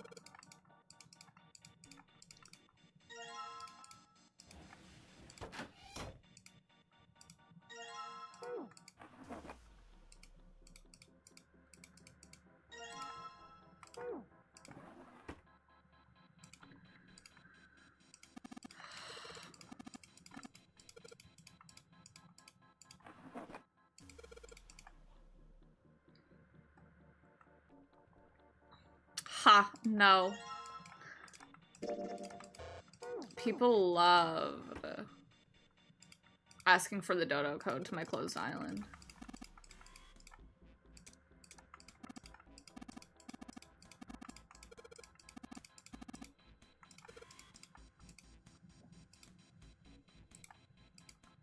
What about the rolling pin part of this?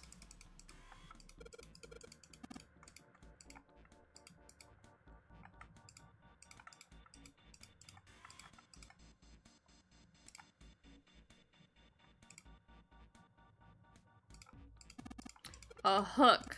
That wasn't a joke, I know.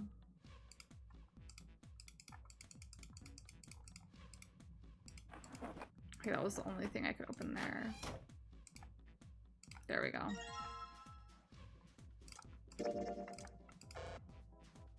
What the heck?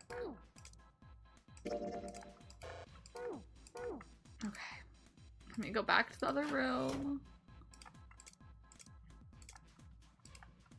Oh, wait, hold on.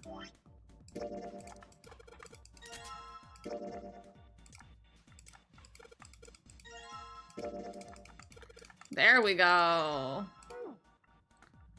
Okay.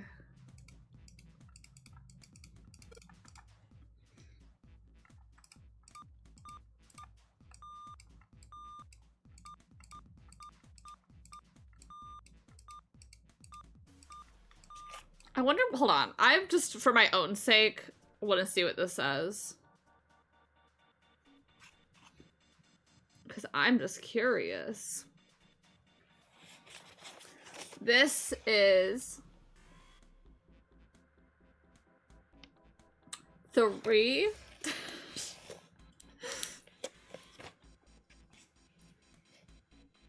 5. Oh, it's numbers. 3, 5.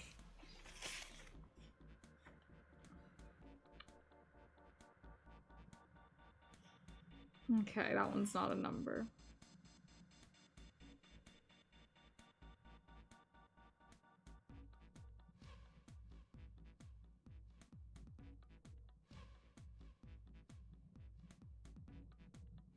Okay, I don't know what that is. And then that is Z. Oh, 35 equals Z. Maybe it's an equation or something. I don't know, it doesn't really matter.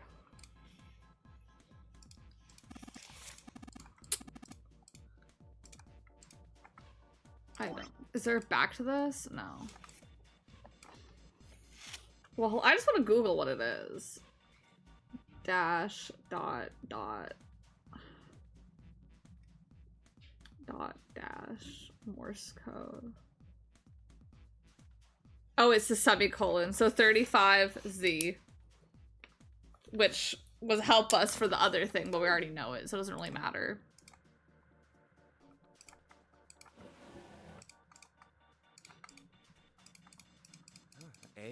What?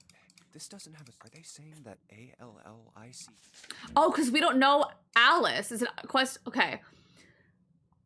All is supposed to... Okay, Alice was supposed to say all ice. This doesn't have a space between the L and the I. Are they saying that all ice is a single word? It was interesting thought, but left Junpei's mind quickly to open the file. Would lay inside far more interesting and far more confusing. Each page was covered with strange characters. They looked like tiny drawings of birds, snakes, insects. There was so many. What the hell is this? He didn't realize he'd spoken until he just looked at him. A former Ancient Egypt? That's right. Can you read that? Of course. I can't. What the hell? What the fuck? I think that's all that's in here. Whoa. Oh, gag. Can you imagine? He's like, yes, I do. Okay, he wasn't gonna waste any more time. He closed the file. Huh? And pick it up. Oh, a key card. Yucky hypothetical question, sure. Uranus. Something's written on the bottom. Bottom deck. Is the bottom deck... Anyway.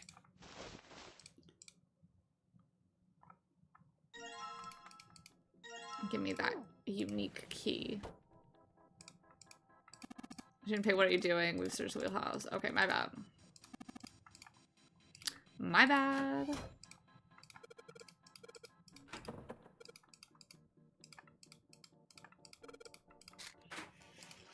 Okay.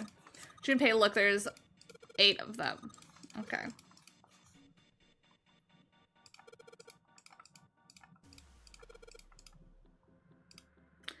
Okay, say you've made yourself dinner, you cook yourself when you're eating. You find hair that's definitely your own hair. Do you continue eating said food? If it's my hair, it's fine, but I'm still grossed out.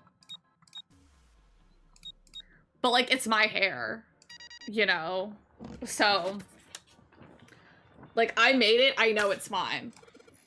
But I'm still just kind of like, ugh. At least I'm not eating the hair. It unlocked. Go to work. All right, let's go. Hold on. An ad's gonna start soon. So I'm gonna run to the restroom right now. I'll BRB before we get out of here. And 15 accessories. When you party with all you've got, you fall in love at the party spot.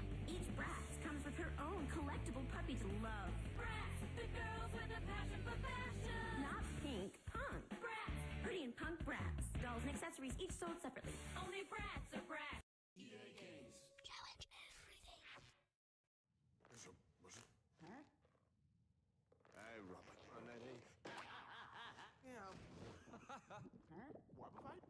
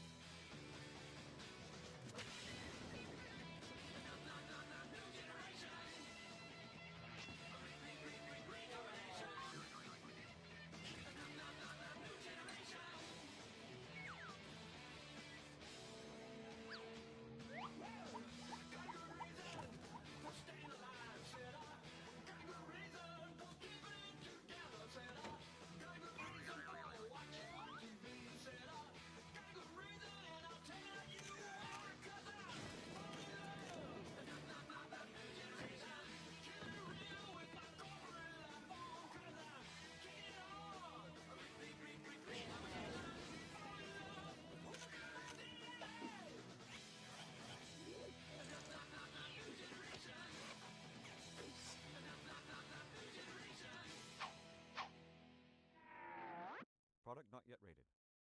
It's my scene, my bling, bling, bling. The new My Scene, My Bling Bling girls are here. Nice bling. Here, wear my ring. Ooh, sparkly. It's my scene, my bling, bling. Where sparkle and style is the theme. Fashions with glimmer, faces that shimmer. It's a glittery glamour thing. It's my scene, my bling, bling, bling. Need a lift? Come on, we can all squeeze in. Sparkly My Scene, My Bling Bling dolls come with 2 fashions, a ring for you, and more. Dolls and car each sold separately. We are the wings, we are the wings. The fashionable Winx Club girls, and now the newest member, Layla, with their fabulous fairy power. Each teams up with her very own pixie. Wings, Friends forever. wings. And Bloom's magical wardrobe has so many choices for the perfect outfit. What a great look! Each Winx Club doll comes with their own pixie. Winx magic wardrobe really talks and comes with Bloom doll, each sold separately. Here's the true story. 4 friends pick to live in a video game. And find out what happens when they stop being themselves. And start being someone else. Animal Crossing for Nintendo GameCube. Today I was like, let's redecorate the house. And I was like, maybe we should buy some furniture first. Nice outfit. Where'd you get it? A garbage dump? Yeah. Welcome to Animal Crossing, the live game that's happening every minute of every day, whether you're playing or not. Winter's coming soon. Should I make pants for that? Rated E for everyone. From the Bratz new DVD movie. Fashion pixies. In a beautiful Pixie's land, glittery Pixie's dust brings beautiful wings that flutter and fly. Bratz fashion pixies take to the sky. And now their magic secret shows. In the dark, their butterfly wings will glow. Little pixies and unicorn friends fly through a night that never ends. Bratz fashion pixies movie coming to DVD. Bratz fashion pixies. In addition to the floss pick I bought, I accidentally bought like 6 of these easy through floss threaders because you don't have a retainer on the bottom. So I was like, yeah, I should probably get this also because, you know, I literally have like 6 packs of them. But anyway. Only brats are brats. Okay, I'm always scared because, like, how would it be my hair? I didn't mean to exclude you. Yeah. Rich, I'm sorry. What the...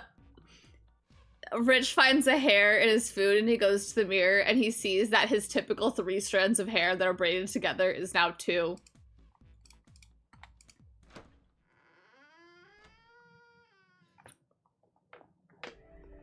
Gasp.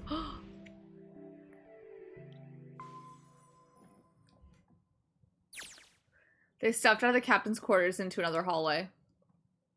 The hallway stretched out in front of Junpei for a bit before turning left like a great backward owl. Let's go. Junpei rounded the corner and took off down the straightaway. I escaped work. Oh, good.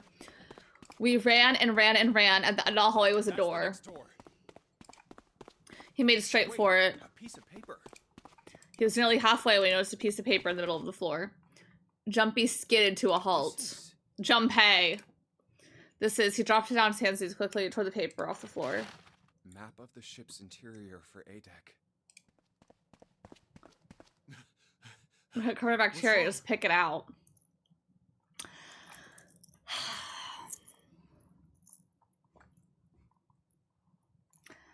I don't know. Like, it's something, if there were a hair in my food, I would just kind of eat it knowing that there was hair in it. But, like, I don't know, your hair could be really dirty. Like, it's not like, you know...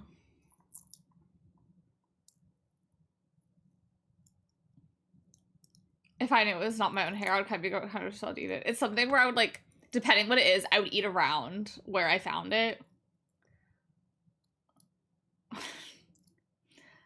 It's not actually gross, but I hate nothing more than washing customer plate and, like, 4 baby hairs fall onto it. Yeah, that's one of those things that shouldn't be as gross, but it is kind of gross.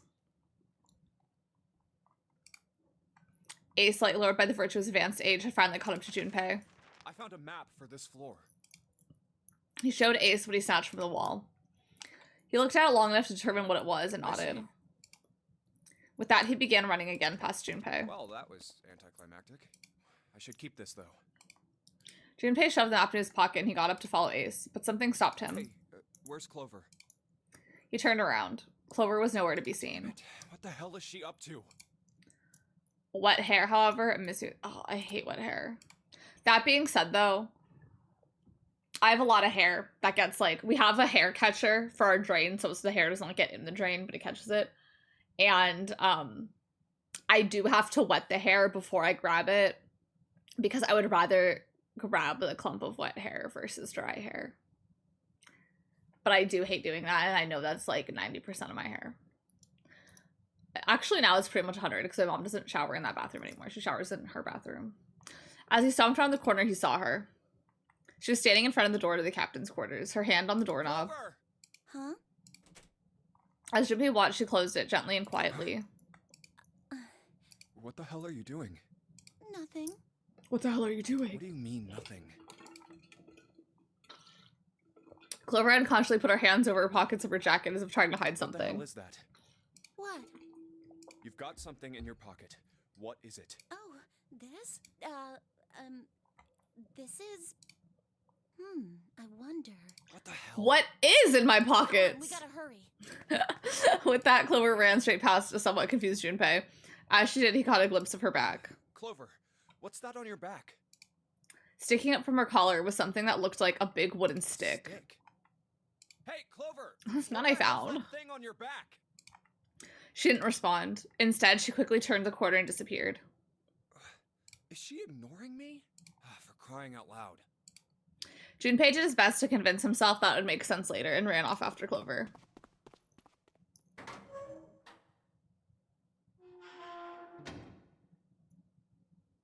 Junpei pushed through the door and found himself in a large room with a large set of stairs.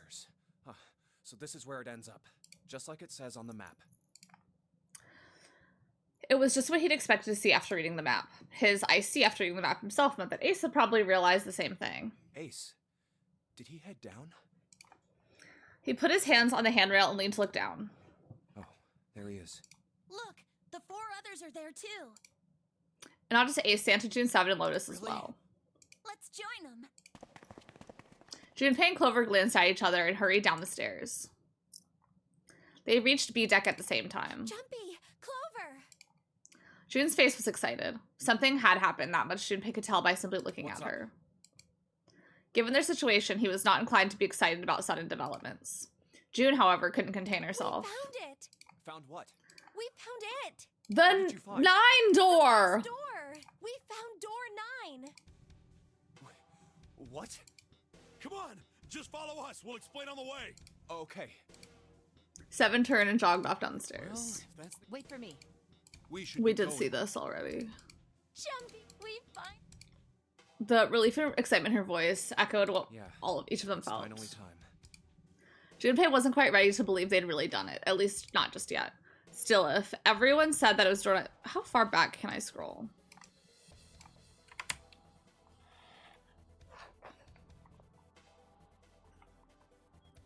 Here's say she found the 9 door. I know, like, it is so gaggy.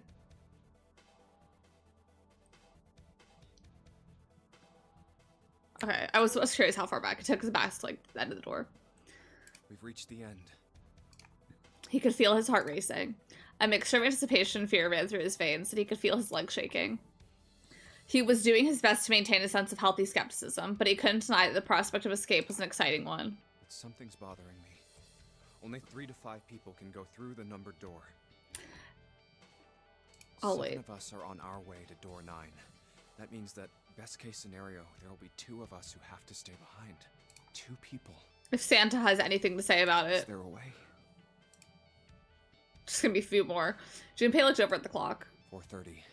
We've only got 90 minutes left. I've got no time to wonder about it now. Hey, Junpei! June! What the hell are you 2 doing? Hurry it up! Hurry it up! Santa's voice jolted Junpei out of his reverie. Let's go, Jumpy.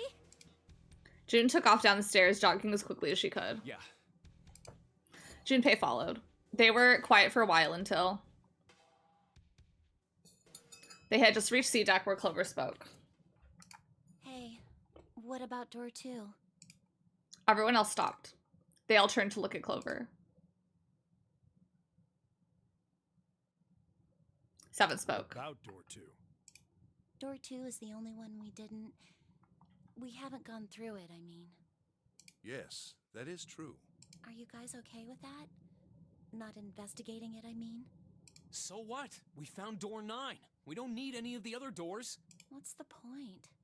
Huh? What's the point in going to door 9? We can't all go through it, right? And we should do what we have to do before we go any further. It's like a jigsaw puzzle. The best way to finish it quickly is to do the border pieces first. You know? She's got a point. Or what? You think all 7 of us should go to door 9? And then we argue over who stays behind and who gets to go? Do we really want to do that again? Who knows? If we check out door 2, maybe we'll find something. She's cooking. She's Maybe cooking. we can find a way to get all of us out. Huh. I don't know what might be in there. We may not find anything. But don't you think it'd be better to at least have a look? I mean, am I wrong? Does that sound wrong to you guys? She's got a good point. Yeah, you do have a point. The others nodded in agreement. The last time I checked the clock, it was 4:30. It's not like we've got a lot of time, but if we're quick about it, we might have time to take a look. Like, obviously, I feel like we should look. However, when have we ever been quick about anything? We dedicated a whole hour of time to look through a bunch of doors and still aren't sure who found the solution. Like, let's be quick about it. Like, we've been so quick. Like, we've literally argued for hours before in this game. Like, at the beginning of the game, we argued for like 2 straight hours. Then we're like, guys.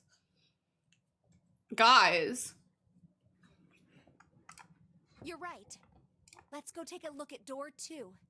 Well, we have to make sure we divide this in such a way that the people that go into door 2, the other group does not equal 9. Because what if the people that don't go into door 2 are just like, well, do y'all want to go to the, leave? No, shady, these folks are exactly great at working as a team. I don't trust that no one is going to pull out a G at a given moment. Literally. Because someone did! They were back in front, like, also. The elevator can take us down to They're back to front elevator nearby was a large hospital room. The elevator can take us down to 2. Like, isn't it kind of crazy that, like, as far as we're aware, based on the other route that we did, Santa has the GUN right now. Who shall go then? Let's see. Me. I'm going. Then June, 7, and I need to go with her. Hey, why do you get to... I don't mind. We'd only waste time arguing over it. Jumpy, Thank you. I'm okay too. See? Can we just go now? Fine. All right, let's get going. I'll see you later. Okay. Be careful. Be careful. So what am I gonna do while all this is happening, I wonder? They climbed into the elevator and Junpei listened to the creak and rattle its way to the bottom deck. Only Junpei, Ace, Lotus were left. Do we equal 9? As the elevator rumbled out of sight, Ace spoke. Lotus, would you be so kind as to go with me? They don't. Go with you? Well, I didn't think people still talked that way outside of the 1950s.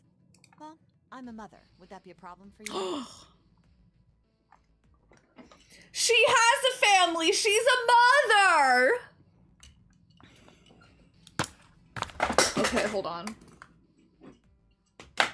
I gotta write this down.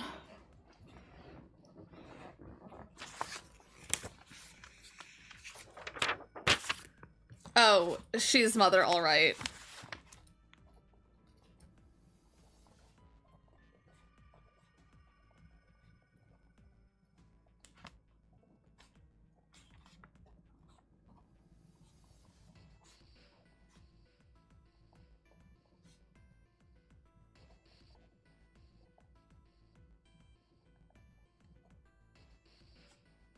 Okay, so I'm making a note.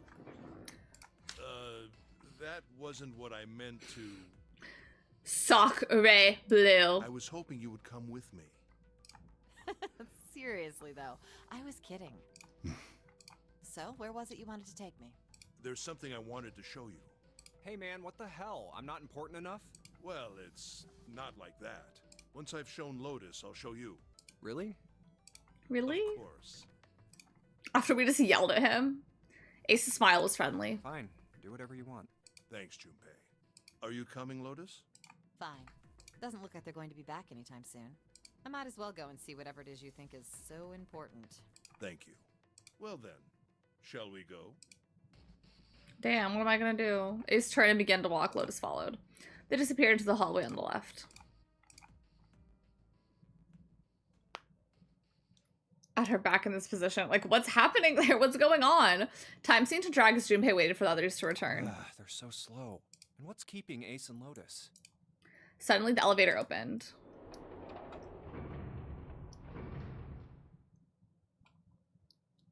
A single person stood there. Clover. I guess you're the first one back. It was only Clover inside. He didn't see the rest. She looked at Junpei, then slowly, purposefully stepped out of the elevator. The door closed behind her. Where's everybody else? What happened? She didn't answer. Instead, her eyes swept the room and then settled on Junpei. Where are Ace and Lotus? Oh, Ace said he wanted to show Lotus something, so they went into that hallway. Junpei explained what had happened. Oh, then they went over there? Her voice was small and timid. Yeah, I think so. He repeated his earlier question. So where are June, Santa, and Seven? Why aren't they with you? You really want to know? There was something wrong with her smile. Yeah. Okay, sure. Here, let me show you. Clover pulled something out of her pocket and tossed it onto the floor at Junpei's feet. Huh?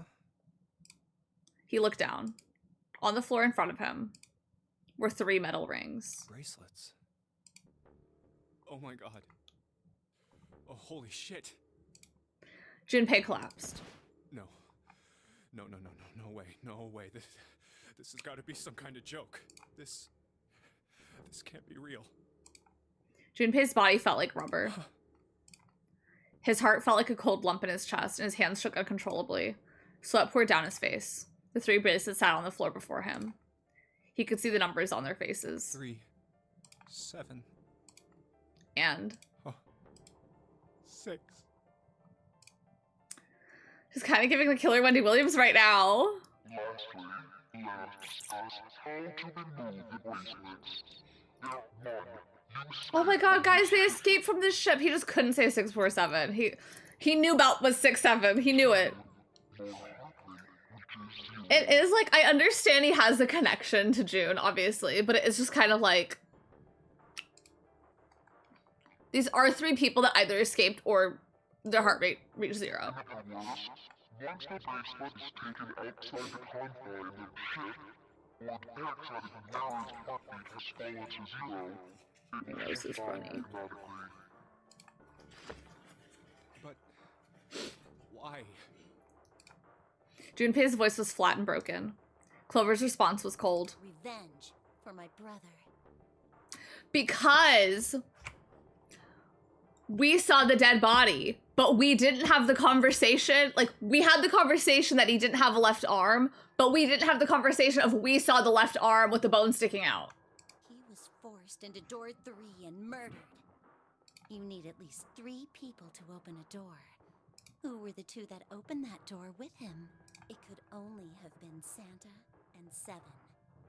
That's why I killed them. Damn. Why? Why did you kill June?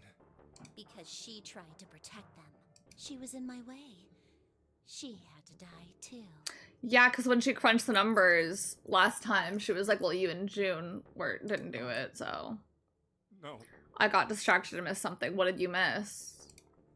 Junpei shook his head, trying desperately to wake himself from what would have been a dream. No. No. It couldn't be real. It just couldn't. A lot, apparently. I don't know what you missed in the 4 minutes. Hey, Junpei. He felt Clover's hands on his shoulder.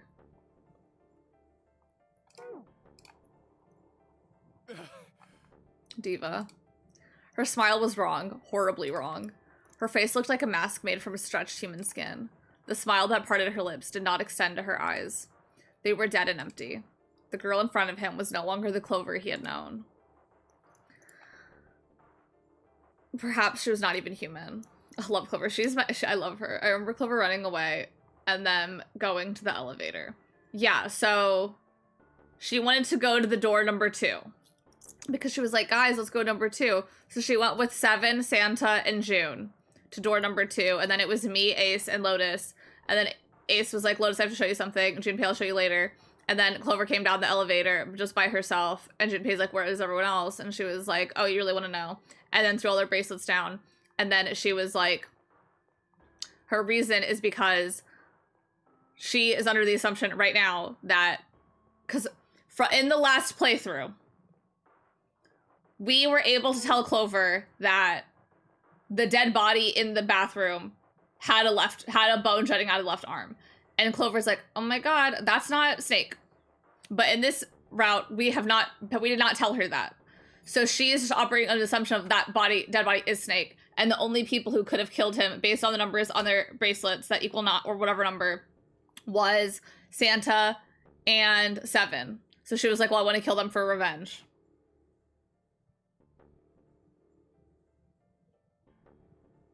And then Junpei's like, glad you killed June. And she's like, well, she tried to protect them.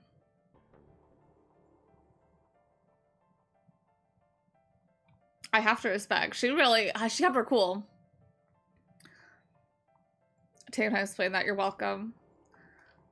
Let's go. Her hand reached out toward him. Let's get out of here. Let's leave this ship. What the hell are you talking about? To open a numbered door, Yes, I know. You need at least 3 people. We just need the bracelets. As long as we have this. Once again, Clover reached into her pocket and pulled something out. It was another bracelet. Junpei could see the number on the face. 0. Zero. Bracelet. The zero bracelet. I told y'all in the last one she had that bracelet in her pocket. You've got something in your pocket. What is it? Because you can make any number. You can make any group 3 people if you have the zero bracelet. This? For the most part. This is... And then 4 and 5, they already equal 9. See? You get it now? If we have the zero bracelet, we can leave. Let's go, Diva. We can open door 9 with just the 2 of us. See? So let's go. Come on. Hurry up. She shoved out her hand again. Junpei looked up at Clover. She had the face of a demon, but there was something else. There was a holy light that surrounded her. She was both a fierce god and a benevolent goddess filled with love. Junpei. Her voice was soft. Her eyes weren't empty anymore. They were deep, so deep, Junpei could feel himself falling into them. Is this a gag? Am I gagging? You should be gagging. He felt dizzy. There was something oddly bewitching about her. His mind was beginning to crack and his heart began to melt. Junpei. The hand she was offering him, it looked so soft, so inviting. Clover. Junpei reached out with his own trembling hand and closed it over hers. Yeah? She just needed that bracelet.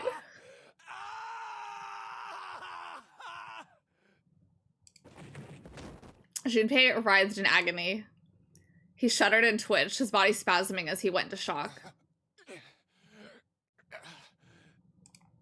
He screamed until his throat was torn and bloody, then screamed more. His cries echoed across the room. Eventually, his movement slowed, then faded. There was no more strength left in Junpei. He could feel his body begin to go numb. He no longer felt pain. He no longer felt anything. Whatever Junpei had been was gone.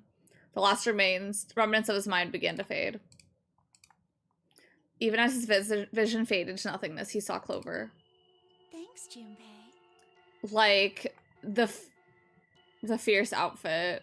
When you're low-key divalicious. Adventure mode, miss so much. I know, like, you literally miss all of this if you're in adventure mode. Like, you missed he writhed in agony. Screamed until his throat was, all you hear is, ah! And then you see this. I'm just gonna borrow this, okay?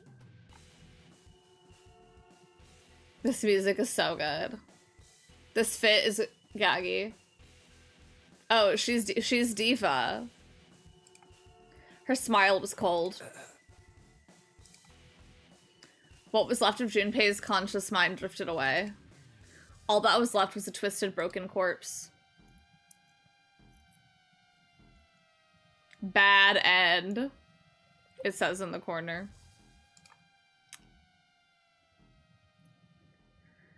Okay. Yes. So now we have the axe ending.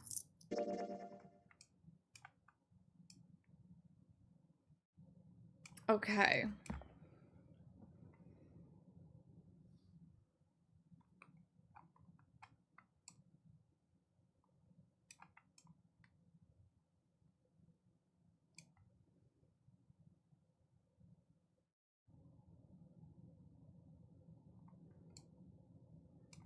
Let's go back here.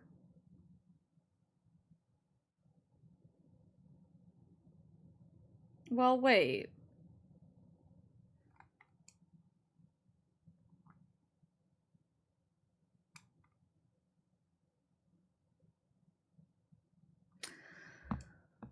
I have a question for...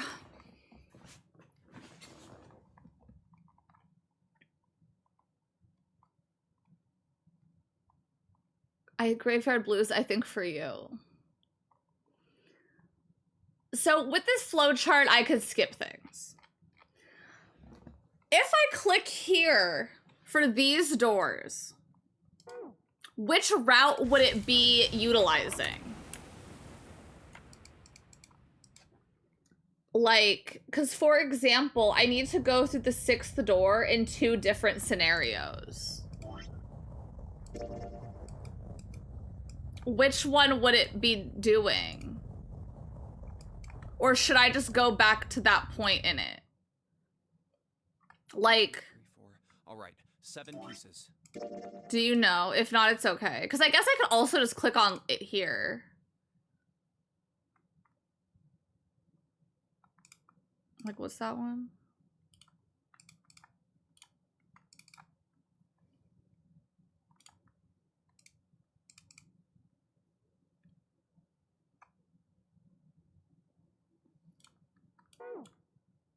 But you know what I mean? I think it uses the previous thing you did. See the blue line that's highlighted. Oh, okay, cool. Perfect. Thank you. All the others are great. Okay, perfect. So with this one...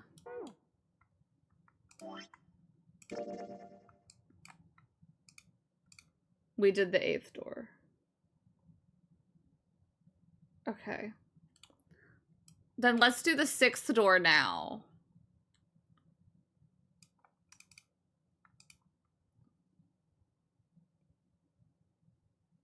Or... change the track, then forward again. You can switch it pretty quickly. Okay, cool. Thank you. Because, okay. I'm trying to decide, I guess, on the order I want to do the endings in. Because we've, like, for those that have played the game before, I'm pretty much doing the 999 a spoiler-free guide to achieving all the endings. And I have done these 2 in order first. I do feel like I should maybe just keep going.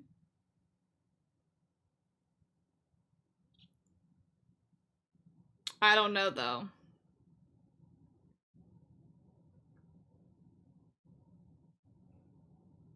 Are you getting every ending? Yes.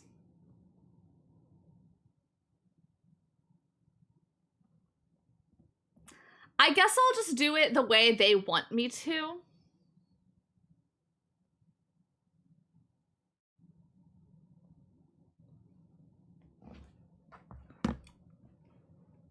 Because this one... might as well. Oh, gee, Jinx, follow your heart. Well, because this one... let's do them in the biblically accurate order.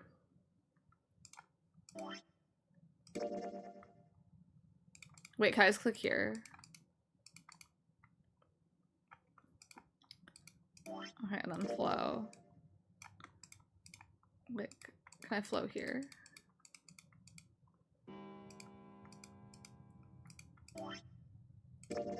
Okay, perfect. So we're on door 4. Okay. And then we're gonna do door 7. Please let me hear. Let me in here. Flow, and then...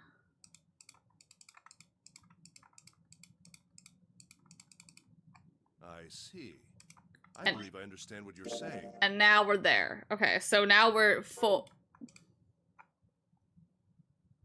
I'm trying to double check my work. Because I guess it just makes sense to do them in the endings that they want, because, like... I don't know. Based on the ending names, this seems right. Plus, I think this one's not that good that we're about to do. So, we better get it over with. Okay, that's door 7. Door 4. Okay.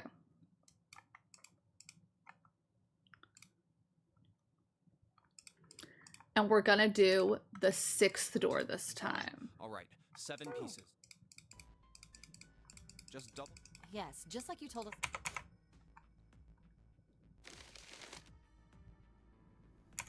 Just give it upload. Okay, I want the 6th door.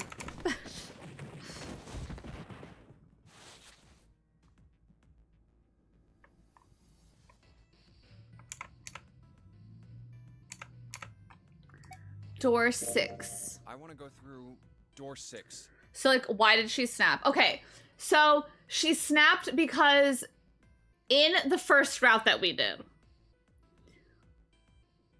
she knows Snake, it was not Snake's dead body because of the left arm, because we told her that information. In this route, we did not have that route that we just did, we did not have that conversation with her. So in her head, she is still like, that is Snake's dead body, and these are the only two people who could have gone in that room with him to have killed him. Because in the first route, we were in 2 rooms with her, and we gave her that bookmark. And because we gave her that bookmark, she told us about the experiments and stuff. And we were able to mention the arm because we like follow up had another conversation with her in that room where we were with Ace. Junpei flipped open the piece of paper. It read Junpei door 6. Of course it did. He'd written it after all. That's a problem. June spoke barely above a whisper, but they all knew what she'd said. Those teams will be able to go through the doors they want. Damn. Clover and I chose door 1. Lotus and I chose door 2. That's not enough people to open a numbered door, however. Here was thinking she just went off, but she planned those murders. Yeah, she planned to kill those 2 people, and then she killed June because June was trying to protect them. The digital routes don't match up either. We've got similar problems. Junpei and I want to go through door 6, but our digital route is 5. If we're gonna open that door, oh, Ace is gonna go with us. Damn, what are we gonna do now? What are we going to do? Junpei crossed his arms and did his best to put his thoughts in order. The others followed suit, but with little result.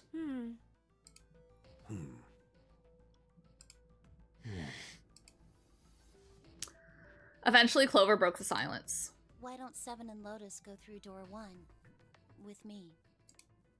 Her face was cold and flat, as was her voice, but her logic was sound. So in this route, I think we already gave her the bookmark.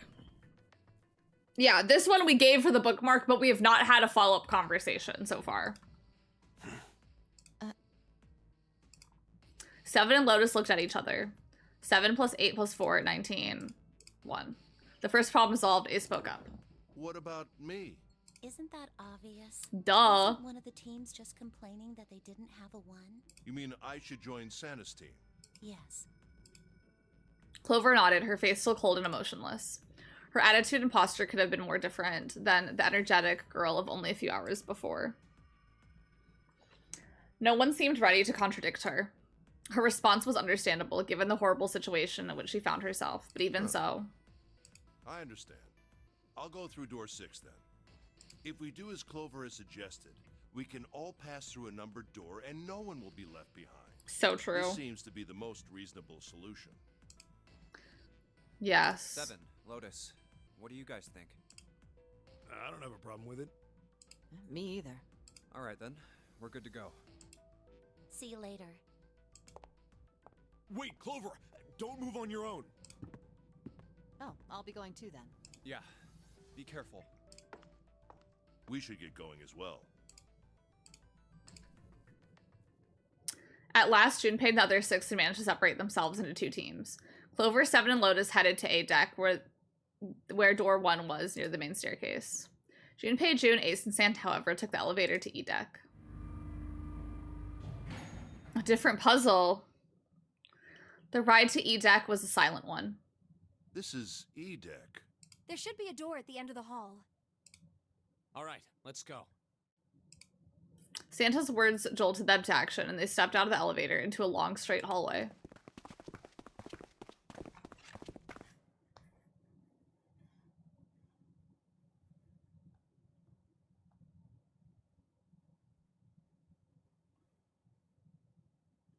Sorry, I'm reading.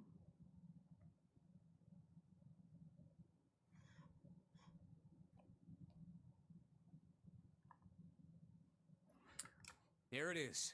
You guys ready? Yeah. Then let's get to it. I think a lot of the people on the Steam page also weren't aware of the system of skipping past things that I was told about. Because I'm like, guys, I tried it and it didn't work. When they put their palms over the red. With a soft electronic noise, it authenticated each of them.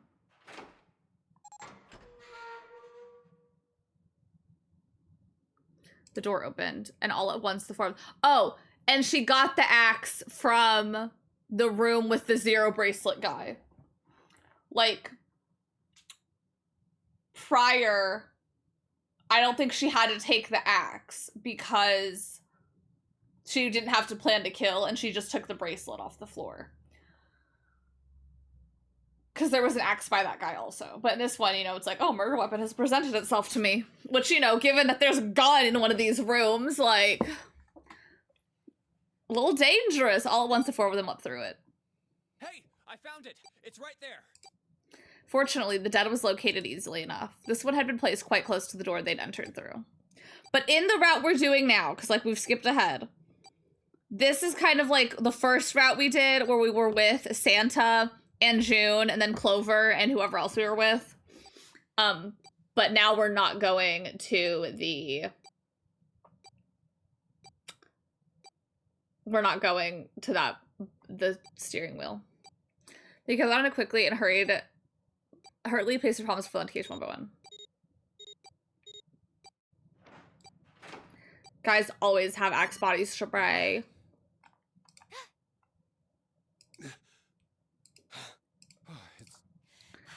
Yes, it stopped. The countdown had ceased, but Junpei's heart was still pounding in his chest like a frantic, thunderous drum. It felt as though it might shake itself up and out of his throat. I don't believe I'll ever get used to that. I'm not sure it's something I'd want to get used to. We should finish this game before imminent death becomes a normal thing. You got that? In the hour and a half we Once I'm out have. of this hellhole, I'm taking a nice long vacation. I agree. With that, the doom and gloom from before was done, and the mood turned somewhat later. I wonder, though, are we in the room that's gonna have the GUN? With that attempt at good humor, Junpei took a deep breath and began to walk. I think we are. He jogged down the stairs to the end of the hallway and found himself staring at a large door. This door looks heavy. But it's not locked. I'm opening it. He took hold of the bar that served as a doorknob and shoved it down. The room beyond stopped him in his tracks. It was gargantuan and made entirely of metal. None of the accents of wood or tile he'd seen in the rest of the ship. This room was purely functional, but utterly tremendous. Whoa, what the hell is this? Santa got out a few words before awe stole the rest of them. The rest were too stunned to offer... The woman was too stunned to speak, to offer anything more than This has gasps. to be the biggest room so far. The ceiling is pretty high, too. Huh. Could be 2 stories. This looks like it's gonna be so annoying for me to traverse. This space could be utilizing the entire length of the ship. What's that huge Kamaboko-looking building in the middle? A what? June points at the massive building in the center. Well, I guess that's as good of a description of it as any. What is Kamaboko? Oh, it's a Japanese cured processed seafood product made from pureed white fish. It is formed into shapes. Now I know. Junpei and the others were standing on scaffolding that crisscrossed the whole area. The proper term was catwalk, Junpei thought, although that didn't seem particularly important. I see stairs, so we may as well head over to them.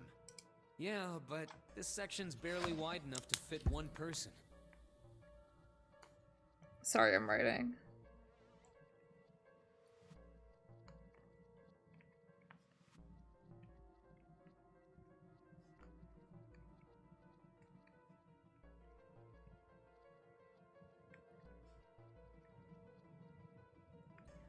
Okay. You're right. Nearby was a long iron staircase that made its way eventually to the floor beneath them. Y'all, no one talks about Iron Lung anymore. Whoa, you can't even tell the shape when you're this close.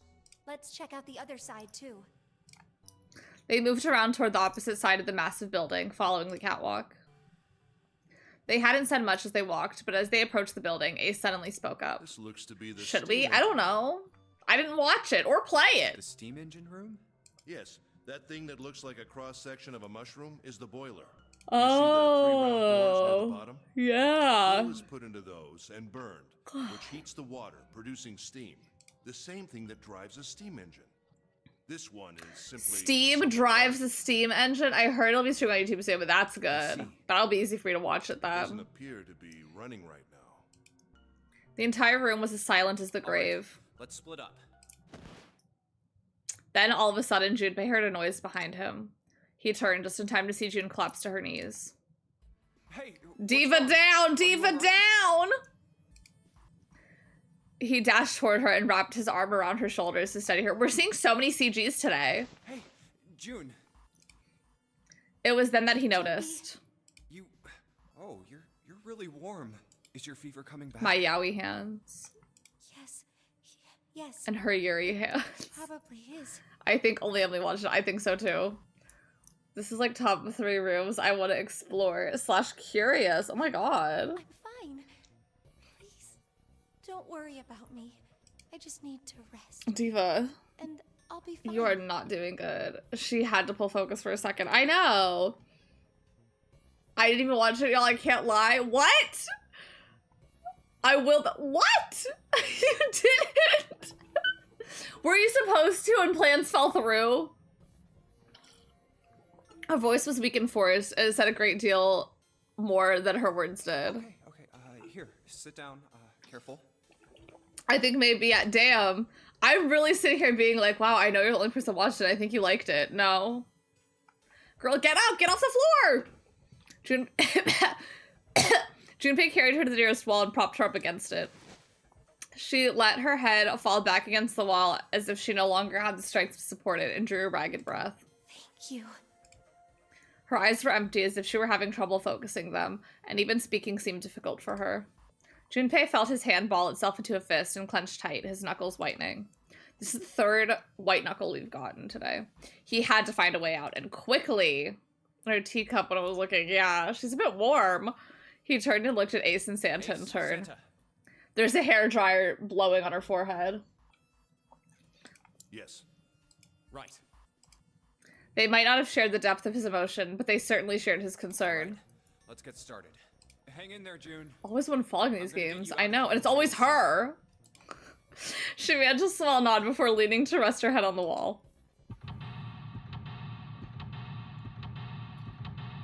Oh my god. I have to have faith, trust, and pixie dust so that I can get through this damn room. Okay. Move coal. Okay. What if I stand on it? Okay, it's a square hole. That is a rectangle? Oh, okay. Okay, plug something in. Okay. A button.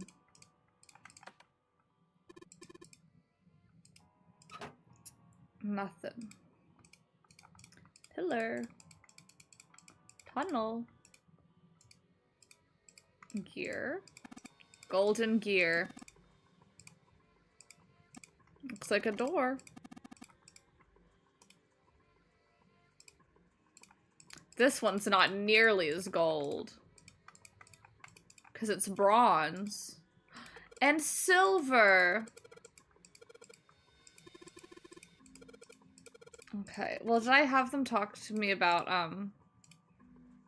this bronze one? A huge bronze gear. It has to be important. Okay.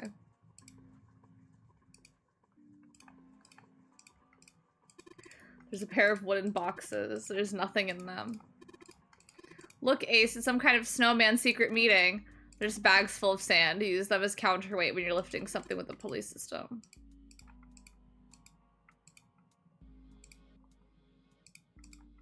A thick.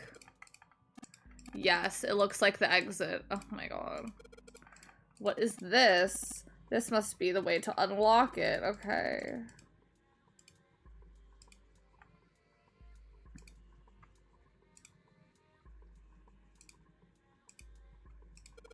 There's a bunch of boxes. Okay. And there's a golden. A bronze. Okay, but I doubt a single boiler can move a ship. Okay, you need at least 3 or 4 of these. Well, no, it's just common sense. Okay. Okay. There's a number of these. Okay, is there another staircase I could go up? Like, can I go up here? Okay, yeah, I can. I was like, can I move? Sliders, but this one's up. Maybe there's something. Nothing. Nothing happened. Okay. Let's... A. I saw Pixie Hollow clip today. I want to watch those movies again. They're so good. I want to watch them too. I want to play... The first one has like a crazy good DS game. We're going in here? Just like the door we went into. Where are we? We must be on the other side. Keep moving. There's a great... Oh my god.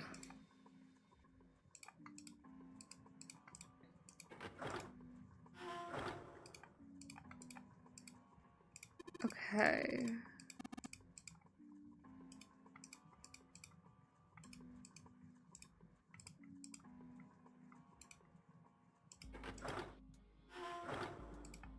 So all I could do here is go in here. But that A door I cannot go into because this is all I can access through the C door. Okay.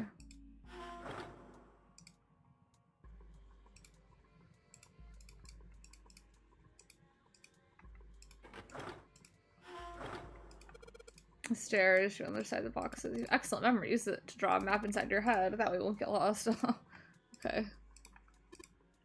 Okay, this looks like the other one. Tinker Bell movies so effing bad, bro. I want to watch them. Oh, my wheel now. Good job, genius. You broke it. I didn't break it. It broke all by itself.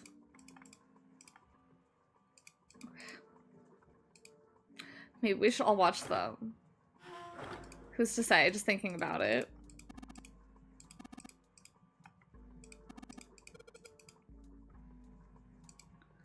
Well, can I put this on this other one?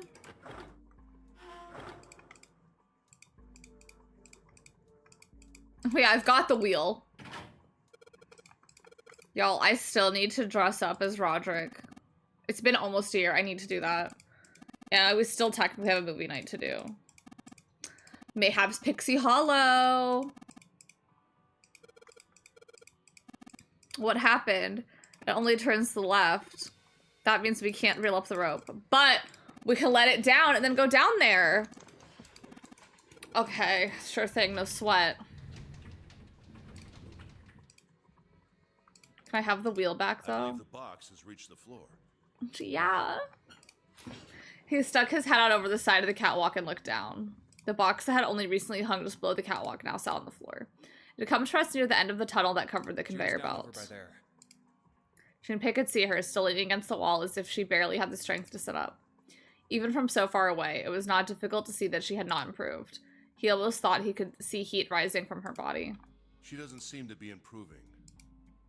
Ace's expression was inscrutable, but he'd said what they'd all been thinking. Well, yeah, we're gonna strut the she's not catwalk. gonna just get better right away, you know?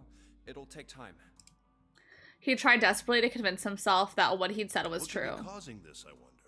Illness, perhaps? Nah, it's gotta be exhaustion. Santa's response was confident and She gets certain. dropped into some weird-ass ship, forced to play some messed-up game. If you think about it, it's a lot weirder that we aren't freaking out just like her, you know? So you're saying True. we're abnormal? Yeah. We're just running around this room, solving all these puzzles like it's just business as usual. How the hell could you call that normal? We're just guinea pigs. Santa snorted in disgust. Guinea pig? You mean like a lab rat? You mean we're being used for some sort of experiment? Is that what you're saying? Dunno. The experiment? Does seem like a possibility, you know? They stood there for a few more minutes, no one speaking until Santa turned and walked away from the winch. Junpei and Ace followed him. I was hoping they'd put me downstairs automatically.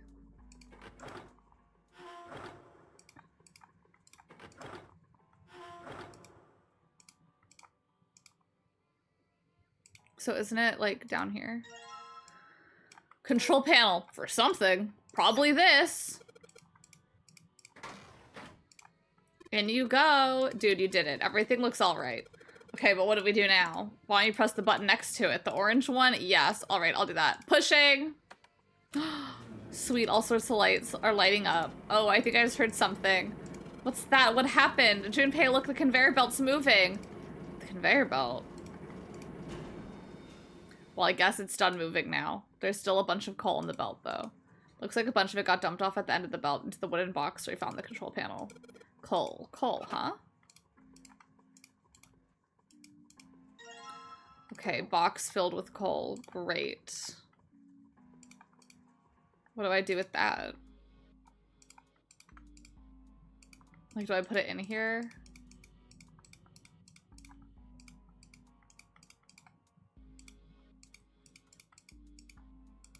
Like, no clue what these do still.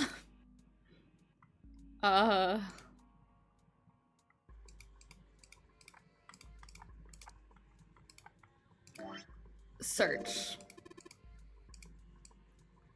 There's only one thing to do with it. What? I don't know.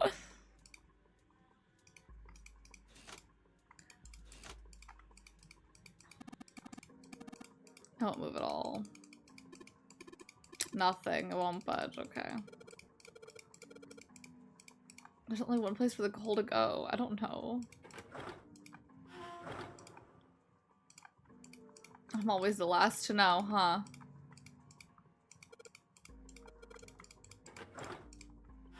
Okay, well, this is where I got the one thing from.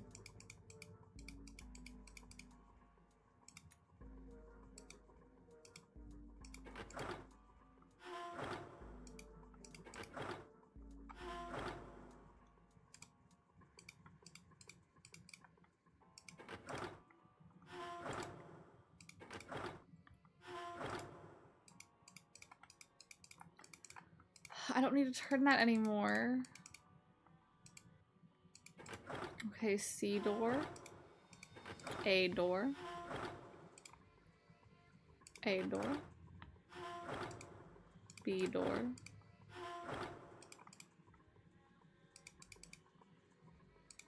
I don't know. I don't know. Well, let's try going back downstairs.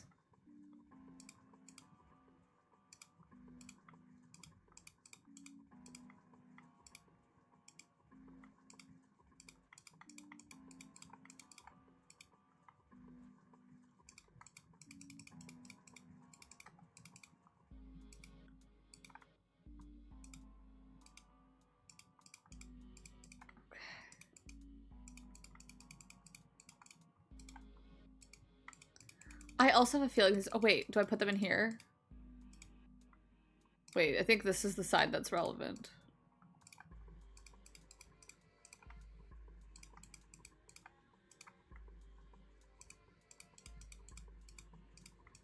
Do any of these open?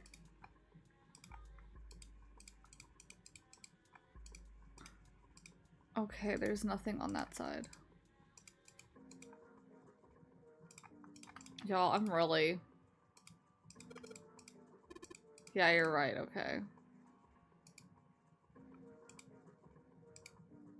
Let me try this. Like...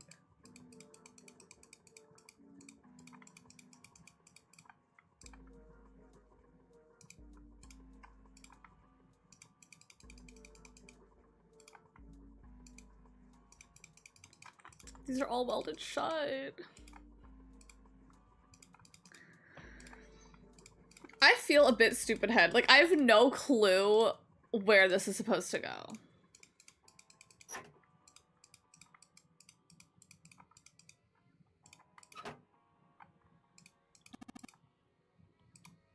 Okay, maybe I shouldn't be paying so much attention to the conveyor belt, but like, where the fuck does this go?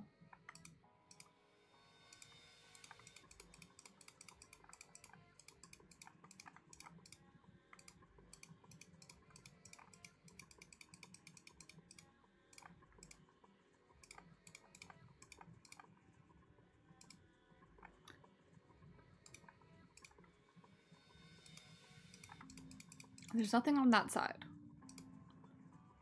All I could do is go up the stairs right here. And it's nothing to do with this.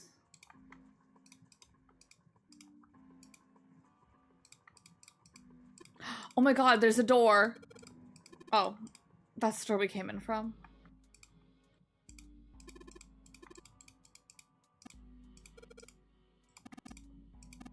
Okay.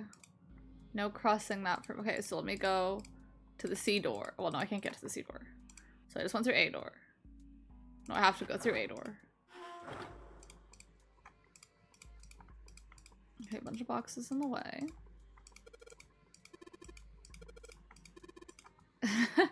It's a catwalk, meow. Can anybody hear me?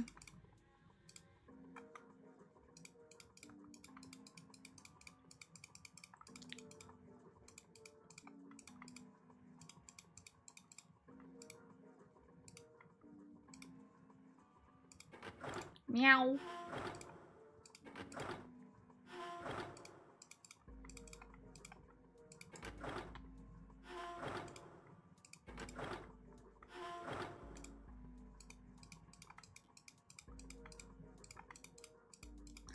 Y'all, I don't know where this is supposed to go. All I have is a box filled with coal.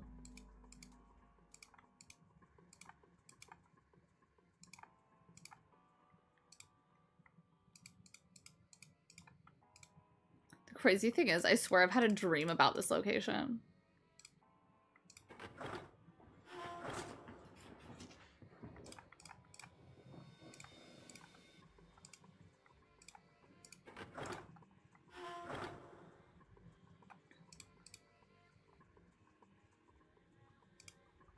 Okay, we don't want to go through the one door.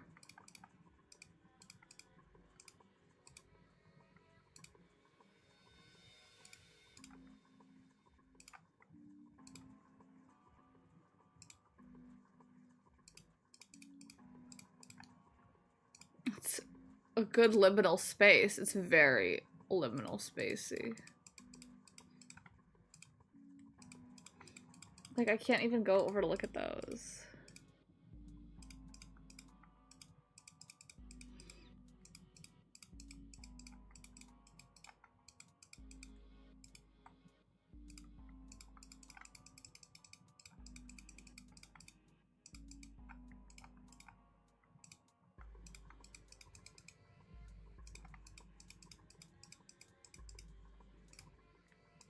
Oh my god.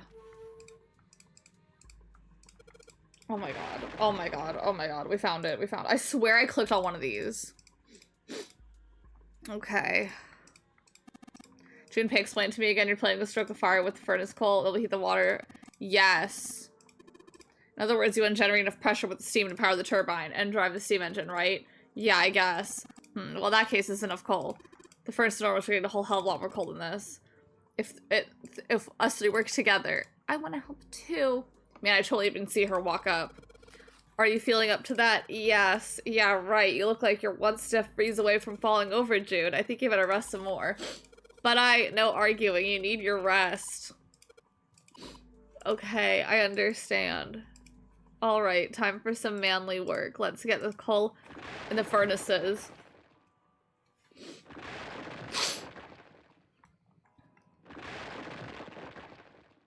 Sometimes I wish there was something you could click on, like how in Danganronpa, that like tells you the things you can interact with. Okay, that should be sufficient. Junpei, hand me your matches. What makes you think I have matches? I see. Then how are we gonna light it? Perhaps there's a device nearby that allows us to remotely ignite the coal. Oh god. Well, the only other thing that I feel like I can interact with is up here. I think it might be. It probably is. This may be how we ignite the furnace. That means that if we move the thing down. Alright, let's do it. Oh, because now it's full. Hey, Junpei Ace, look at this. There's big gears turning under the boiler here. Whoa. Oh. I need those. Okay, what the hell are you guys waiting for? Let's start looking.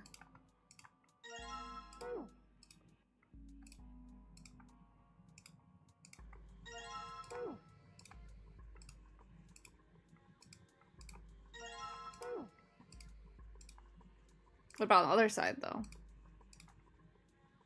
These don't have any. Okay. Get me out of this fucking room. Get me out of here. Maybe if we put those 3 discs, let's stick them in. That's odd. Nothing happened. Maybe you're putting them in the wrong place. Perhaps you have them facing the wrong directions. Let's rotate them. When the disc is clicked, it'll rotate a certain amount of times. The way it was clicked, the discs are switched. Please note, the discs are switched, the angles for the discs are reset.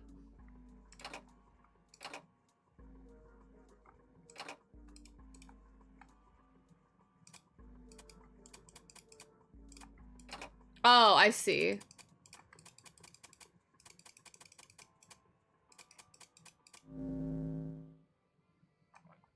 The red line's on the discs. I think maybe I could make a star polygon with these. I did do that. That's what I did. But I found it!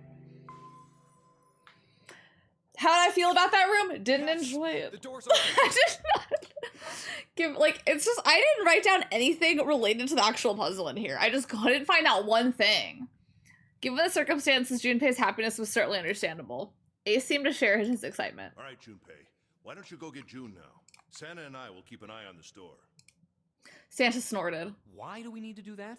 Even if it shuts, we know how to solve the puzzle now. We could just open it again. Well, I suppose that's true. Shall all 3 of us go and collect June then? Nah, I'm cool. I'll let Junpei handle it. Thank you. He still seemed irritated by something, however, and sat down on the stairs petulantly. So are you only interested in being contrary? Ace sighed with the air of a long-suffering parent. All right, I'll go get June. I'll be right back. He gave a quick nod to Ace and Santa and dashed off down the stairs. Before long, he was back on the first floor next to the conveyor belt in June. Oh, Jumpy. My hair a bit naughty right now. As he drew closer, she stood up slowly. Are you okay? He did his best to sound calm and nonchalant, but there was no hiding the genuine concern in his voice. Yes, I'm fine now. I'm sorry I made you worry. Damn, if I were ever in these kinds of situations, I 100% would be sick, sit down, and then once itself be like, sorry I made everyone worry, I'm feeling so much better now. June blushed. He wasn't sure if she was embarrassed or still feverish. Let me check. Just to make sure, he reached out and put his hand against her forehead. He's gonna... Good. You're feeling a lot better. She was feeling far less warm than she had earlier, but she still wasn't down to seem what seemed normal to him. Are you sure you're all right? He had to be sure. June gave him a look. Oh, you're such a warrior, Jumpy. Oops, I mean, warrior. Warrior. June giggled. He wasn't sure if she just made a joke or not, but seeing her smile again made Junpei feel at ease. If she was well enough to smile and laugh, then she really was feeling much better. He gave her a friendly poke on the forehead. All right, let's go. Go where? Oh, right, I didn't tell you. We got the exit open, so... Great! Let's go! June clasped her hands and nodded urgently. They headed back to the exit, but on their way they found... It's... Santa? Santa was sitting on the stairs. He was, however, holding something in his right hand and staring at it with a strange expression. Junpei and June slowed down and finally stopped in front of him. What are you looking at? Santa answered without looking up, his voice quiet. It's a photo. It's my sister. Sister? Santa, you've got a sister?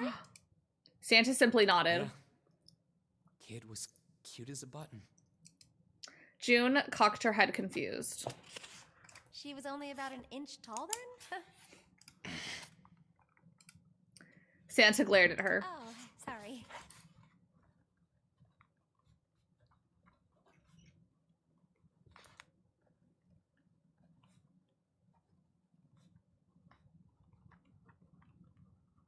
Okay. I guess an inch is a little large for a button. Probably more like a half inch. Santa didn't smile or laugh. Sorry. Why are you looking at it? He simply turned back to his picture and spoke. I was her Santa Claus. Wait, what? This sudden revelation took Junpei by surprise.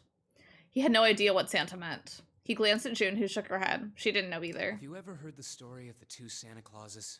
It goes that a long time ago, there were two Santas. There were? One of them wore white, and the other one wore black. The white Santa gave presents to good kids, and the black Santa played tricks on bad kids. They went on like that for a while, but eventually the black Santa's tricks started to get worse and worse. Pretty soon, the white Santa couldn't stand it anymore, and he stabbed the black Santa to death.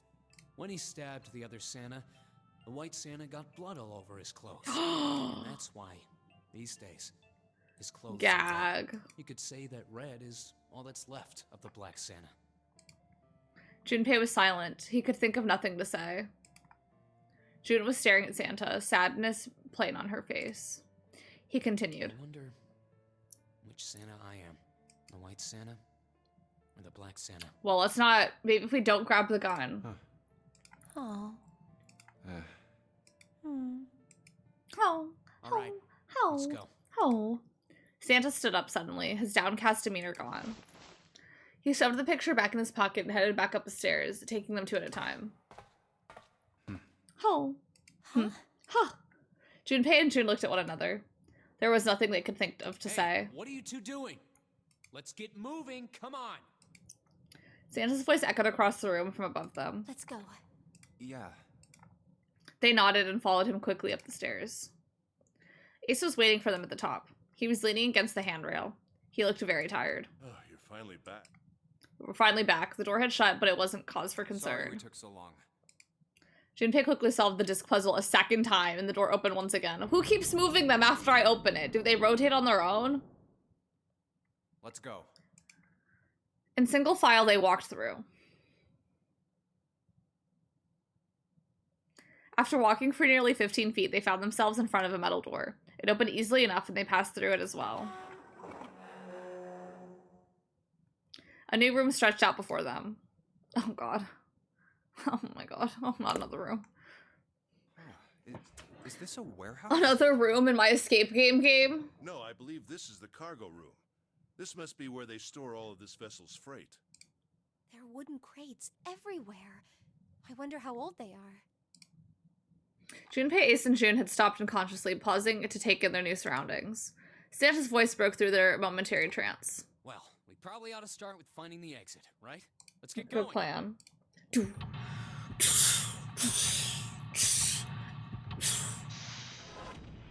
Let's get out of here!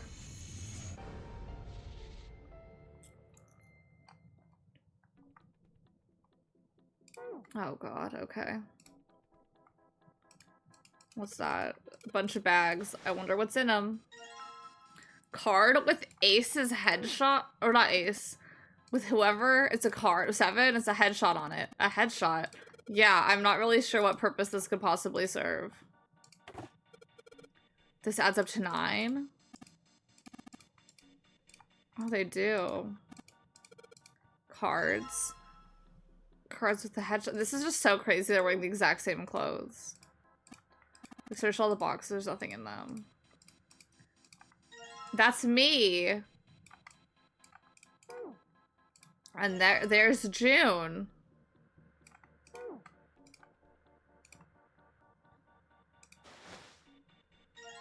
Oh my God, I'm gonna get a lot of cards. Oh my God, him. 2, 3, 4, 5, 6. I have to get so many.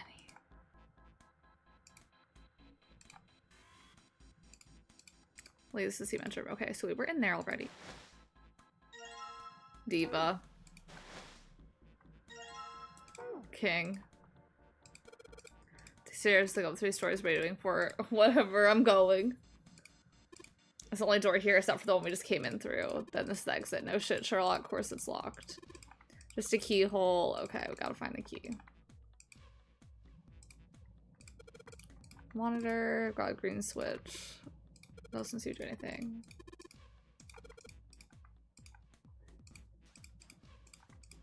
Okay. Sigh. What could that mean? 1, 2, 3, 4, 5, 6. I'm missing 1. I don't even know for who. Wait, 1, 2, 3, 4, 5, 6, 7, 8. Oh no, I have all of them. We've just never had so much stuff in our pockets.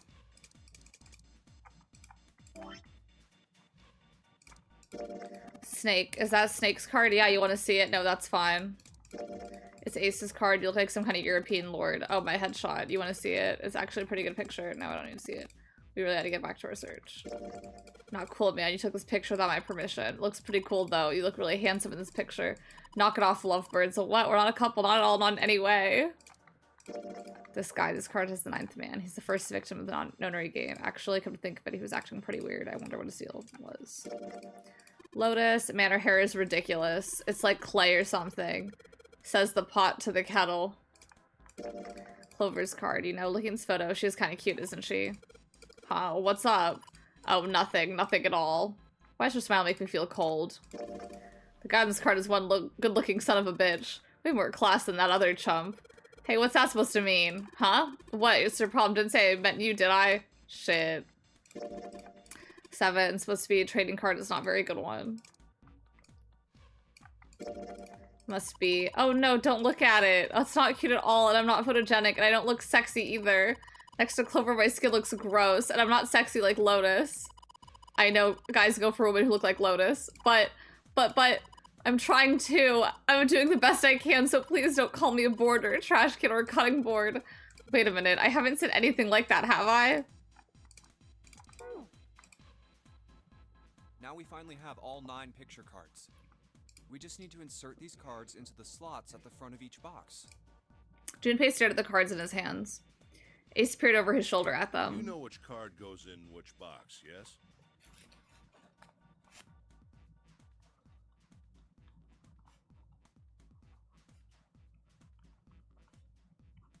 I do. Sorry.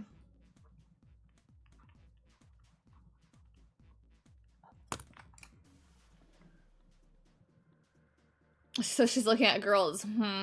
First the performative fever, now this, right? Junpei gave him a look. Yeah, of course I do. It's really obvious. You just match our numbers to the numbers. I know, these not being in order. Pop the corresponding card in the right box. So for instance, the card with the picture of Ace on it goes into box 1. The card with the picture of Snake on it goes into box 2, and so... Oh, I see. Okay. What is it? Nobody wants to do anything. Junpei thought he might have imagined it, but he could have sworn Ace I'll stiffened. leave the rest to you. Hey, wait! Like, so genuinely, what will these people do without me? He quickly turned and walked away. Oh well, whatever. Doing his best to clear his mind for the task at hand, he turned back toward the Time to boxes. solve the 9 boxes puzzle. 9 cards with the pictures and 9 boxes. 9 cards, 9 pictures, 9 boxes. Ace's card is in box. What if I had to do it? Like, what if that was the puzzle? I just need to do the same for the rest. And finally, the 9th man's card into box 9. All 9 box lids popped open at once. He peered inside. In each box was a single pin. 9 pins? They looked like sewing pins, maybe Guess I'll thicker. take them with me. Junpei collected them all quickly and shoved them into his pocket. 9 cards, 9 pictures, 9 boxes, and no bitches! Ugh.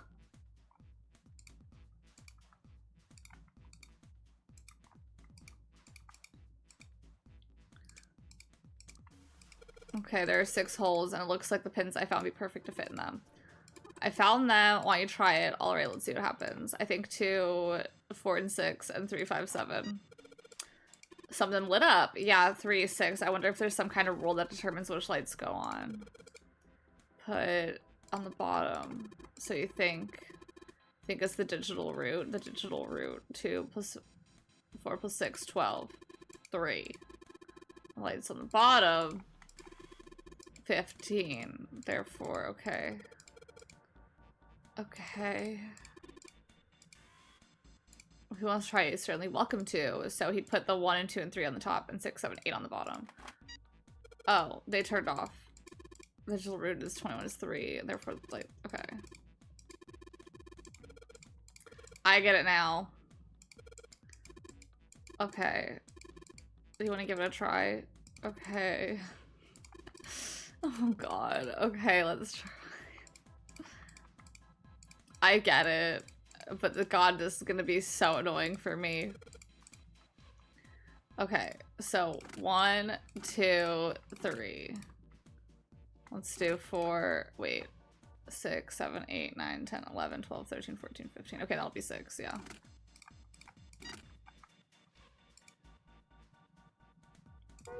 Okay, wait, what a...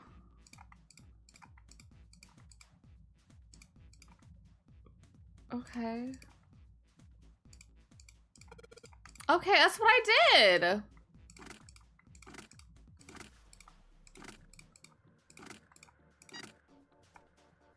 Like, those should be on.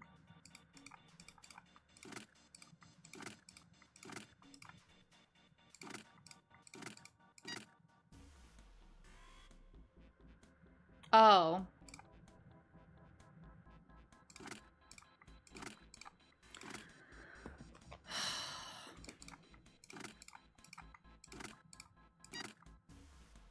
Okay. 9, 10, no. 9, 10, 11, 12, 13, 14. I'll guess 5.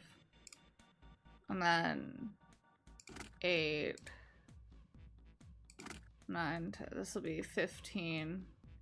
And 1. Okay.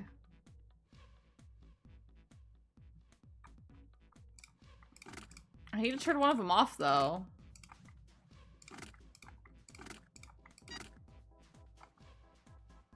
I'm so confused. Okay, no, we're okay, we're okay. Okay. So, let's see. 8, 9. This will get us 9. Then 7, 8, 9. 8, 9, 10.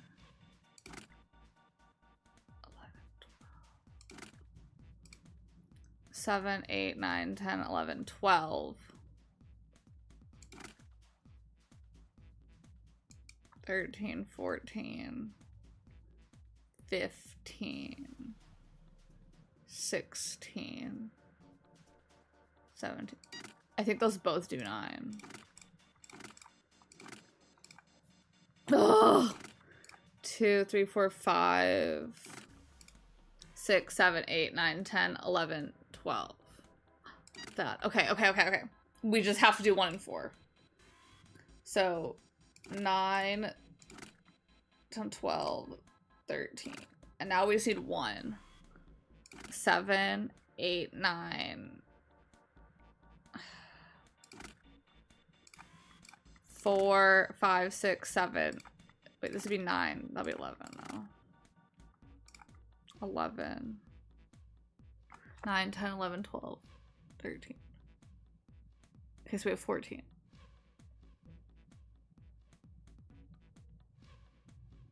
Who went through the 1 door?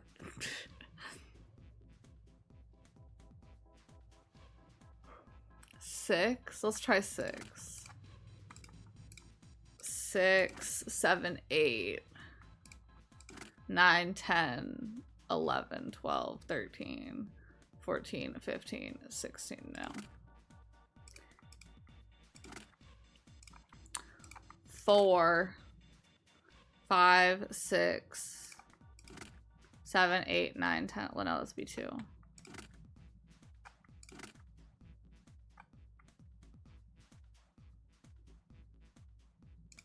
6, 7, 8, 9, 10, 11. 12, 13, 14, 15, 16, 17, 18, 19.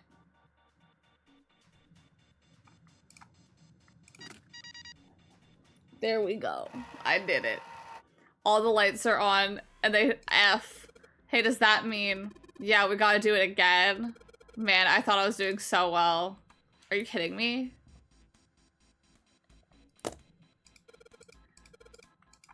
Oh, I know what F means. Why don't we just try all of it?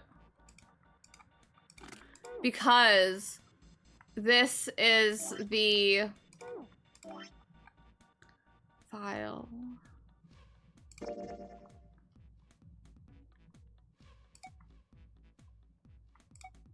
Did I get it during this one? But this is like to get the letter F from that one thing. Which is...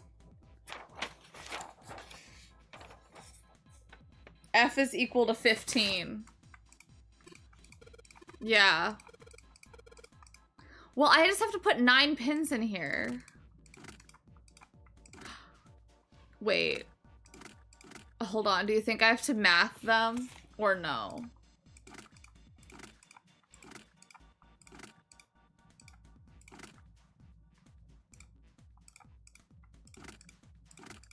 Like, each one across has to equal it. Oh, God. Okay, so 9, 10, 11, 12, 13, 14, 15. 9, 10, 11, 12, 13, 14, 15. 9, 10, 11, 12, 13, 14, 15. 9, 10, 11, 12. 9, 10, 11, 12, 13, 14, 15. I don't know how that one across is gonna go. Unless 9 plus 8.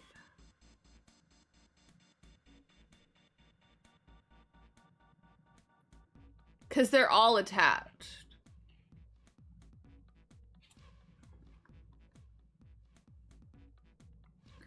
Eight, 9, 10, 11, 12, 13, 14, 15.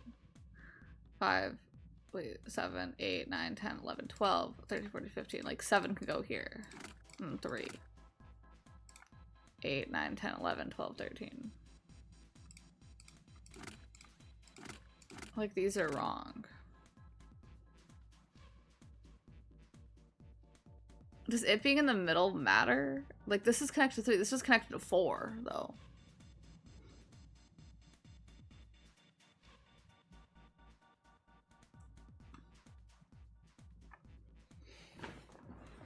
Does these not equal 15? 7, 8, 9, 10, 11, 12, 13, 14, 15. 9, 10, 15.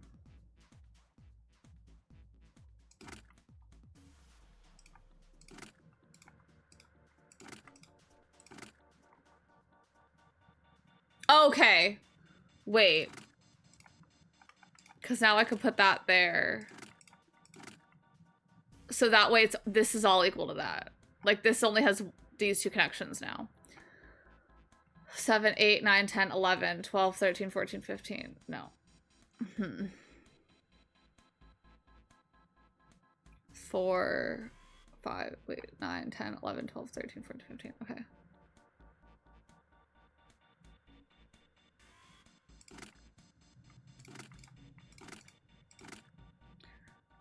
Three, 4, 5, 6, 7. Okay, there we go. No. 9, 10, 11, 12, 13, 14, 15. 7, 8, 9, 10, 11, 12, 13, 14, 15. 8, 9. No, wait, this is 15. 15. 8, 9, 10, 11, 12, 13. Oh, it's these ones across here. 7, 8, 9, 10, 11, 12.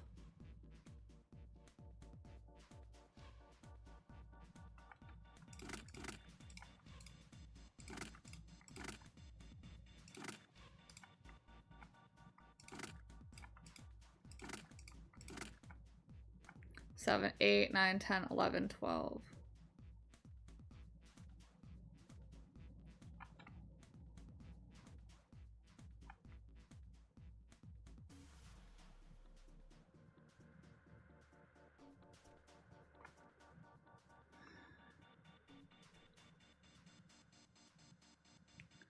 Five, 6, 7, 8, 9, 10, 11, 12, 13. 14, 15. 9, 10, 11, 12, 13. No, because I need the 2 from that. 8,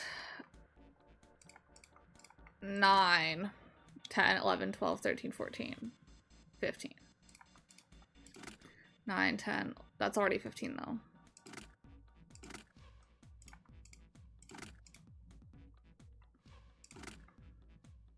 7, 8. 8, 9, 10, 11, 12, 13,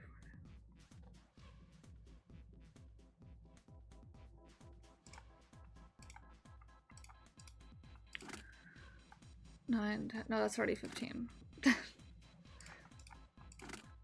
9, 10, 11, 12, 13, 14, 15, nope.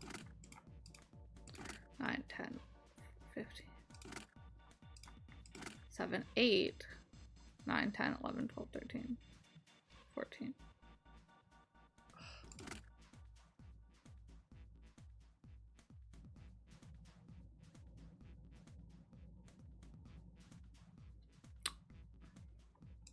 This could be 2 and 4. 9, 10, 11, 12, 13, 14, 15. So 9, and this could be 5, and this could be 1, 5, 6, 7, 8, 8, 9, 10, 11, 12, 13, 14, 15, 8, 9, 16. That was, I hate this room. There we go. All the pins are inserted. We did it. The power is on now. It looks like there's electricity going to the monitor on the top. All right, let's see. A green button. I wonder what these do. Lana, how I hate this room. Okay, what is that? Where'd you find it? I don't know. When you're messing around, it looks like instructions. According to what it says here, the thing's remote control for that. That? Yeah, that. Oh my god. Oh my god. It's called the Pushmaster 5000. Are you serious? Whatever. What are we gonna do with that? You see the coffin over there on top of the crates? Don't you want to know what the deal is with that? I do. You want to check it out? Yeah, alright. How do you think we're gonna get it? Well, there's some crates. Maybe pick a path that would do that. Alright, line it up. Okay, that sounds right. Alright. Well. Okay. I don't need to see the material.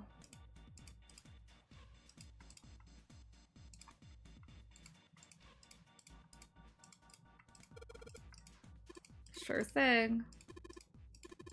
50 moves. Okay, when a square adjacent to the Pushmaster is clicked, it will move to that square. Pushmaster will push up to a single crate.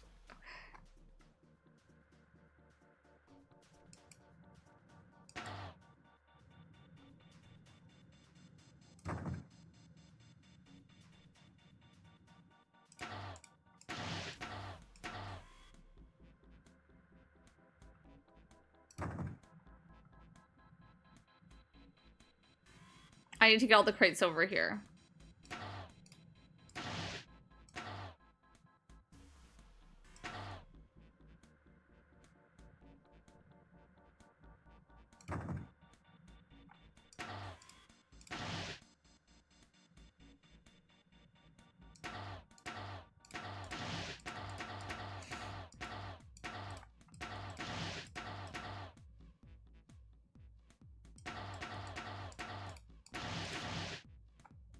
Okay.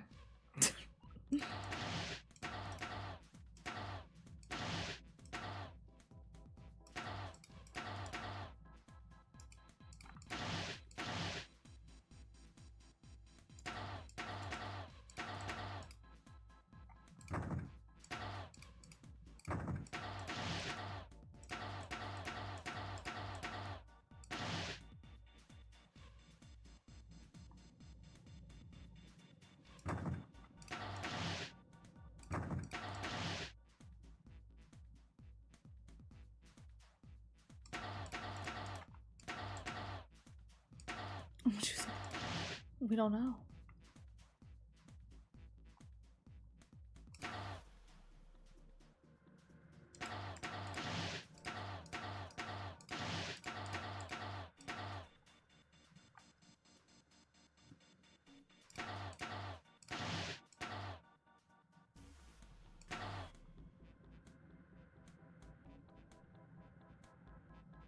I shouldn't have moved that one.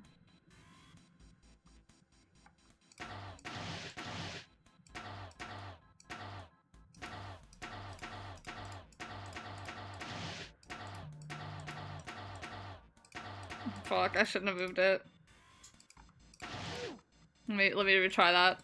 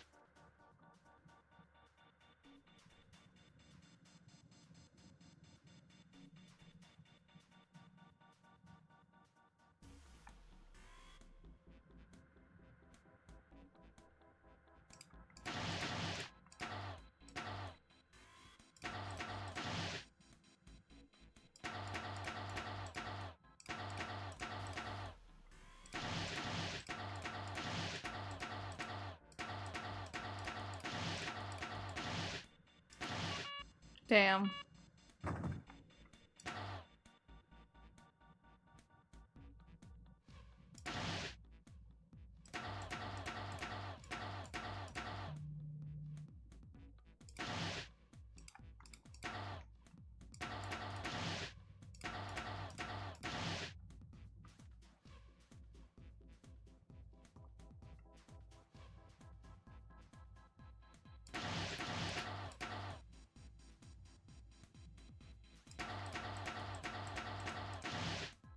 Fuck.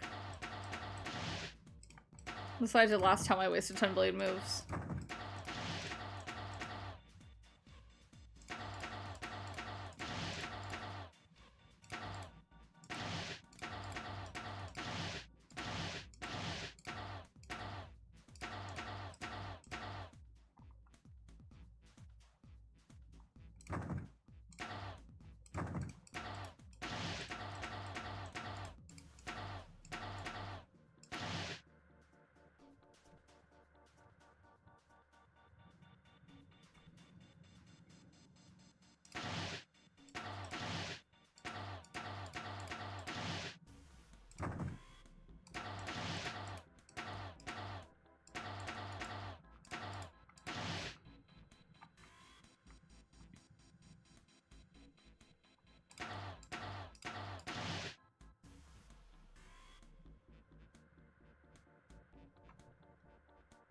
Tina's on burner's on fire like the Hunger Games. She is.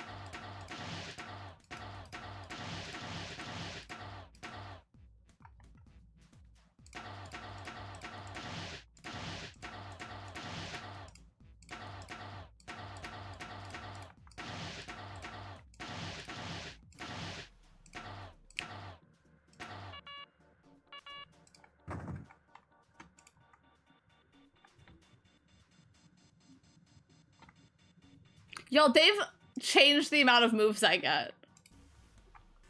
They've given me an extra move.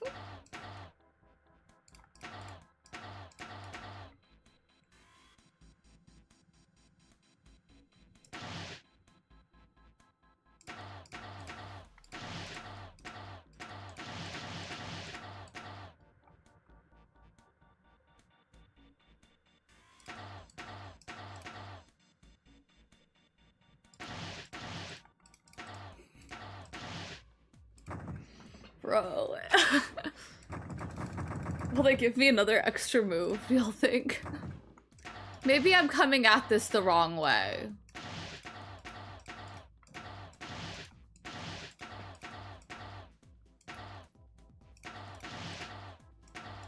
Now these are all stuck, okay.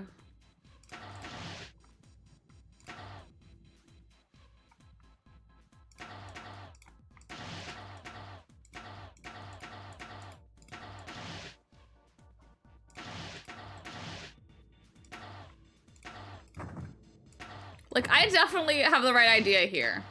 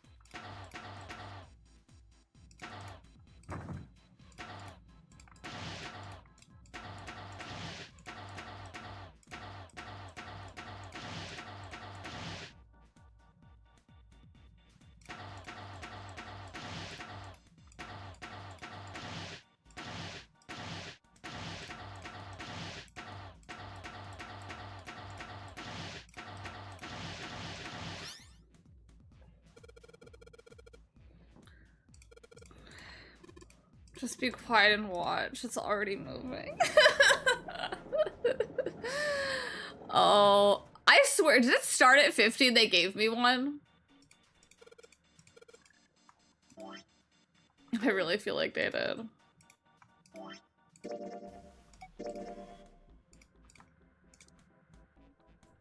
I don't know. I think they gave me an extra move because they were like, girl, you're struggling. You're floundering.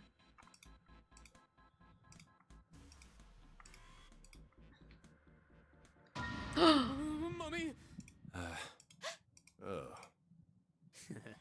Just kidding. Oh. Really? Whatever. Just open it. Okay, okay. A small key and Oh, gun? a gun? Yeah, a revolver. It looks pretty old. Junpei resisted the urge to remind Santa he would have had a lot. Wait, hold on. Whatever, just okay. See, look, we must. They walked slowly past the row of crates until they came to the coffin. They stopped, nodded to one another, and Junpei put his hand on the lid of the coffin. Mummy! I'm sorry, I'm reading. Mummy, just kidding. He smirked heartily at his own joke. Really? Junpei grumbled and shook his head. Whatever, just open it. Okay. Junpei resisted the urge to remind Santa that he would have had to open it a long time ago if Santa had interrupted, and quickly threw off the lid of the coffin as they peered inside. Contrary to what they'd expect, inside the coffin was quite large. It was mostly empty, but not completely so. Like at the bottom was a rusty key, a small key, and next to the key, a gun. Yes, a revolver. It looks pretty old. I wonder if this is a replica. Do not let Santa take that shit literally. Junpei reached down, slowly and cautiously picked up the revolver. In his hand, it felt heavy. This thing is He checked the cylinder. There were 6 bullets. real bullets? The barrel rifled, and nothing seemed to be blocking it. As Ace had said, the gun was a very old one. However, it appeared to have been well maintained. If it was a real gun, Junpei thought it would most likely function perfectly. If it was real. If this is real? Oh. Holding the gun made Junpei feel unpleasant. Carefully, he placed it back in the coffin. You're not gonna take it? Of course not. All something like this is gonna do is cause more trouble. It's a powerful weapon that gives one person a huge advantage. Something like that would be way too dangerous to have around. We're in enough danger already. Yeah, I suppose you're right. Maybe Zero put this gun here, hoping that It something was like not that safe in the might happen. coffin. In other words, maybe he put it here to make us fight each other. In that case, we should most certainly leave it here. I, for one, have no desire to let Zero control me. Diva. The others nodded. They had no desire to be under Zero's control either. Okay, we've got that figured out. But you aren't gonna leave that key in there, are you? No. Of course not. We'll take that with us. Junpei picked up the rusty key and slid the top of the coffin back into place, the gun back where they had found it.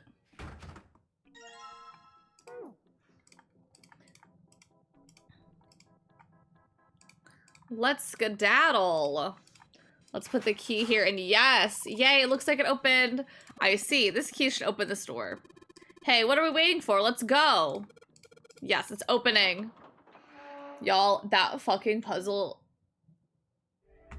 Oh my god. Like, I swear to god, it felt like I spent 5 minutes doing it. The hallway that left the cargo room headed straight towards the stern. Which is not a long time, but it felt... For a puzzle that has 4 blocks you have to move into a line, it shouldn't have taken me 5 minutes. A long hallway, huh? If even, honestly, it probably took me like 10 minutes. I don't know. Some distance along it, a large room opened up the left-handed side. It looked familiar. An iron gate covered each of the elevators. Junpei and his companions drew to a stop and began to discuss what the next move should be. We've seen this elevator before. We got have? off the one on the left just a little while ago. Then we went through the number 6 door, and that took us to the engine room. Yes, and after that we passed through the cargo. Y'all, we're gonna find the 9 door. Now we're back here. In other words, we made a loop. We're back where we started. Junpei approached the elevator. We needed a card to get to this point. I don't see a card reader here.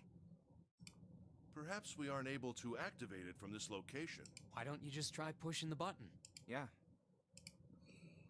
Gently, he pushed the triangular button on the wall. A moment passed. Oh, gag. It works.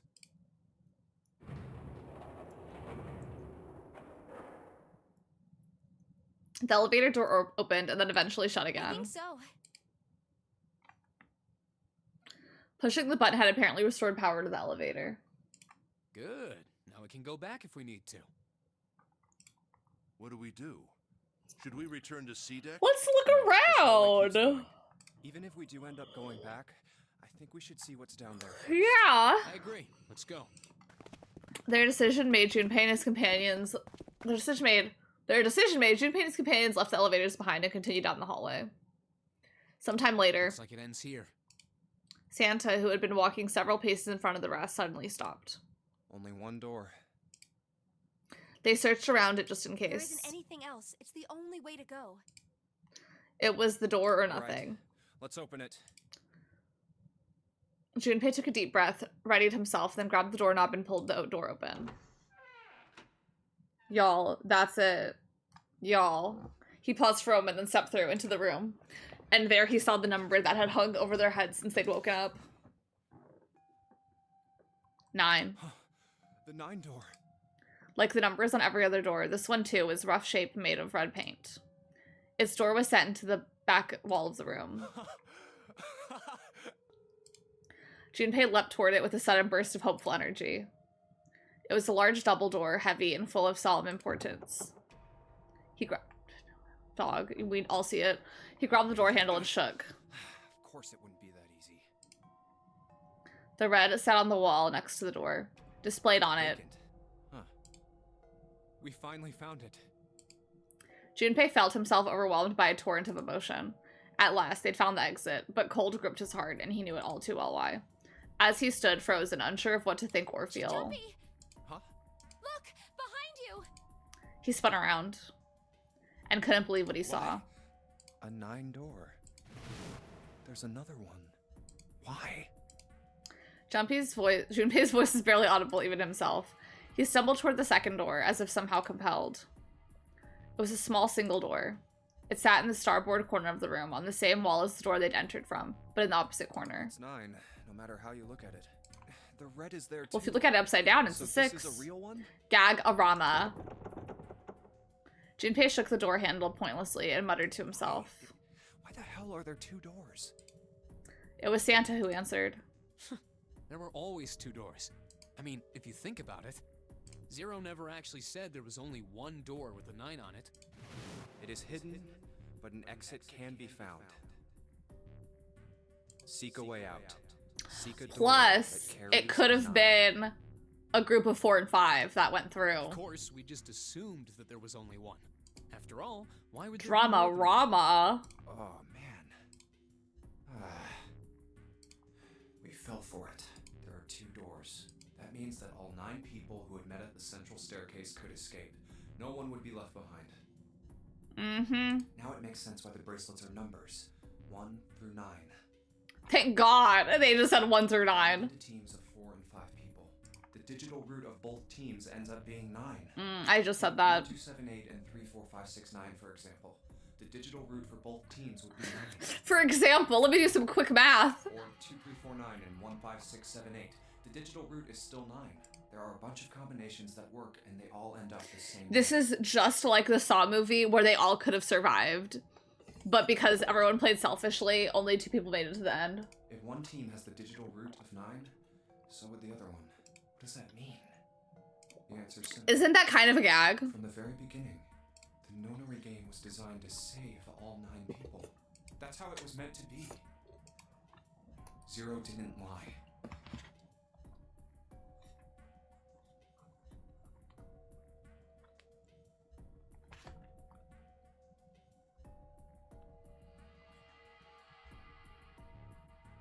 Oh, sorry, I'm making notes. I have questions that I want to keep in mind. He never said there'd be only one 9 door, but anyone who'd found themselves in the game would have assumed that was the case. Fights would have broken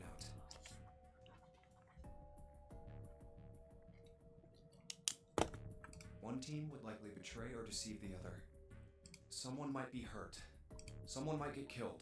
This is just like the end of Saw 2. Eventually, they'd reach this very same room. No, there's like a whole Saw movie where this is what happens.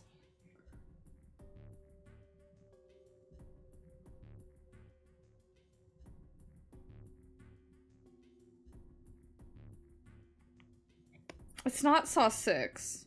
It's Saw 5. This is literally happens in Saw 5. Okay, so you're putting 9 chat members in our game. Who's going in, mama? Okay, I think Anne, because she would actually be able to solve the puzzles. That's all I got right now. So unoriginal, I know. There were 2 doors. There was no need to kill each other. They'd understand and be appalled, overwhelmed with guilt at what they'd done. This game was designed for that purpose. This nonary game. We were all arguing and fighting over doors at the beginning. But if there had been one slip-up, one tiny mistake that led to more, everything could have been so much worse now. Maybe because there has to be a cute one. Duh. Oh. So, what are we going to do, Junpei? If there had been one slip-up, even more worse now, the thought of it sent chill down his spine. So what we're gonna do now, Junpei? I don't know. A voice broke through Junpei's frantic thoughts. Santa's voice. Oh, right. Hey, keep it together, man. Sorry. Jeez. So what do we do? What do you... Thank you for falling on that sword on Tobert, and now I don't have to be in it. We need to think about our next step.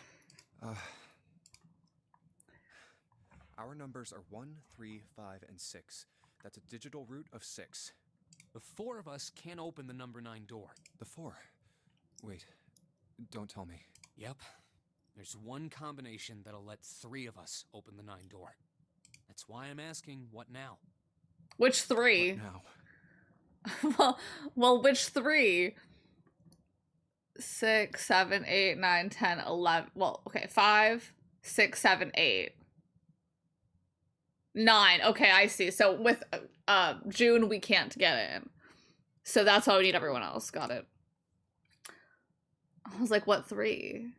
It took me no time. It took him no time at all to determine the answer. There was only one combination of 3 people that would give a digital root of 9. 1 plus 3 plus 5 equals 9. Y'all, I'm telling you, every time I do the math, except in those fucking puzzles, they've just told me that would mean No, we gotta go back. that wasn't a possibility he was willing to consider. Santa and Ace agreed. I agree. We cannot leave June behind. I'm not saying hi due to the conversation we had at the beginning of the stream. Like, I have been here. Junpei let out a breath he hadn't realized he'd been holding. Are you sure? I don't mind staying. June's body betrayed her true feelings. Dang, she was also the extra one with the other group of people. Isn't that kind of crazy? Because it was her, Santa, someone else, but she was like, they wouldn't go through. Her eyes were wet with the beginning of tears and her legs shook. There's no way we'd leave you behind. Was it Lotus? Santa had said what Junpei had known the moment he realized which 3 people could go through the door. Besides, I'd rather drown at the bottom of the ocean than escape with this sausage fest. Maybe I'll get to go to Atlanta. Are you sure you don't mean Atlantis? Huh? Oh. Oh, duh. We're so silly. Perhaps it was the sudden reassurance that no one wanted to leave June behind, but Junpei laughed harder than he had in some time. Santa and Ace smiled. You guys.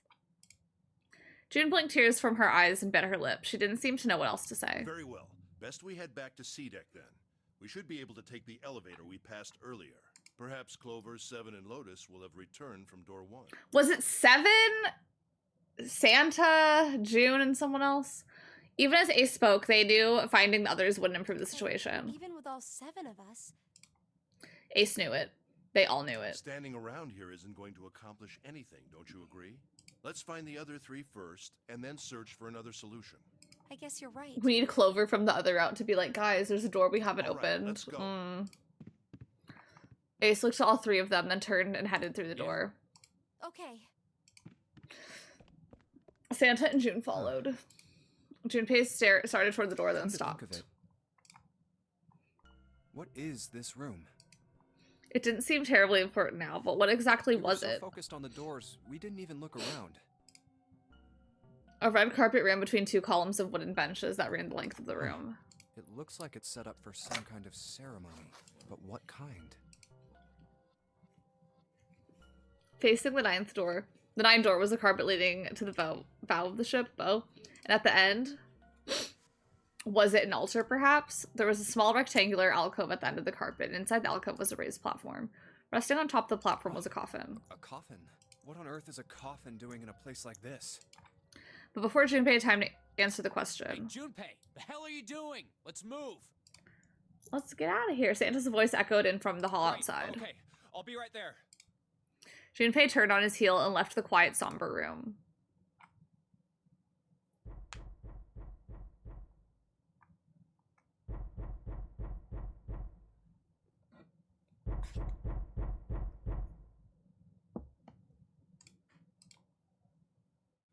See, we wouldn't have gotten those ... if we were in adventure mode.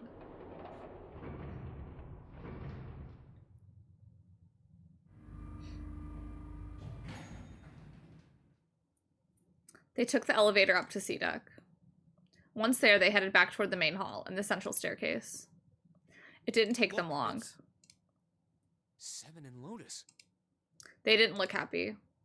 We've got a problem. Clover is gone. What? Junpei and his 3 companions looked at one another. He turned back to 7 and Lotus. Gone. Santa, Ace, June had their own questions to ask. Why? You 2 went into door 1 with Clover, didn't you? 7 and Lotus responded as best as they could. We went through the door together. But Clover barely spoke to us. She just did her own thing the whole time. There were 4 rooms on the other side of door 1.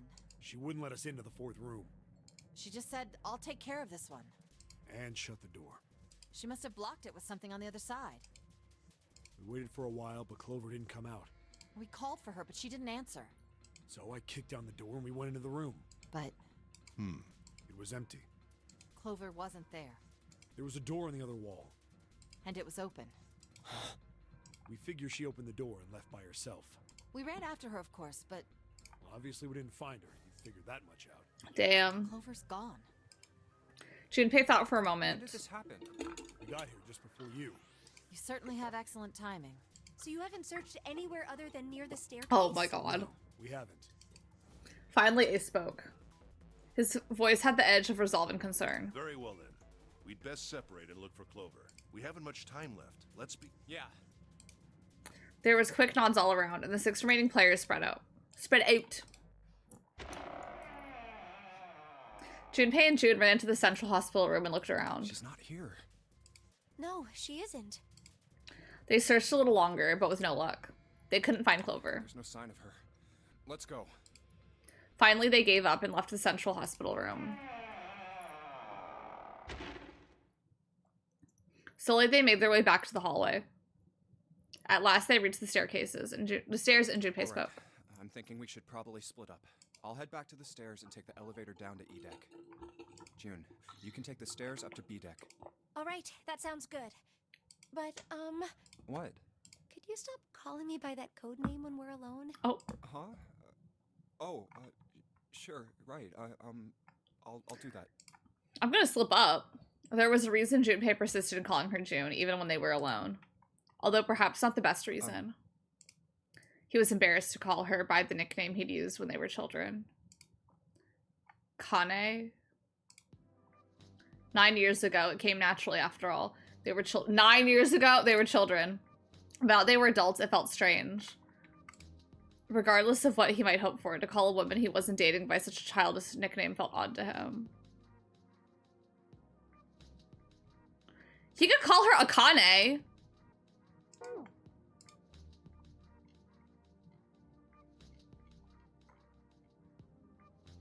To call a woman he wasn't dating by such a childish nickname felt odd. Of course, to call her Miss Kurashiki would be even more awkward, and simply Kurashiki would seem a little brusque. And although he couldn't put his finger on why, it felt somewhat forward to call her Akane when they hadn't seen one another for so long. In short, it was simply easier for him to call her June and leave it at that. Be. Oh, no, it's nothing. All right, I'm going then. We literally miss all of this.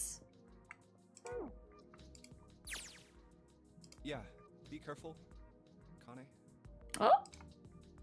June, or perhaps more appropriately, Kane, blushed and smiled. Be careful too, Jumpy. Yeah, got it. Take care. Like, we miss all that.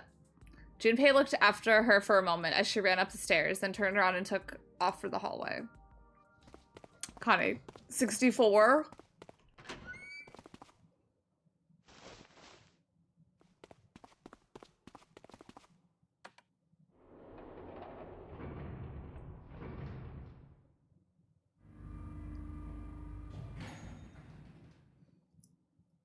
Tragedy always strikes when one least expects it, but to wait for a man to stand before striking him down seems almost crueler than dealing the fatal blow while he lies on the ground. A light in a dark place, June's smile had given him hope both for escape and possibly for something else. It was that hope that raised his spirits just enough they might soon be fully dashed. He opened the elevator door, and there she was. A woman sat slouched against the wall. Lotus. Junpei felt his blood turn to ice. Her body was limp, and her skin, smooth and pale as always, was covered in bright red blood. Outfit reveal!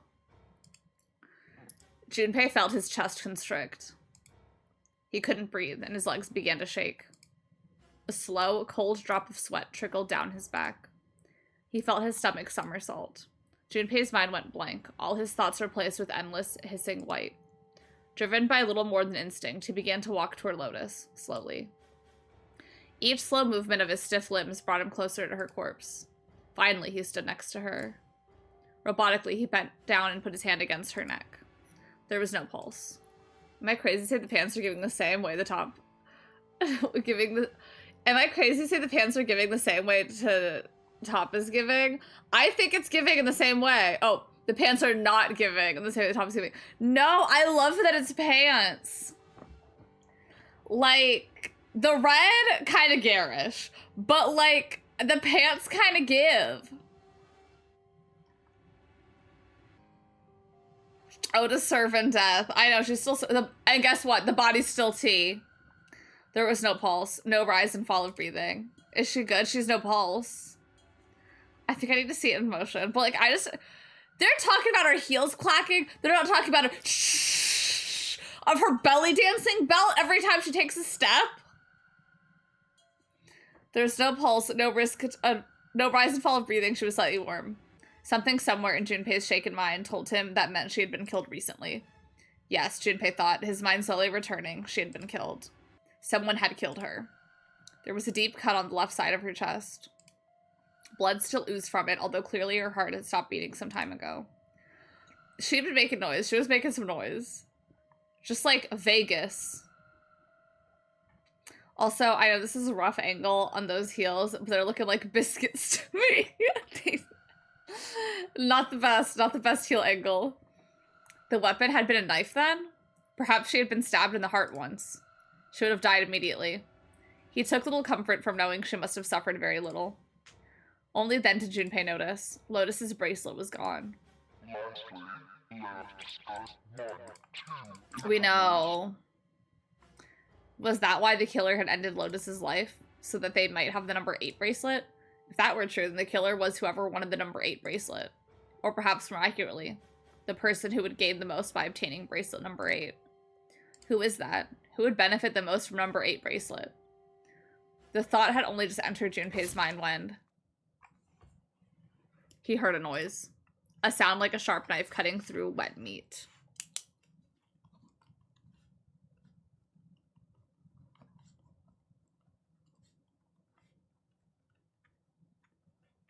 I'm theorizing because I don't actually know who this is.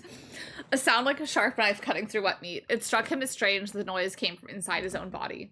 A moment later, the pain had hit him. It wasn't really pain. There was heat, extreme heat as well. He felt as though molten iron had been splashed against the side of his body. Finally, his brain made the connection. He had been stabbed. But where? His body was quickly going numb. He couldn't tell where the knife had met his flesh. Given the circumstances, however, he had most likely been stabbed in the back. Whoever had killed Lotus had now done the same to Junpei as well. His voice was little more than a weak groan. With what little strength he had left, Junpei turned his body, trying to catch a glimpse of his attacker. I will say this is keeping us stuck in novel mode, because there's just so much, like, actual text. But as he did, the knife dug itself in deeper, twisting viciously.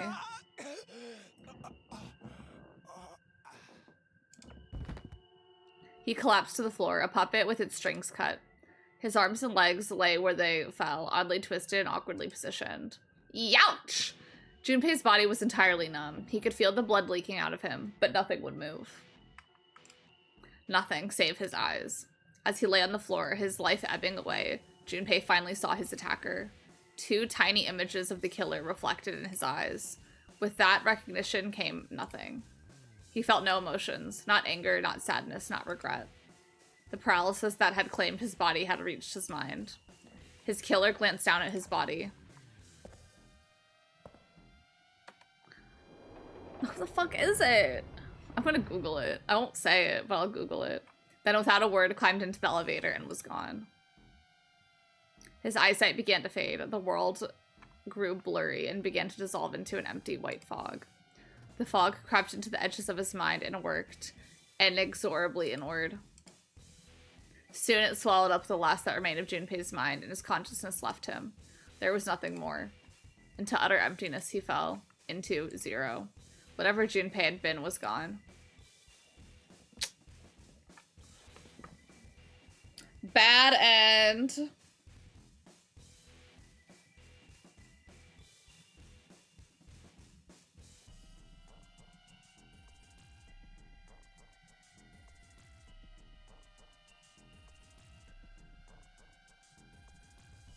Okay. Computer, who killed me? I believe we'll find out eventually. And that was knife end. Okay. So, computer. Next, we're going... Okay, what door is this? This is door 4.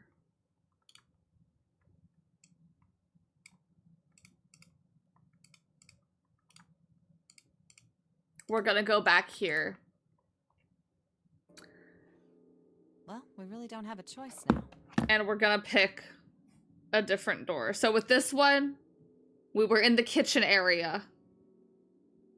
Pretty much. We can't let his sacrifice go to waste. Oh, gee, half the endings, right? Right? Like you even... You say something? No, nothing.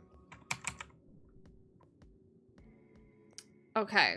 So I want door 3. I want to go through door number 3. Nope, you can't. Huh? Why? Because it's impossible. If we Why? split ourselves into 3 and 3, then we give up on going through door 3. What the fuck? Why? The bracelet numbers for the 6 of us are 3, 4, 5, 6, 7, 8. What the fucky? There are 2 combinations that can go through door 3 with 3 people. 3, 4, 5, or 6, 7, 8. That's it.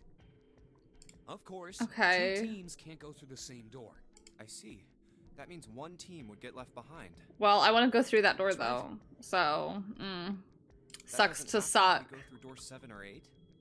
No, they're fine. We've got 3 options. Option A, Okay. 3, 5, and 8. Go Okay, through okay, door we're gonna 7. save. He can explain to us next time why we cannot go through door 3, but we'll go through door 3. And then next time we'll try and get through the next 2 endings. So that way we can do the last ending last. We have to end at the best ending. You know, like... We can't do the best ending first. But I'm done. Do you remember what ending you got the first time you played this? So I've only ever played this with a guide. So I've done it in this order every time I've played it. Or tried to. Because even when I played it on the DS, it's really annoying, and it's not true, but on the, like, you could technically get locked out of an ending, but you can't, actually, and I can explain it if someone reminds me after I beat the game. But yeah, but, like, you can't. But anyway, like... Yeah, so I've only ever done it, like...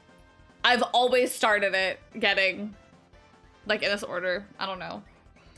Because I will say, I'm really bad about it. Whenever I do play a visual novel that has, like, multiple routes like this, I do Google, like, the ideal route system. Unless it's, like, a dating sim. But even then, I still low-key look at ending guides. Like, spoiler-free ending guides. As like a second to last and low-key started every other ending because of the info I had. Yeah. Yeah, I don't even know if this is necessarily the best way, but like, it'll work. I want the most optimal experience. Yeah! And this one, like, I don't know if it's the most optimal. There's like someone on Reddit that like...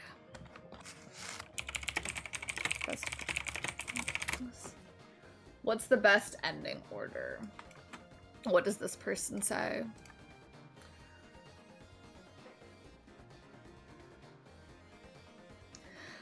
So the one that we've done the coffin ending, we've done axe, and we've done knife. This person on Reddit starts with knife because it's the least interesting.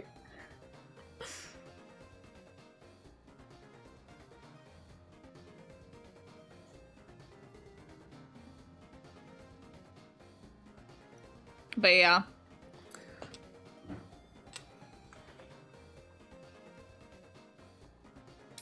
Kinda tea.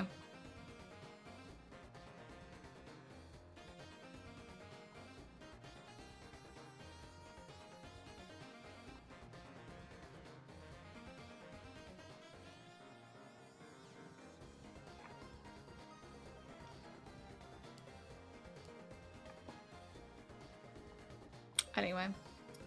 Oh, I can't wait to see the others. I know, I'm so excited. I will be live again.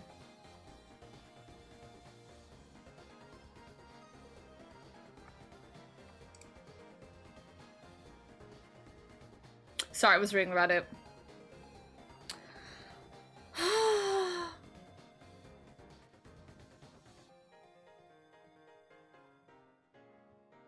But yeah, I should be live again next weekend. I do have a long weekend, so ideally, depending, I should be able to get through it. We don't know who that was, yeah. But I have notes. I have my, like, I did Google who it was because I was like, who was it? I was right. Like, I wrote down who I thought it was because I know it was right, but it'll be revealed to us later. But I am writing down notes for things that I need to, like, address. As well as just, like, oh, keeping that in mind.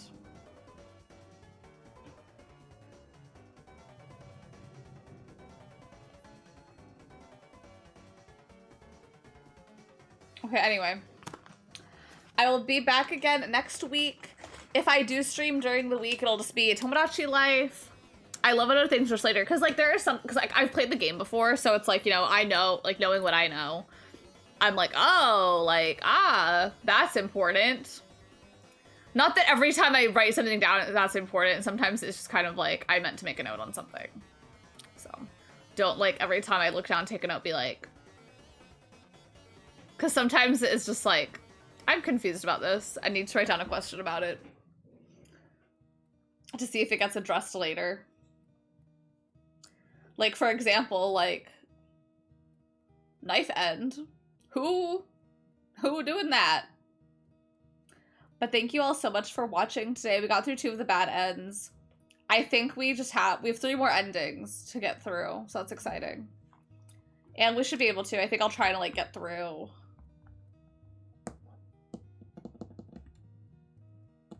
both of the other ones next time. That way we could do like the last ending and like have a whole stream for that, because that one's like really fucking long, low-key.